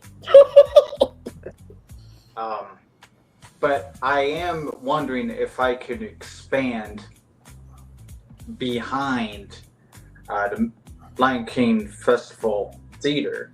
You know, I pitched it to Florentine here about a Hercules thing, you know, which is like going back to the conceptual concept of mythical creatures. Because you guys like Pegasus and all that. Yeah, Pegasus. Yep. And Florentine is a Thriller land. You know, I mean, honestly, like I said, I remember when I brought Spyro over to Disney's Animal Kingdom in the rebrand Master Plan remix. So, if Spyro could exist and How to Train Your Dragon could exist, I don't see why not Pegasus. I mean, you got My Little Pony from Hasbro, so why not? And think of the three-headed dragon, you know, that you see in the movie, and the Phil, you know, the whatever he is, Minotaur, I'm thinking, and all the other mythical creatures that you see in the movie, you know, part of the land. Yes. But I'll give Pandora credit for like kind of filling the shoes of it in a way, because the creatures that you ride in Pandora are like mythical to me. But that's how you can make the Animal Kingdom Lodge directly walkable to Animal Kingdom, versus you need to take a bus over there, which takes maybe 5 minutes. Right. Well, all of that good stuff in due time. Florentine, Phil, thank you guys so much. And by the way, before we get off, I want to give y'all an update on the view count here. So already on the let's see here. So these are live numbers right now off of this live. The biggest live that we did was the San Francisco one and all that. On the vertical one right now, 117 views right now, and then on the horizontal one, 65 views already on this live. So wow, listen, concepts are being pitched, people are picking it up, and that's what it's all about. Much love to you both. I'm gonna read the Daily Motivator for Saturday, and then I'm gonna head out. But thank you both so much. Love you both, and we will talk soon. Like I said, Monday be here, because y'all thought this was something, and it was. But like that fourth, fifth theme park right there. Oh buddy. Oh buddy. Oh buddy. Oh my God. Oh, it's a whole theme park. Of course it is. Yes. Well, guys, I made a half of a Fifth Gate theme park, as you guys know. So I'm trying to figure out the details of what the other half of the Fifth Gate theme park is. Understood. Still cooking stuff that we don't even know, huh? Yes. Of course. Always. Yes, indeed. But yeah, don't. And I have to leave the show with the one more maybe thing.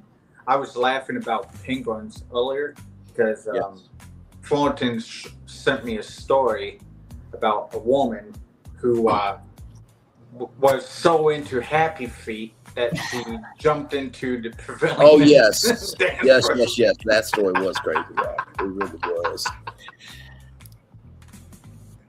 I was saying that if Happy Feet was in Disney, if there was Happy Feet was in Disney, this woman would be safe to do that, because. But, and I say but.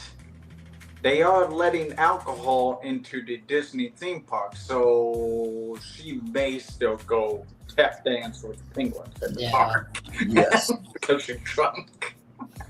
Yes. Now, have you guys? One more thing I want to say. Have you guys still been working on thinking about the Boardwalk remaster, or have we? I sent Phil some ideas. Because that's a really difficult one for me. That's a really challenging one. For me, it is. Yeah, and funny thing about you just mentioned it, the Funkgate Hotel that I had kind of sent to Florentine, I just drew a little line, and it gave me like 11 acres. Okay, it's over by the chairlift, and the front gate of the Hollywood Studios over there. 11 acres boxed in. Okay, cool. Give me a extension of the Hollywood Boulevard on the other side of the front gate here.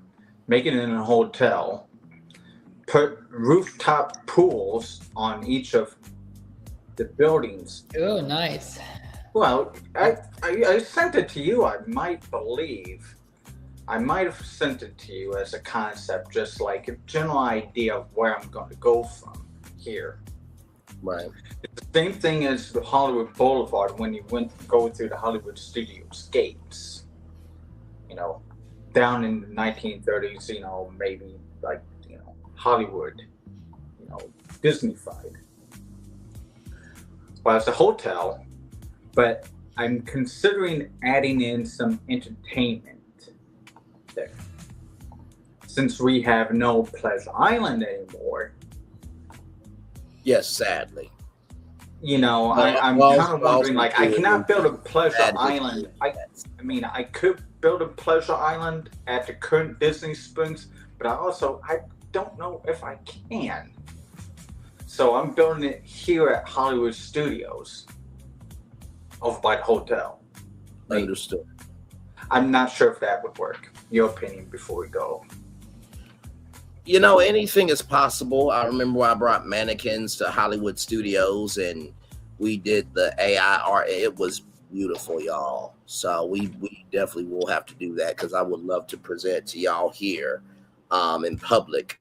It was beautiful. It really was. So I think anything is possible.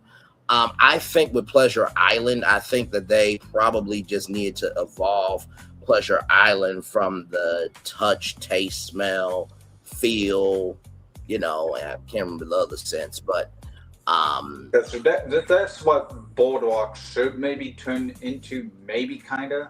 I believe that's what you're going for. Excuse me, yes. That's what I'm going to put into the concept idea. Oh, you mean make Boardwalk like more Hollywood era? Oh, okay. Yeah, that may just. Yes, it's sight, hearing, smell, taste, touch.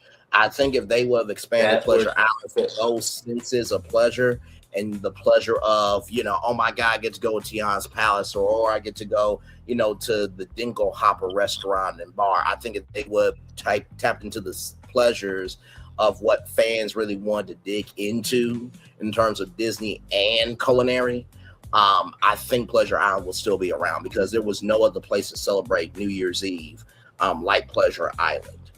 And I do think Pleasure Island can come back. I think downtown Disney West Side could come back, but also too, I know that there were people that, they got robbed and some of them got raped and, kidnapped and everything else. So that's what I mean. I'm trying to get hesitant of building over there because when it was near, at some point it got like to be the 6 o'clock news headline. Oh, Phil, it's funny. After we did the whole deep dive, because me and Phil, we did a whole history of the whole Disney Springs marketplace. Even I was there with y'all for that one. Yeah, and even Saratoga. Yeah, you was there, and Vince, we did Saratoga Springs and all that. I recently went back to Disney Springs, and it was funny. I was seeing how it didn't change anything, but it was interesting. Oh, now I know the Disney Institute was over there. Yeah. Yeah, there was an Instagram post about 30 years ago today, Disney Institute opened. Oh, yes. And honestly, too, to tell you the truth, I think the Disney Institute can come back too, with content creators that are experts in their field. If Disney wanted to get a bag for that, now if you want to do content creation with live streamers, I'm available as a Disney Institute professor, but I gotta be paid well because I already do this for free as it is. So just saying, I'm available. But yeah. So. You do it for free? Oh, much respect. Much respect. There's the integrity right there. You're very good. Those eyes are not awake for nothing. Those eyes are very beautiful, Braylon. I love Thank you, them. sir. Thank you. Eyes are dark. It's like dark. It's definitely a signature of our show where it's like, just being facetious and just saying like, there's something that's going on, guys, that don't know if anyone else done it or not. It's more dramatic effect than anything else, So but all good. Thank you both. Love you both, and we will talk soon. Like I said, be here Monday. If one day one of our projects gets proposed, we're gonna be like, what? Well, yeah. If one of our projects really makes it into the real world, one of us is going to just flip the fuck out. And it's like, okay, first of all, credit needs to be given. Number 2, where's my check? And number 3, I need to come on full time to execute this because this was my fucking vision. Yeah, well, remember the show we did on Friday last week? Probably Disney talked about the Epcot Resort Hotel. Yes. As a rumor. Also talked about the rumor of the Life Pavilion, which I completed, and that's going to be like your equivalent to the Tundra Pavilion I presented to you, Ice Age Land. It's going to be, what did you do, Phil? He was watching mastermind. He was watching a Mousehead video, Mousehead episode, and Mousehead was revealing, "Oh, Disney is looking back to look at they're looking now because they have an entrance hotel to Epcot." And then she was mentioning the Play Pavilion, and then after that episode, Phil was like, he was coming to me like he was like in frantic mode. He was like, "Oh no, Florida! Next week we need to do an episode. You need to present your Epcot resort again. You need to present your Epcot resort. We're on our stakes here." Yeah, and that's why we had the emergency show on my channel last Friday, because boys, we need to talk. We are on the precipice. And you know, Brian, how many pictures I sent you? I never presented. We never presented all those pictures. I have many pictures. But here's the thing, though. It landed on Floriton's Hotel.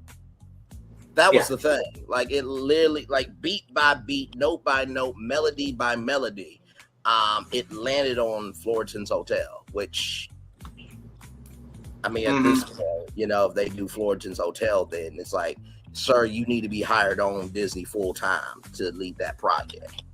And then me and Phil will do the quality assurance testing at the hotel. So we're going to have a good food budget and drink budget, and also theme park tickets, VIP experience. I also will need to stay at the Cinderella Castle Hotel. This is all research to help you, Floriton. Okay, this is the good friends that we are. We're going to do the hard work to make sure that your hotel is a good. Maybe it's a good thing I didn't promote on the world. I didn't promote that Cynthia arrival. Yeah, well, I have this only advantage. Unfortunately, I did not present my Life Pavilion on my channel because I didn't have a channel video or had thought about making a stream yet. But if I can find the timestamp or if the audience can find a timestamp on top of my prompt, it should say around Christmas. It was totally completed. Because I started in November and I completed it back in Christmas. In case people try to complain like, hey, you're just trying to do stuff after you watch the video. Nuh-uh, audience. Nuh-uh, look at that. I will say this as we get ready to close. We are usually ahead of everybody else with our concepts. We are very bold, very out loud, and very magic doses. That's braggadocious. Well, that's why.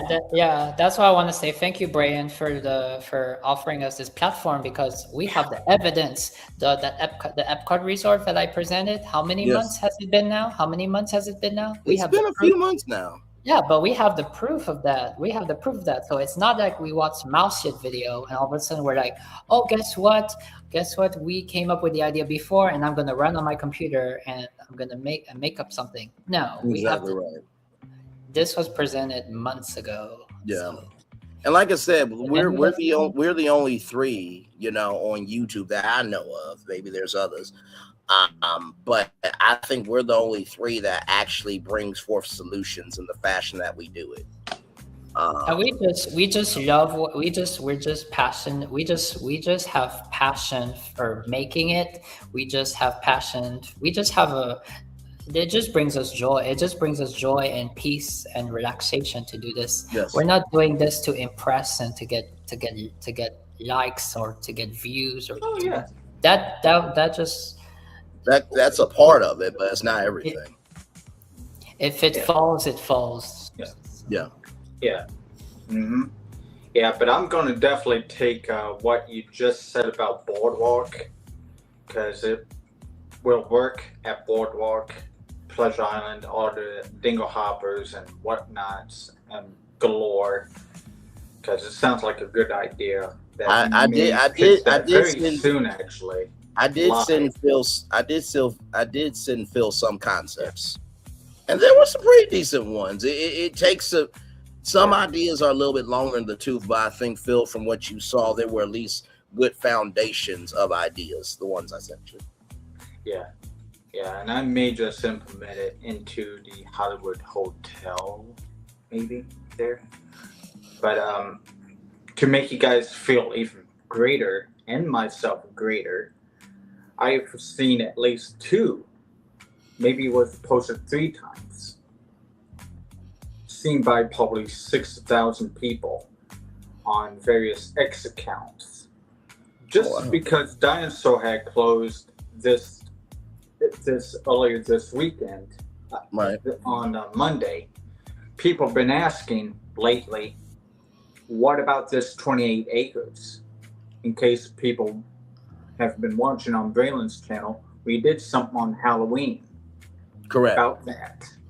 And that's what we're talking about. Ice Age, Happy Feet, and the Polaris Pavilion. Yes. Which is the Tundra Pavilion. Yes. So you guys think there's still room for Australia, even though Tropical America is there? It's that's possible. what I was asking you, Fulton. Expand it to towards Animal Kingdom Lodge, as long as it doesn't disturb the animals. That's a great idea. Yeah. That's a great idea. That's perfect right there. Oh my gosh. You go. Yeah, and that's and then that could be a ticketed attraction. That could be a ticketed attraction whether you are going to that pavilion or you have access to that because you're staying at Animal Kingdom. And you can ride an Outback Jeep that will take you on an excursion between Animal Kingdom Lodge to the Animal Kingdom Park. Yes. Exactly. That's what I'm talking about. Imagine pulling up to the Animal Kingdom. We don't need a new damn hotel. It's right there. We just need to fill in that little looking like swamp area. Right. That is like 50 acres separating between the lodge and the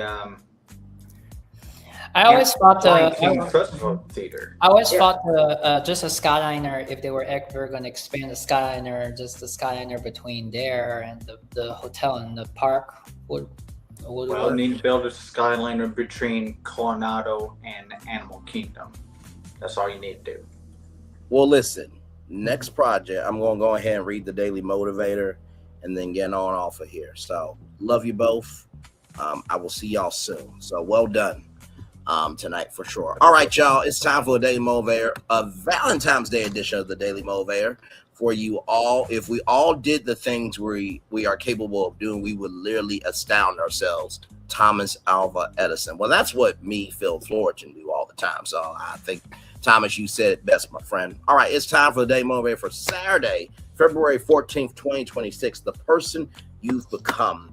You've made many good decisions and you made a few bad choices. All that experience has given you an incredibly clear picture of who you are and what's important to you. With gratitude for what you've already been through, look ahead to what's next, decide how to best utilize the strengths of the person you've become and step confidently forward.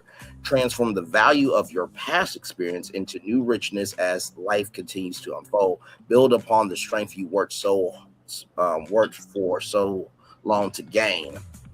You've developed a clear sense of what motivates you, inspires you, of what disappoints you, and excites you. You zeroed in on the values that sustain you and the purpose that drives you. Pause for a moment and consider it all. Then look at the reality that surrounds you and see the powerful opportunities that are uniquely yours. You've come a long way, and it's all been for a very good reason. For right here, right now, there's all manner of great new goodness, ready to arise from the person you've become, Ralph Morrison. You know, I think about this a lot when it comes to my life and where I am right now in my life. Resetting some things in my life to become a better person. But one thing that's never changed about me is passion. And I think in order to become the person that you want to be, you have to have passion.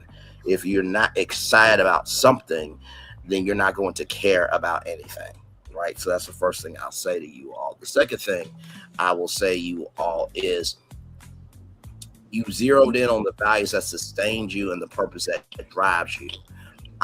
Sometimes you just need the right outlet or for you to be seen. And it was funny because Florentine was talking about how, I think it was a short that you told us about that got a lot of views or something like that. Actually, it's interesting. The horse, Darth Vader one. Yes, was that the one? It had. I think I'm talking about on the YouTube channel. I think it was one of the. It was one of those shorts that I put. Oh no! It wasn't. It was the one that I titled "Is TV Still Important?" Something like that. And I think it was because of the title. Yeah. But still, I was saying it's interesting how just this small video that I put had captured more than anything else that I had put in the past. Right. And I wanted to bring up that example because it goes to show you that sometimes you do just need the right outlet. And people need to be able to see you so they can embrace you, right? So that's the second point I'll say to you all. And finally, the third point that I will say to you all is this. You've come a long way, and it's all been for a very good reason. Everything that has happened to you has happened for you. The way I am right now with theme parks, I think I'm at the highest level of creativity. But then again, it's only February. So more ideas to come. But in the same token, I'm proud of where we are with the three of us. I'm proud of where I am with my creativity and the fact that we can be multidimensional. And hopefully in due time, maybe one day, myself, Phil, and Florentine, we'll all, text each other. Did you get an email from Universal? No. Did you get an email from Disney? Well, they're giving us a private jet to go down there because they saw something we did and they want to talk to us about it. I know that can happen because we pitch concepts big enough for it to get to that level. But all in due time. So, Yeah. Well, funny thing is that you mentioned that. I just told my parents about they're going down in 2 weeks to Disney World for 2 weeks. So I hope they have a really great trip. And I told them like, see if my wife and I can come down during Christmas. That'd be awesome. Absolutely. But I told them about like, did you guys know about that? Hollywood Studios would have, I mean, the Tower of Terror would have had a restaurant. They never knew about that. So, the more you know. Yes, you do learn something new every day. And so with that being said, everybody, it's time for the best outro on YouTube. Know what you do and do what. Oh, sorry, y'all. My bad. Didn't mean to do that. I thought that was the natural way to. I thought it was natural too. Yes. Okay, my bad. I was trying to be respectful to my co-hosts that are up here. I did. You're still Braylon's virtual tour, so let's go. Okay. Yeah. Yeah. I'm going to work on a calendar for us because there's so much to do, guys. Yes. So much to do. Stay tuned. Yeah, but also I think it's you. The thing is, since Phil have computer issues, like that's why I was saying we should organize stuff. But I like also the being free sometimes, and just I feel good when we're in such a. It depends, okay, but when we're in just a free spirit, then look, we were in free spirit, and look, I would have never imagined to put Australia between Animal Kingdom Lodge and Animal Kingdom Park. Yes, it was just I really feel like there should be like a direct walk path. You know, don't need a bus to get there. You just walk to the park. Because there's no footpath. If there was a footpath, it's probably 3/4 of a mile walk from the lodge at the least, or a mile to get to Animal Kingdom. I think the distance is kind of like if you walk from Hollywood Studios to Epcot, the front of Epcot. So that's kind of a walk, though. Yeah. That is a long walk, and I've done that walk with my with the bus. Is very quick. It's very quick. Yeah, but I remember that experience of walking from the World Showcase of Epcot all the way to Hollywood Studios, and just remember, Florida weather is hot. Mm-hmm. So, yes, indeed. It's not as enjoyable. We just like didn't want to wait on the buses because sometimes the Disney buses are very like one resort will get 5 buses. Meanwhile, you are waiting for your resort, watching this resort or another resort get 5 buses, but no buses show up for you. Sometimes I wait for a Disney Springs bus, and the most buses that keep coming is Animal Kingdom, and nobody goes on it. Nobody goes on it. Understood. Yeah, absolutely. But did you see? That's why we walk. Yeah, did you? I don't know if you've seen what happened to all the trees and the plants. They have to replant and trees because the cold. Oh yeah. Cold storm in Florida and Orlando has killed them. Yeah, I did hear it was more. It was like one of the coldest days in Orlando. We will talk soon, everybody. So with that being said, because I got to give me a little bit of sleep because normally I'm off Sunday, but I gotta go to work tomorrow. So okay. But with that being said, everybody, it's time for the best outro on YouTube. Know what you do and do what you know. Never say you want more special because you are always one of us and trust you may not be where you want to be, but by the end of it, you'll be where you need to be. Do what you've been chosen to do. Wise one thing to call yourself is none to be chosen. One love, much love, all love. We have spent time with you. You have spent time with us. And hopefully by spending time together, we'll rise to be great together. Always remember where you're doing radio, television, YouTube, living your best life, or you might have just solved the puzzle that Bricky asked Disney to solve. Make sure the replay not just works for you watch it, not just works for you listen to it, but if you want to experience it again, we love you, we value, we embrace you all. Always remember, or see love you gotta give it, or see love you gotta give it, or see love you gotta give it. Whatever obstacles you've overcome, whatever successes you have achieved upon this particular day, we are extremely proud of you. But no one else is proud of you. Be proud of your damn self. And finally, y'all listen. Today was Valentine's Day, and believe me, if you didn't have anybody, it's okay. Everybody who's in a relationship ain't happy, okay? So just remember that. And as long as you were kind to yourself, you were kind to others, you did give love on Valentine's Day. And it's okay. It's okay. Cheer up, because next week you can watch the Sunset Room from Phil.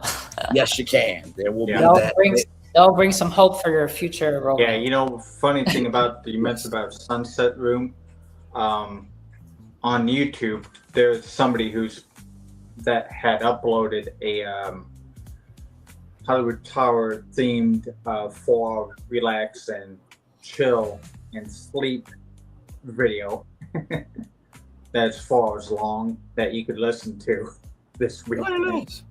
Although I will say this though, I don't know if I would want to go into a room that, you know, has been revived out of time and in a haunted hotel. Although there are cobwebs in the hotel, you could have a woman that's a Black Widow and take your soul. So, you know, listen, there's many ways, you know, to receive love, you know, in that circumstance. So. Well, Braylon, you know what Friday was. Y'all not gonna look at Scarlett Johansson the same way again. She does that to Colin. Yeah, she a Black Widow spy to Colin. I can tell you that right now. Colin Jost is her web in more ways than one, if you know what I mean. So go ahead, Phil. The reason why I wanted to do this concept this week, unfortunately, technical problems persisted, was because you know what yesterday was? Yes. Friday the 13th. And I have memories of going to Disney, and my trips sometimes would have Friday the 13th in them. Underneath the sorcerer's hat there at Hollywood Studios, they have pins. Yes. When it came Friday the 13th, they came out with some pins exclusively for Friday the 13th. I kid you not. I think we picked up a few of them, and you can find them maybe on eBay if you look enough. But yeah, Friday the 13th is known at Disney, and I'm going to read something when I go back to the Sunset Room to continue the Friday the 13th like-ish theme, and also continued romanticism of Valentine's Day. Understood. About like superstition of why there's no 13th floor on hotels, even included at Disney. We're looking forward to it, my friend. Yeah. Oh, like I said, now it's time for commercial break and fireworks coming your way for the day that was, for the day that's come, for the blessings on the way for you, me, all of us as a society, as a people, as a culture. We feel the love. We feel the love, and we send it right back to you. Good night, everybody. Love you all. And hearts to the chat. Hearts to the chat. Tune in Monday. Like I said, your clues: a Nicktoon, a video game from Nintendo. It does have something to do with color, and kids and adults play with a certain thing. I will see you. Yeah, I'll probably figure it out by the morning, or not. Well, listen. In due time, my friend. All right, love you all. Good night. Take care. Bye. Bye. Thank you. Bye. No problem. I thought I should tell you they've been talking about you. Yeah, they've been talking about you. They've been talking about the fact that they've done everything they could to stop you and everything they could to block you, but you still win. They've been talking about the fact that they have undermined your success and they have tried to sabotage your seasons, but you keep winning. They've been talking about the fact that even though they don't like each other, they get together to try to kill you, but you keep winning. They've been talking about the fact that you were voted least likely to succeed, but like cream, you keep rising to the top. They've been talking about how they tried to burn your world down, but like the phoenix, you rose from the ashes. They've been talking about you. And you know what they say? Oh, she's just lucky. He's just lucky. But no, you ain't lucky. You're anointed. You got something on you. You got favor on you. You got power on you. You were born to win. Now they can call it luck, but it's grace. They can call it luck, but it's favor. But whatever they call it, it doesn't matter, because you know what God calls you? Do you know what God calls you? A winner. I thought I should tell you they've been talking about you. Yeah, they've been talking about you. They've been talking about the fact that they've done everything they could to stop you and everything they could to block you, but you still win. They've been talking about the fact that they have undermined your success and they have tried to sabotage your seasons, but you keep winning. They've been talking about the fact that even though they don't like each other, they get together to try to kill you, but you keep winning. They've been talking about the fact that you were voted least likely to succeed, but like cream, you keep rising to the top. They've been talking about how they tried to burn your world down, but like the phoenix, you rose from the ashes. They've been talking about you. And you know what they say? Oh, she's just lucky. He's just lucky. But no, you ain't lucky. You're anointed. You got something on you. You got favor on you. You got power on you. You were born to win. Now they can call it luck, but it's grace. They can call it luck, but it's favor. But whatever they call it, it doesn't matter, because you know what God calls you? Do you know what God calls you? A winner.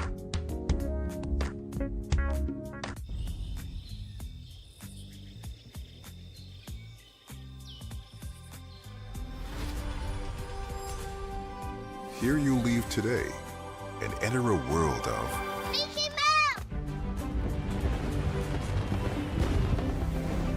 A world of princesses.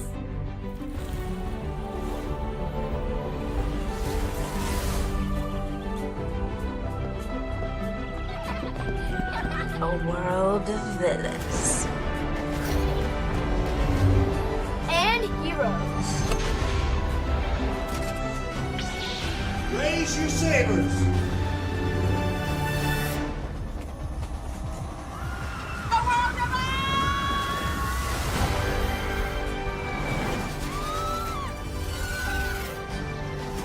A world of other worlds.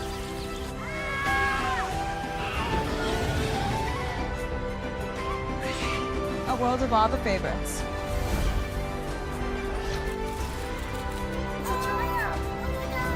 A world of throwbacks.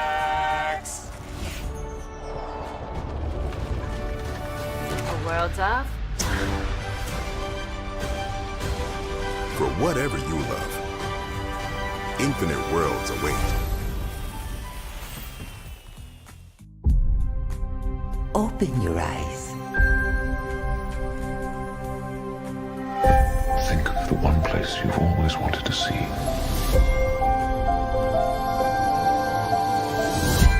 This is where our magic comes from. They say if you dream a thing more than once, Please, please, please. it's sure to come true. Everything you see exists together in the great circle of life. There are stories about what happened. It's true. All of it. In every job that must be done, there is an element of fun. I told you she was tricky. Life is full of possibilities. What do you want to be remembered for? The world is in our hands, and we gotta do something with it. I just want to say a word of thanks to all the artists, the workers, and all of you. The young and the young in heart. You helped make this dream come true.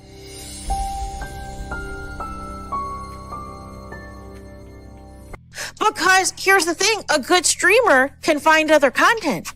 Because here's the thing, a good streamer can find other content. Because here's the thing, a good streamer can find other content. Because here's the thing, a good streamer can find other content. Because here's the thing, a good streamer can find other content. Because Child Braylon been over there doing his thing, minding his GD business, staying out of trouble, trying to get the folks some positive stuff to talk about. Besides lying all the damn time.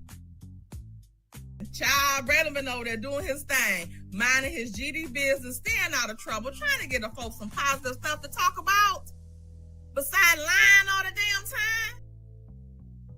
Child Braylon been over there doing his thing, minding his GD business, staying out of trouble, trying to get the folks some positive stuff to talk about. Besides lying all the damn time. Child Braylon been over there doing his thing, minding his GD business, staying out of trouble, trying to get the folks some positive stuff to talk about. Besides lying all the damn time.